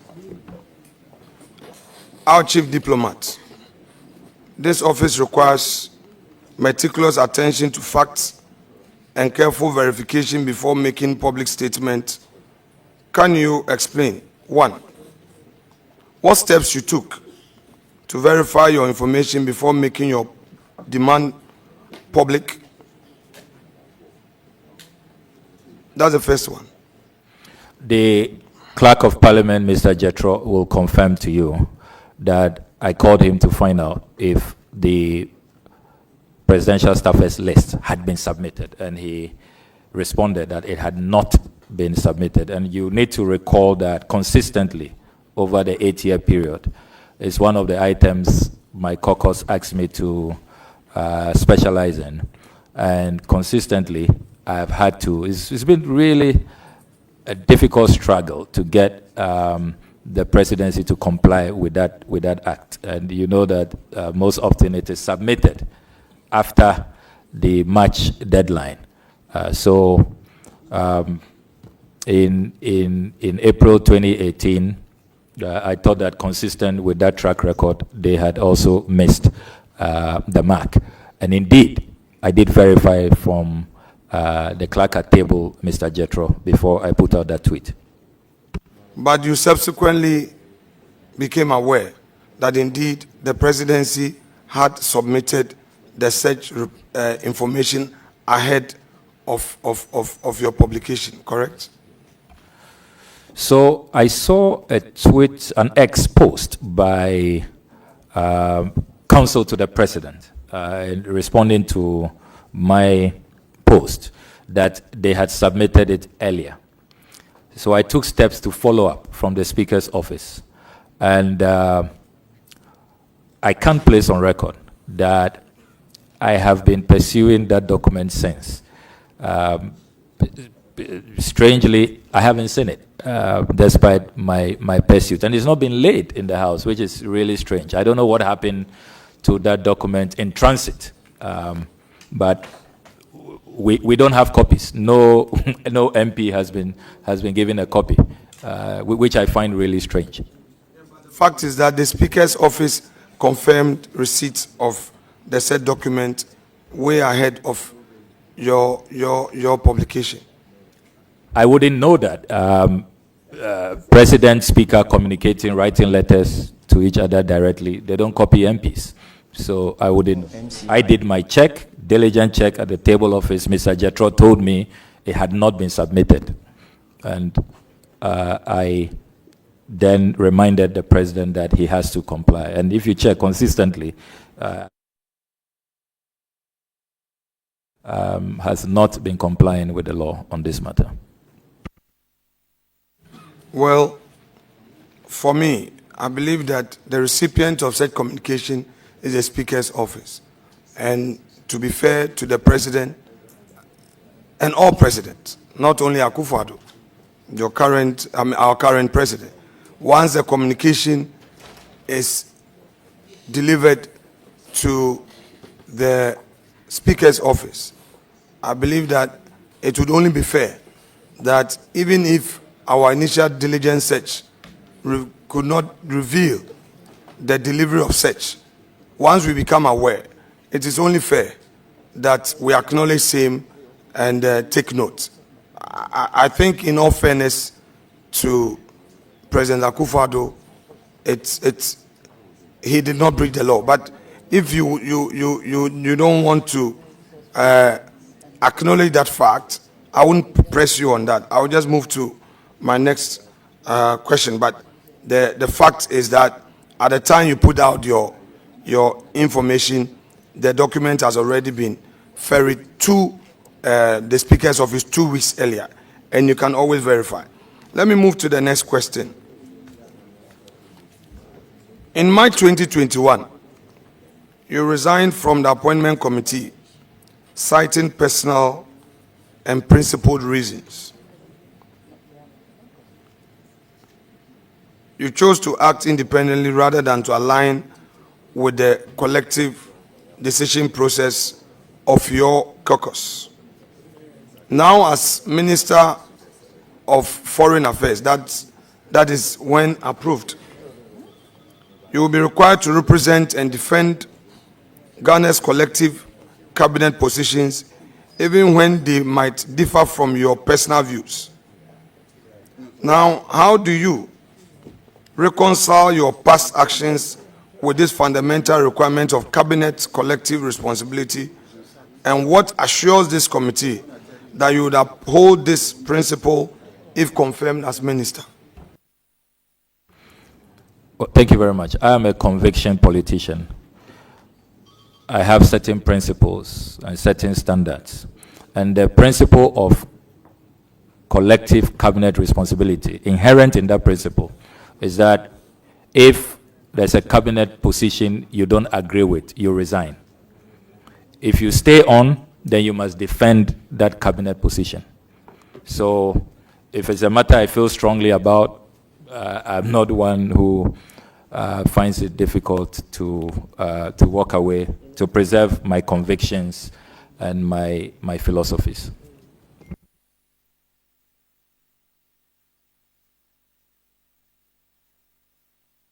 Thank you. Thank you. I refer you to a publication by graphic.com.gh on 12 September 2017, where former Attorney General, Mr. Martin Amidu, documented several instances where you allegedly engaged in confrontational exchanges with senior political figures, including your interactions with him on Isophoton case. Now, let's hear from you. Did you engage the former AG with a view to facilitating the payment due Isophoton at the time?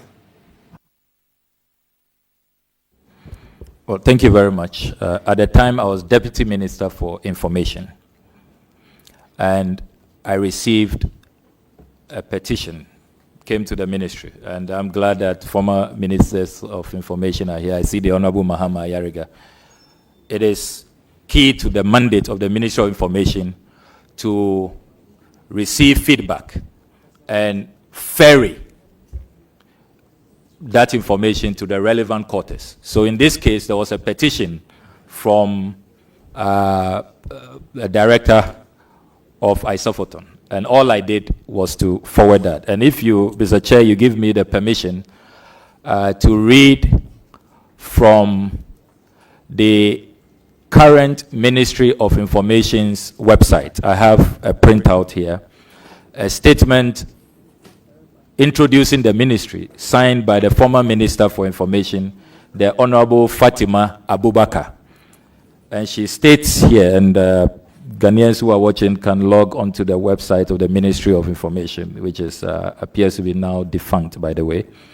The Honorable Fatima Abubakar writes, quote, "Our goal as a ministry is to empower the citizens of Ghana through information dissemination, to ensure transparency and accountability in public policy cycles. The mandate of the Ministry of Information is to..." This is President Akufo-Addo's Minister for Information. And that's all I was doing in the Isophoton matter. Okay, so if so, why then would he describe you, I mean, from what you are saying, public office holder, you received a petition, you are asking for payment through your ministry by a letter. Did you write to his office? No, I was not requesting for payment. I was only serving as a conveyor belt. This has been brought to the Ministry of Information. We collect feedback for various government agencies. So please receive this. That was dictate to the Attorney General on what to do. So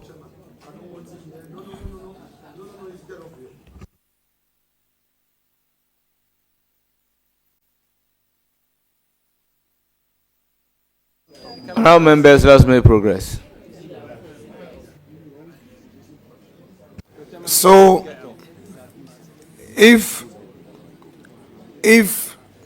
you only ferried the letter to him, why would he therefore describe you as uncouth and somebody who has been insulting elders? Because he stated so. I mean, if there was no verbal engagement, but just a letter you wrote, how would he give you such a description? well, first of all, I would like to see that publication, because it on the 12th September 2017. It's still online, so you can peruse it. That's why I wanted clarity, that what was the mode of interaction. And you have said it was through a formal letter you sent to his office regarding the petition you received from Isofota, meaning you didn't phone him to talk to him. So if you didn't do so, how he gave you this description is why I want to know your view on it. I mean, fortunately, I've been Honorable member. I've been in the public space. Honorable member, hold it. The question is a bit nebulous. How somebody have a view about you, you may not have control over it. So the question is either rephrased or overruled. Chairman, you reserve the sole right on admissibility. I will respect that always. Honorable nominee, I'm sure you become aware that the new president of the United States, through some executive orders, has been very tough on immigration and all. Obviously, without being hypothetical, there may be Ghanaians in the United States who don't have documents. How prepared are you for possible mass deportations, considering the situation we find ourselves? Share with us some strategies you intend to put in place to warmly see our compatriots safely back to Ghana. This is a matter that is of concern to a lot of Ghanaians. And since my nomination, I have diligently inquired from the Ministry of Foreign Affairs what the status is. There have been publications that about 6,200 Ghanaians will be affected. But from the brief that has been shared with me from the officials at the Ministry of Foreign Affairs, they allay fears that the numbers are not that high, and that currently the official communication the ministry has received from Washington is 156, not 6,200, 156 Ghanaians who face imminent deportation. And indeed, they indicate that about 40 of them have been asked to be, they've asked the mission in Washington to process those people expeditedly to be deported. It's clear that President Trump is really serious about this, his executive order. If you follow what happened to the Colombians, when the Colombian president refused to accept Colombians who were being deported, we saw that immediately President Trump announced trade sanctions, and Colombia has had to retreat.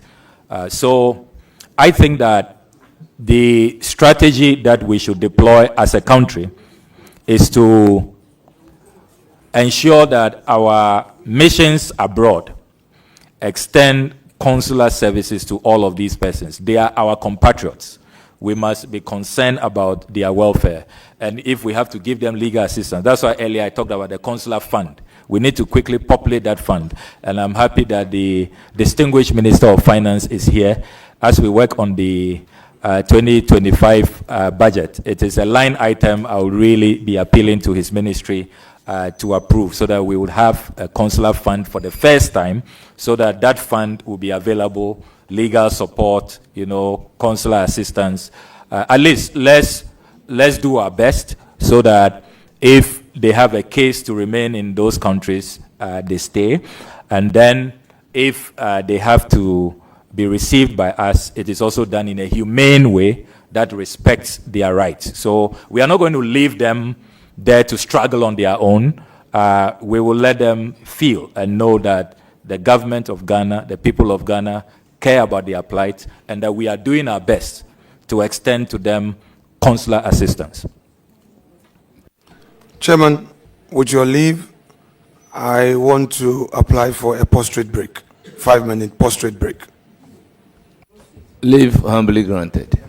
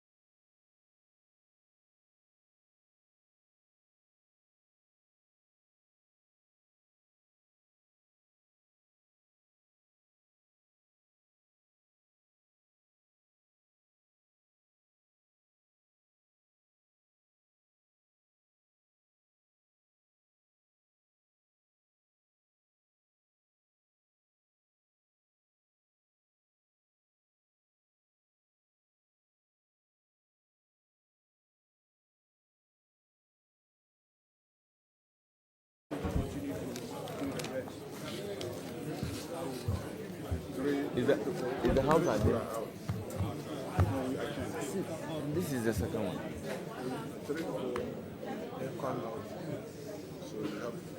No, You have comment. we had a small break.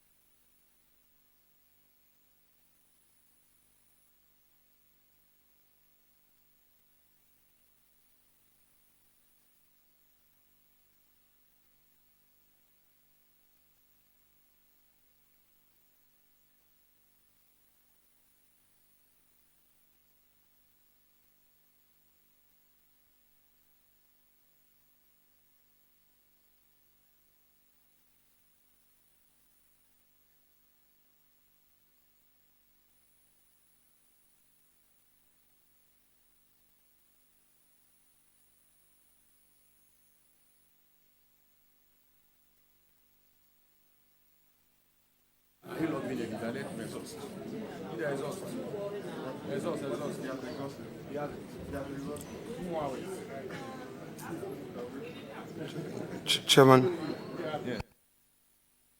Order. Let's make progress.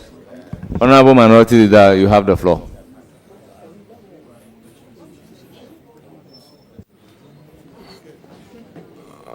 Honorable nominee.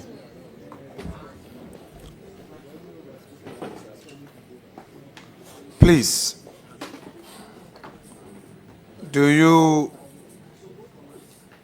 have a Ghana card? Yes, I do. At what point did you acquire a Ghana card? Can you tell us the dates you first acquired a Ghana card? I'll need to refer. I don't have it here. I'm on oath, so I have to be accurate. Do you remember publicly condemning the policy of the Ghana card? Which aspect of the policy? Can you please? Introduction of the Ghana card. I don't recall. I don't recall. You don't recall? that. Okay. That's fine. The Ghana card that you have acquired, do you find it useful, and will you recommend to all Ghanaians who have not acquired Ghana card to acquire one?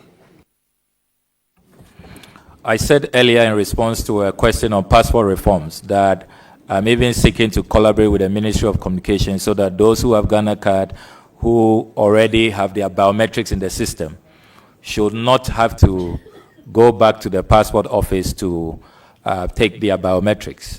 That we need to have our systems synchronized. They have to integrate, talk to each other, and instead of these silos that we are promoting. So clearly, I believe in having a national ID system, and this has been in the works for many, many years. I recall that Professor Mills, President Mahama, and even before them, all governments have played their role in making sure that we have a national ID for our country. So I don't see how anybody will oppose a national ID system.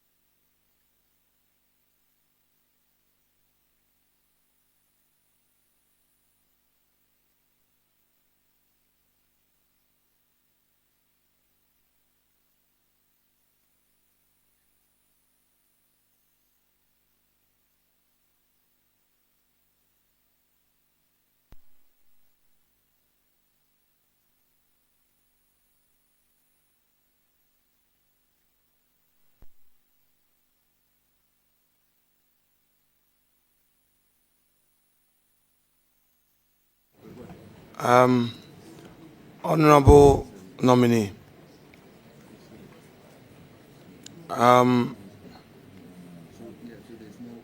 my next question to you, I'll come there. My next question to you has to do with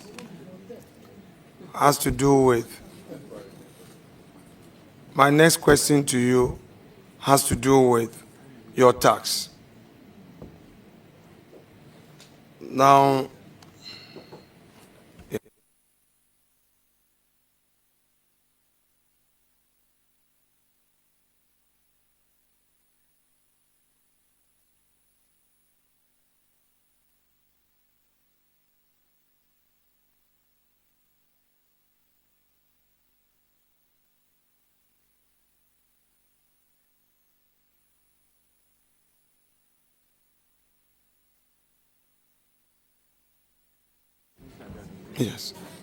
Yes, honorable member. Now, pay attention to the details thereon. Your 2023 and 2024 tax clearance certificate. Now, on your CV, you indicate that you haven't had any gainful employment in the private sector since you left school, from the CV you provided. The CV you provided, you've done any private work, you've not been in any employment outside of your political appointment. Do you maintain that? It's not factual. I'm wondering if you have the right CV. Do you have my 10-page CV? Because Let's do step by step, please. So that is not factual. Okay, please don't worry. Kindly, since you have perhaps the correct one before you, let's go. Take us to the gainful employment component of your CV.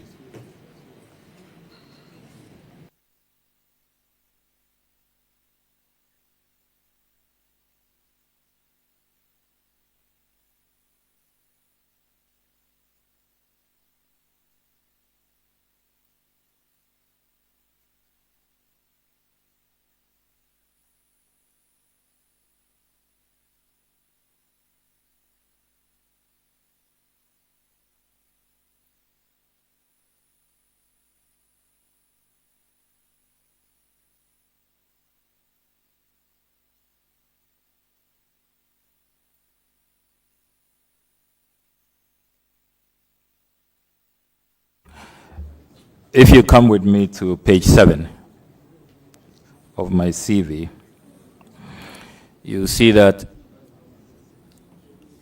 as a student at the University of Ghana, I was the campus manager of Carrera Computers Resource Center at the University of Ghana. It was above a Kwafu Hall, the Kwafu Hall JCR, and my mates know that I did employ some of them as a campus manager. This was a campus job. And before that job as well, I taught computers at Cosmopolitan Computer Systems in Koko. Some of my students are here doing national service. I meet them every day. And then we talked earlier about service solutions. So it is not accurate to say that I've never worked in the private sector. Thank you very much. So the campus job, you were a full-time student at Legon, correct? Yes, I was. This job you were doing on campus was a part-time job, correct? Yes, I mean, I've always loved to work. Yes, I believe in the dignity of work. And let me also add that during vacations, I took on vacation jobs. My mates will tell you that I was part of the work abroad squad on summer holidays. typically in the United States during summer holidays. So I've always believed in the dignity of work. Okay, work abroad squad. So share with us the periods that you went to America. Did you take that J1 visa that allowed you to work as a student during that short period? Was that the visa you were on? I want to believe so because I was allowed to work and I had no issues. We would want to give you the benefit of sharing that visa with us. We know you don't have it here.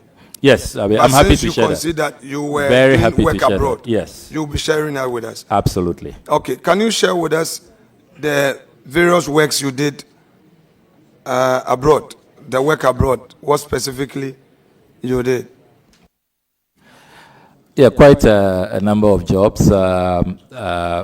One in a hotel called Doyle. I also worked in the dollar shop, and then I also worked in CS. Depends on the year and what openings are available. Now, in Nkoko, you say you taught at Nkoko for your national service. National service cannot be described as gainful employment. It's not employment, it's national service. I never said national service. So Nkoko was the 2-year break between secondary school and university. I thought that I made good use of the time. So I joined an uncle who was running a computer firm in Coleman International School. I'm very proud of that job I took as I must have been, 19 or 18. Which year did you take up? This must be between 1999. I left Presec in 99. So between 1999 and 2001. So you mean this was before university? Absolutely. I've always worked. That's why when I hear people say I've never worked before, I laugh Sir at them. Ablakwa, please pay attention. No, it's about important. what somebody has said. No, it's that important. That is not why we... Please. I believe that's what's informing some of these questions. Mr. Chairman... Because that's why I have in my CV, you said that I've never worked. The nominee must learn to reciprocate respect. Honorable nominee.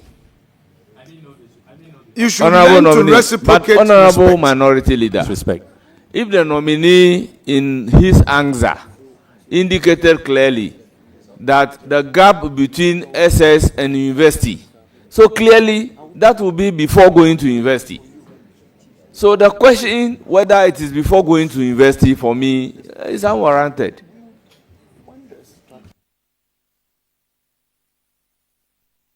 And absolute respect to you, can you withdraw the word unwarranted? Please. Chairman.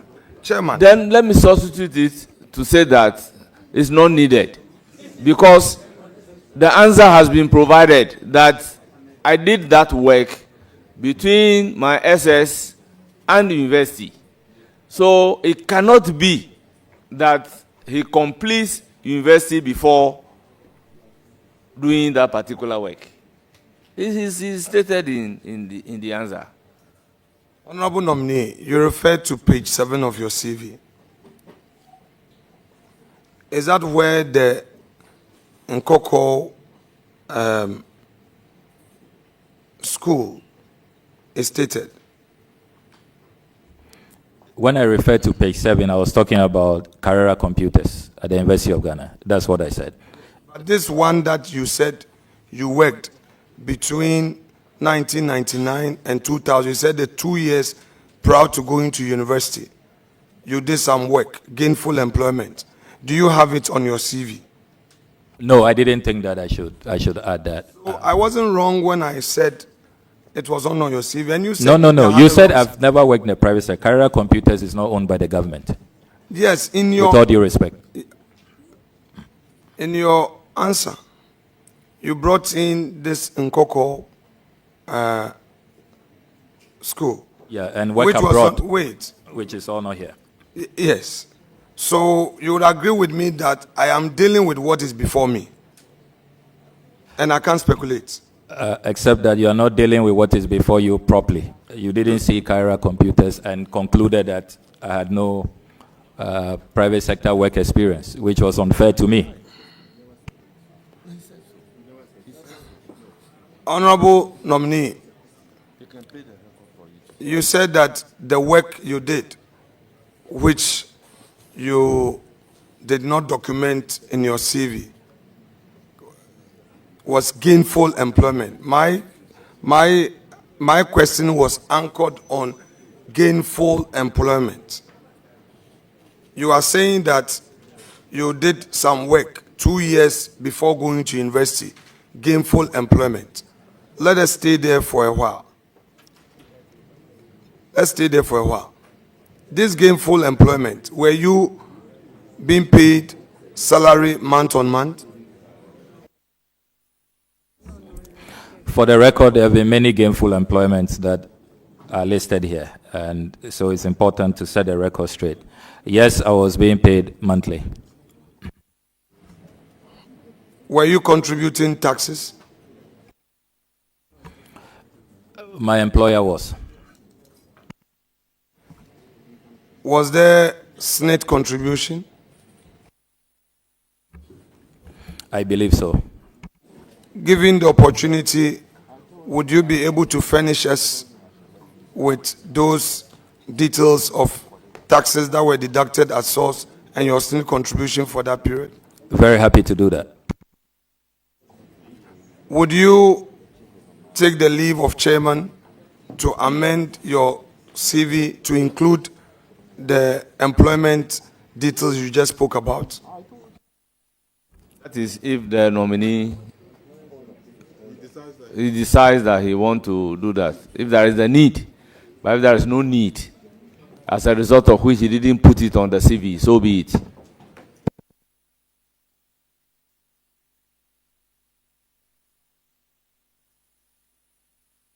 Let me also place on record that for the purposes of taxes, we have the tax clearance of the nominee before us. Honorable nominee, Savi, the company that you said you registered and you were the sole shareholder, you said you did some work. You had some contracts, and when those contracts terminated, you decided to fold it up. It became defunct, you said.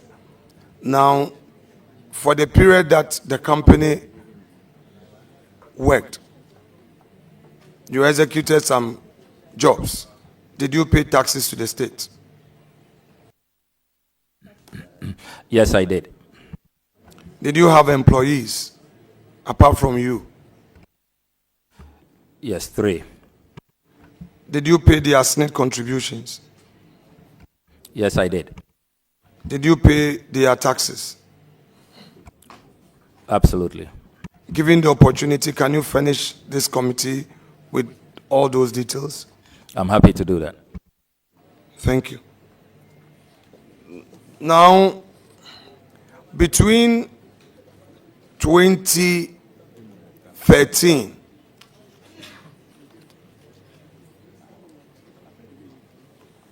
and now, have you done any work apart from your politics?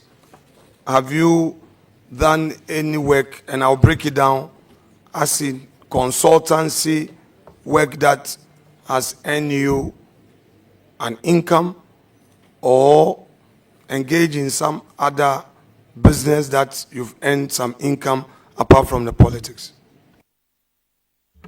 Full-time politician. So you have no other source of income apart from your earnings as a member of parliament? Well, apart from little savings, investments, and the support of my dearest lawyer wife, as I call her. Thank you very much. I recognize Honorable Mahama Ayarga, the leader, majority leader, for follow-up question.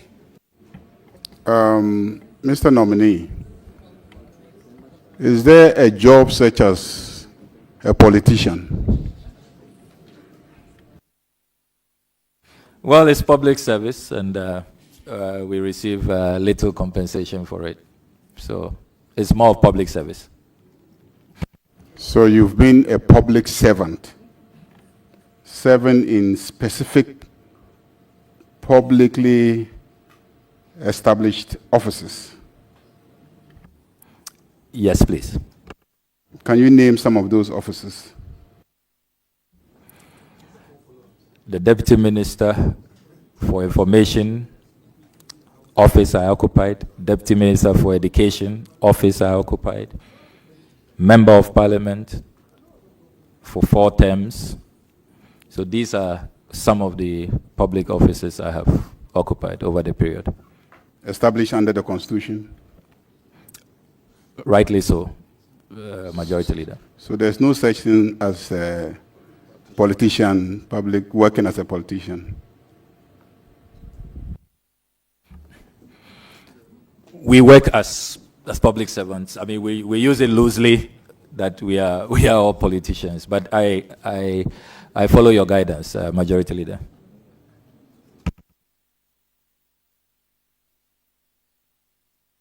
Yeah.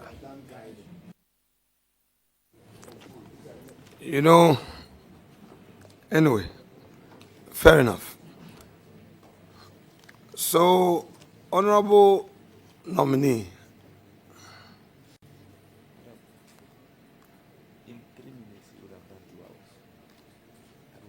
on your CV, where did you stay? Where did you write you were born? So you'll be surprised for anybody to suggest that you were born in Aveyeme Battle. No, that's it. So. Yeah, I'll be surprised. That's my hometown, but I was born in Accra, in Kolebu. Now, Chairman, let me, with your leave, nominee, please, respectfully, this has nothing to do with you. I just want to bring a matter to the attention of the chair of the committee and to all of us. So, Chair, the rules of the House provides in order 2171.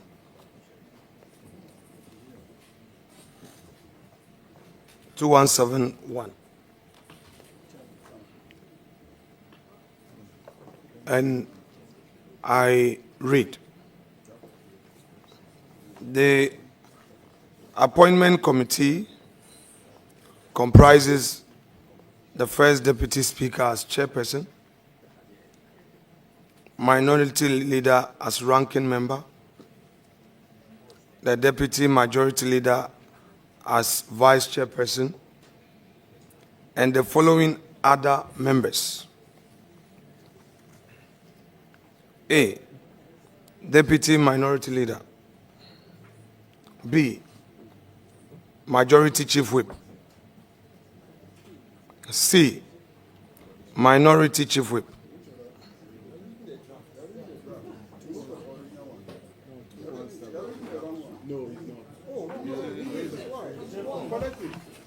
But it's the same thing. Wait.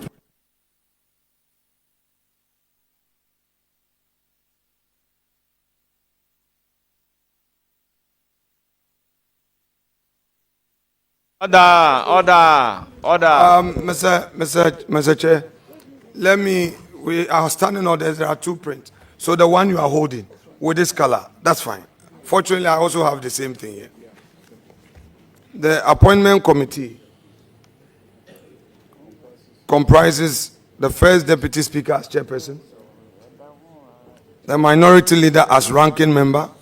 It's the same, don't mind them. It's the same, don't mind them.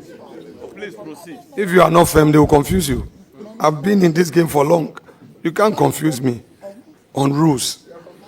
The deputy majority leader as vice chairperson, the deputy minority leader as deputy ranking member, and the following other members: Majority Chief Whip. B, Minority Chief Whip. And 5 other members selected based on the numerical strength of the parties in Parliament.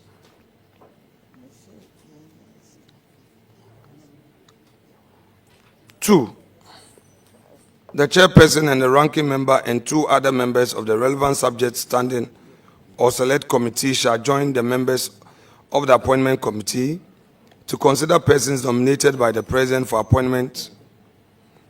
Those follows, and I will read them as Chief Justice and Justice of the Supreme Court, Ministers of State, Deputy Ministers, the Administrator of the Judicial Assembly's Common Fund, the Special Prosecutor, and other persons specified under the Constitution or any other enactment.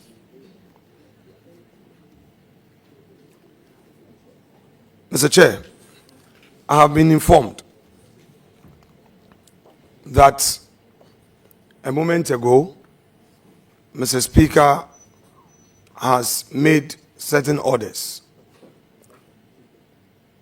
to the effect that this committee has to be reconstituted. I would want to bring such orders of Mr. Speaker to your attention in view of the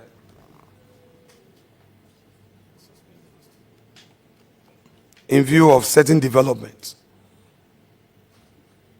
on the House floor. I do not know whether such development has come to your attention too. But since Mr. Speaker has made consequential orders and it has just been brought to my attention, I believe that we may have to be guided by the orders of Mr. Speaker. And he went further to say that we should proceed according to my first deputy whip.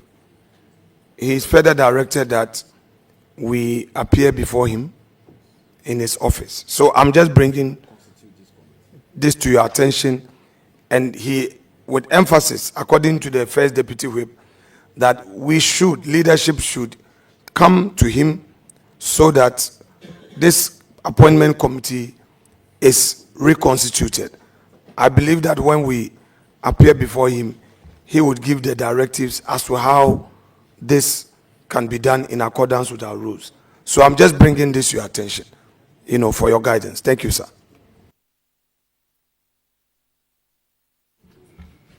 Thank you very much for bringing it to my attention. I will give the floor to Honorable Mahama Yariga, the Majority Leader. Then I will make categorical pronouncement. Chairman, the Minority Leader started reading Order 217.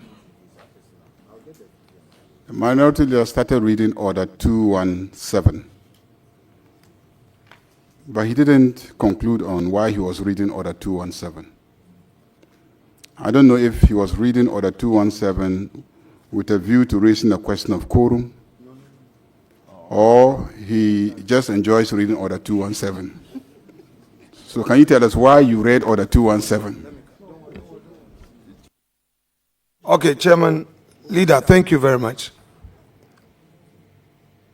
The reason I referred to Order 217 was that the information from the first deputy whip was to the effect that Mr. Speaker has made certain orders at the plenary, and he consequentially added that this committee, as presently constituted, must be reconstituted. 1. And 2, that this committee leadership of this committee should meet him in his office. I did not go into details as to the orders, but I only had to refer to the 217 because we know from what the first deputy whip just told me that there are certain developments at the plenary. So, and I felt that I should bring that to the attention of Chair. Thank you. Yes, I was at plenary when the Speaker made a formal communication to the House. In the Speaker's communication, he did not suspend the sitting of the Appointments Committee. He did not suspend the sitting of the Appointments Committee. What the Speaker said is that the Chief Whip of the minority and the Chief Whip of the majority, who are members of the Appointments Committee pursuant to Order 217, 1A and B, have been suspended from the House for 10 days. You know the quorum. Sorry, 2 weeks, not 10 days, 2 weeks. You know the provisions relating to quorum. And when you read the composition of the Appointments Committee, I thought that you probably were entertaining a view that if the majority chief whip and the minority chief whip are suspended, then we will not have quorum to do business.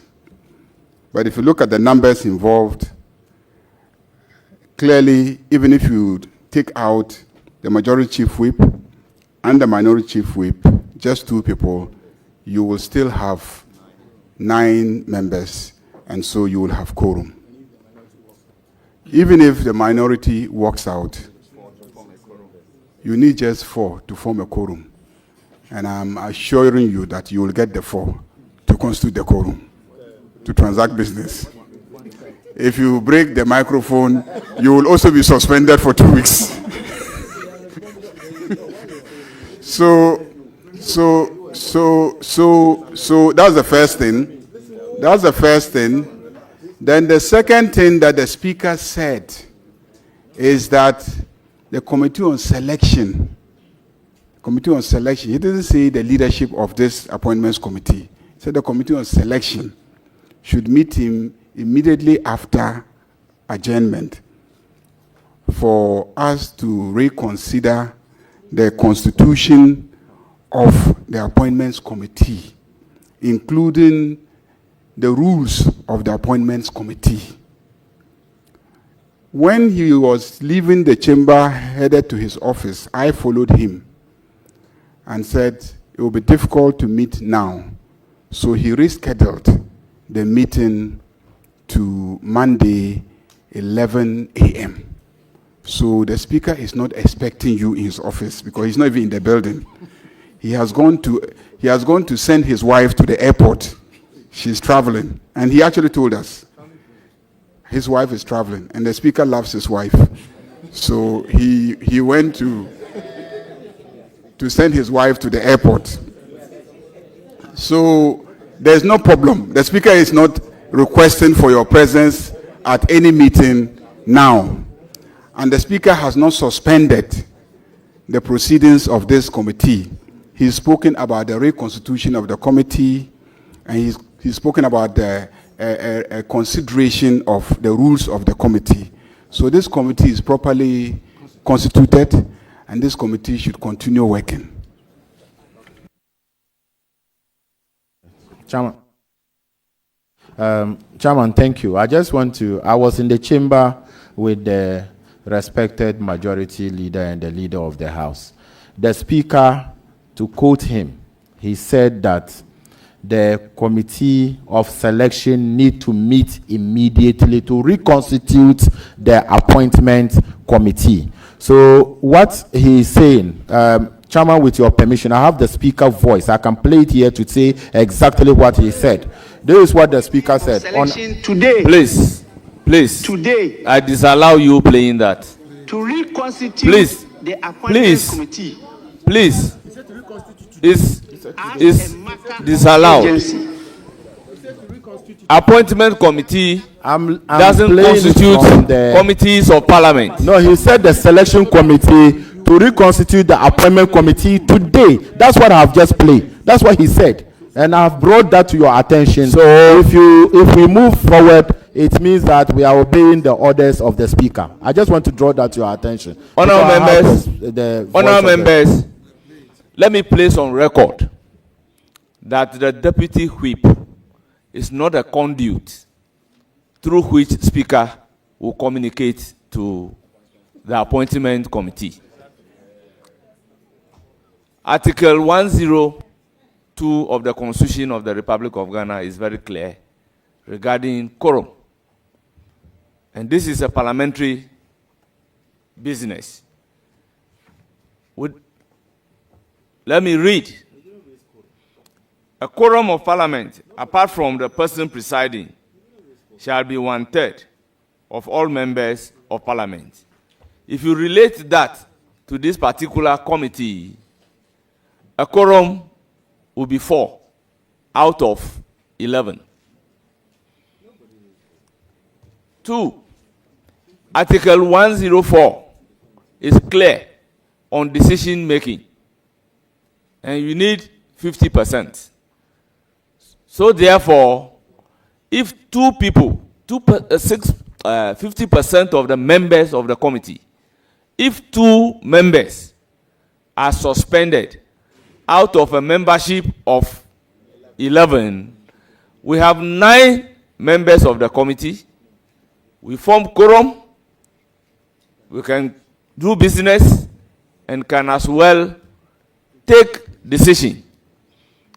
So, honorable members, we are not going to countenance any attempt to delay the proceedings of this House. With due difference to the deputy whip,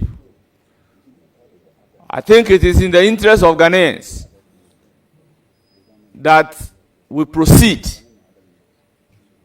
to conduct the proceedings of the committee without any interruption in any manner whatsoever.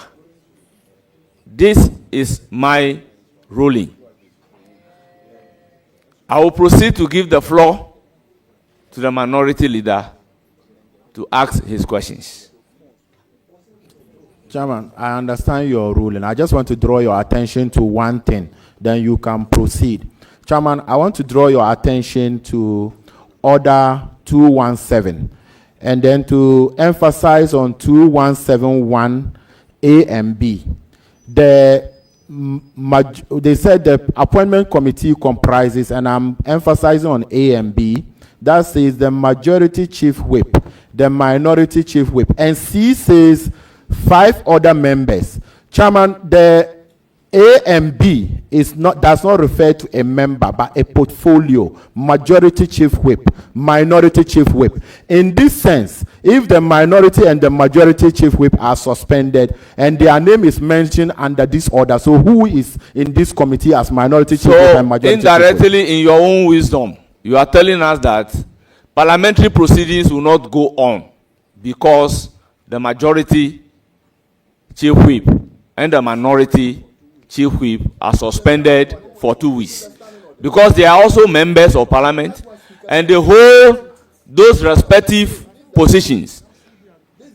I beg to differ, and I'll submit on record that that would rather amount to having a blurred view of the law.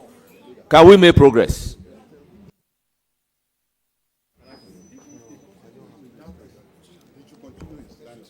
Honourable members, I won't recognize any non-member of the committee.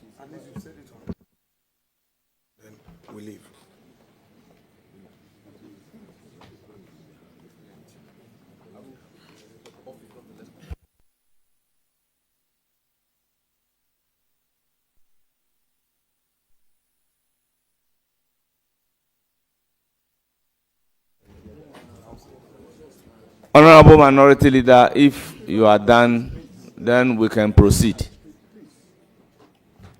Chairman, thank you. Honorable nominee, do you know about the company Volta Clenham Farms and Industries Limited? Yes, I talked about it earlier. You said the shareholders include some other private persons, correct? Yeah, I said that there are other persons in this arrangement, and yeah, 2 other persons are in this arrangement. So I just want to be specific so that we can get specific answers. If you say there are 2 other persons in this arrangement, now, is it the directorship you are referring to or the shareholding? The directorship. Okay, so now let's come to the shareholding. Are you the sole shareholder of this entity? Yes, I am. But if it's the same company, you had earlier, unless you want to amend your answer, in your earlier response to this very company, you had indicated that there are other shareholders. That is where Chairman said that because they are not here and they are private persons, you are exempt from mentioning their names. So I want you to bring clarity to that. Well, I'll be happy to see the verbatim report, but for the record, I am a sole shareholder and there are other directors. Mr. Chairman, at this point, you know, my inclination is to exercise utmost respect. We are in leadership. If I disrespect you, then I'm disrespecting myself. But I need to make the point very firmly.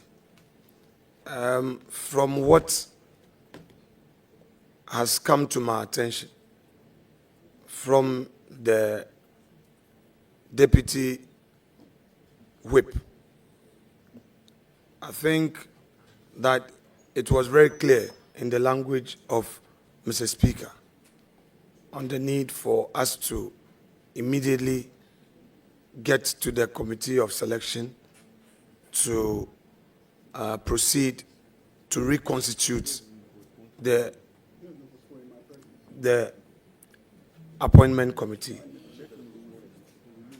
I will repeat it to your attention that let us err on the side of caution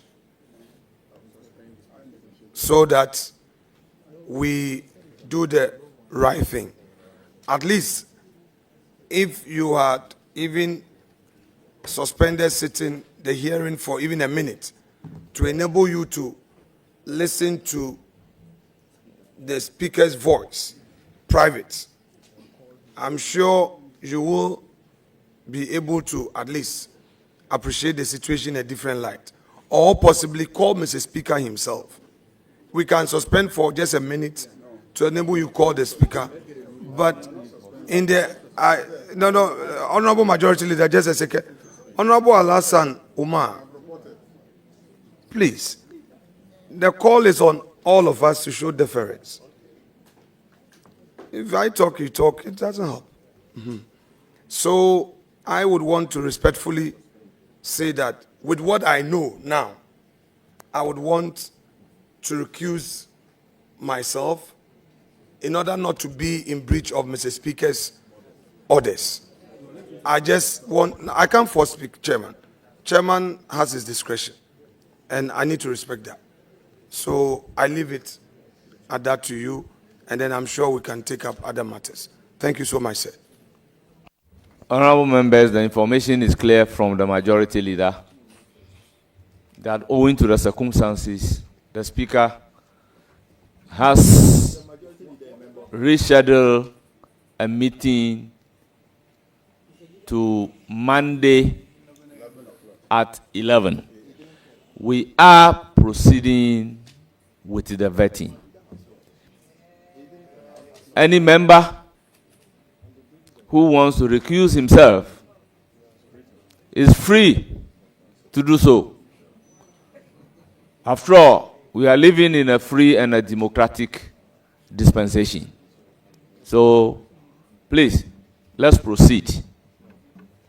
Chairman, with respect, I am extending to you all courtesies. My language in the application was done in utmost good faith and with respect to you. If you use phrases like democratic state and freedom of whatever, I don't think that it helps the situation. I refer to Speaker. No, Chairman. I will continuously express my views and show you respect. I'm pleading with you to be measured in the language you use. I will not do anything to hurt you in terms of language use. The language you just use is in bad taste, and I believe it's unacceptable. If it pleases you, you may withdraw. If you say you are the chairman and what you say is final, it's fine. But at least I've made my point to you. Honorable members, unless the minority leader has been able to point exactly to free or how free and democratic dispensation will be unparliamentary, I will be glad to withdraw it. But this is a phrase that we always use, even on the floor of Parliament, and by our own standing order. It's not in bad taste, it is not unparliamentary, it is not insulting. So clearly, I do not know why we are even going on this tangent. So, honorable members, I beg, let's make progress. But from the indication of the minority leader, he has finished asking the questions. Then I will proceed to acknowledge our guests and consequentially discharge the witness.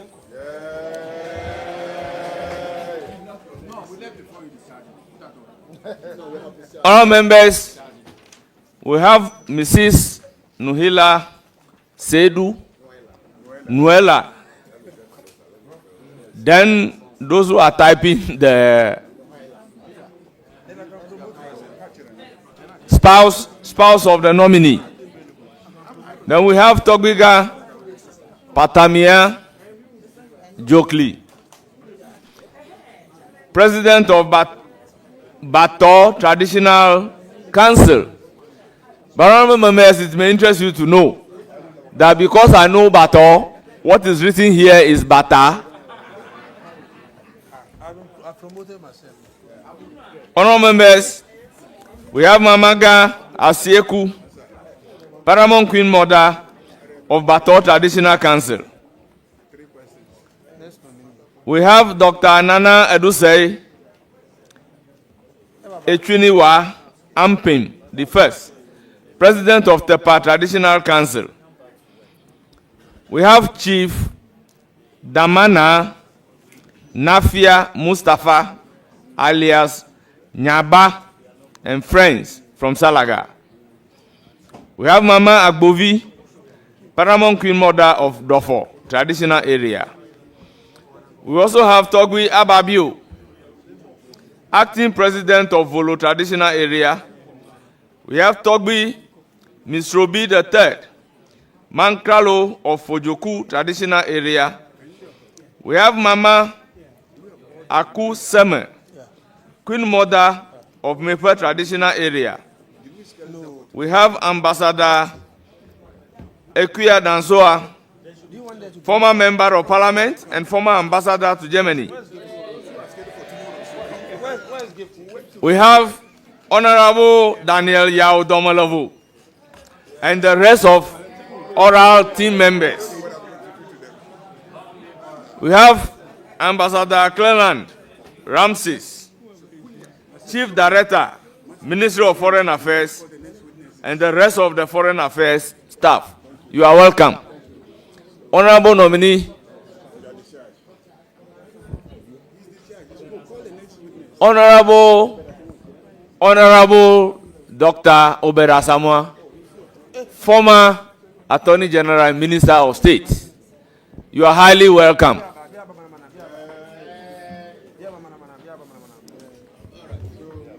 Honorable nominee, thank you so much for attending upon the committee. You hear from the committee, you are hereby discharged. The next nominee should take his seat.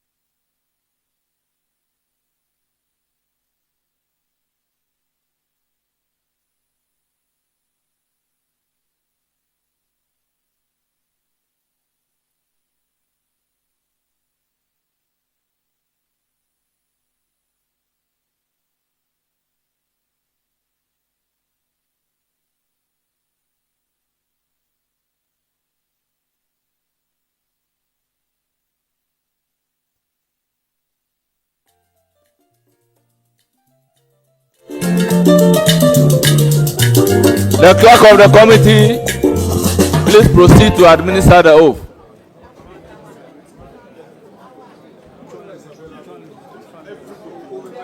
Environment.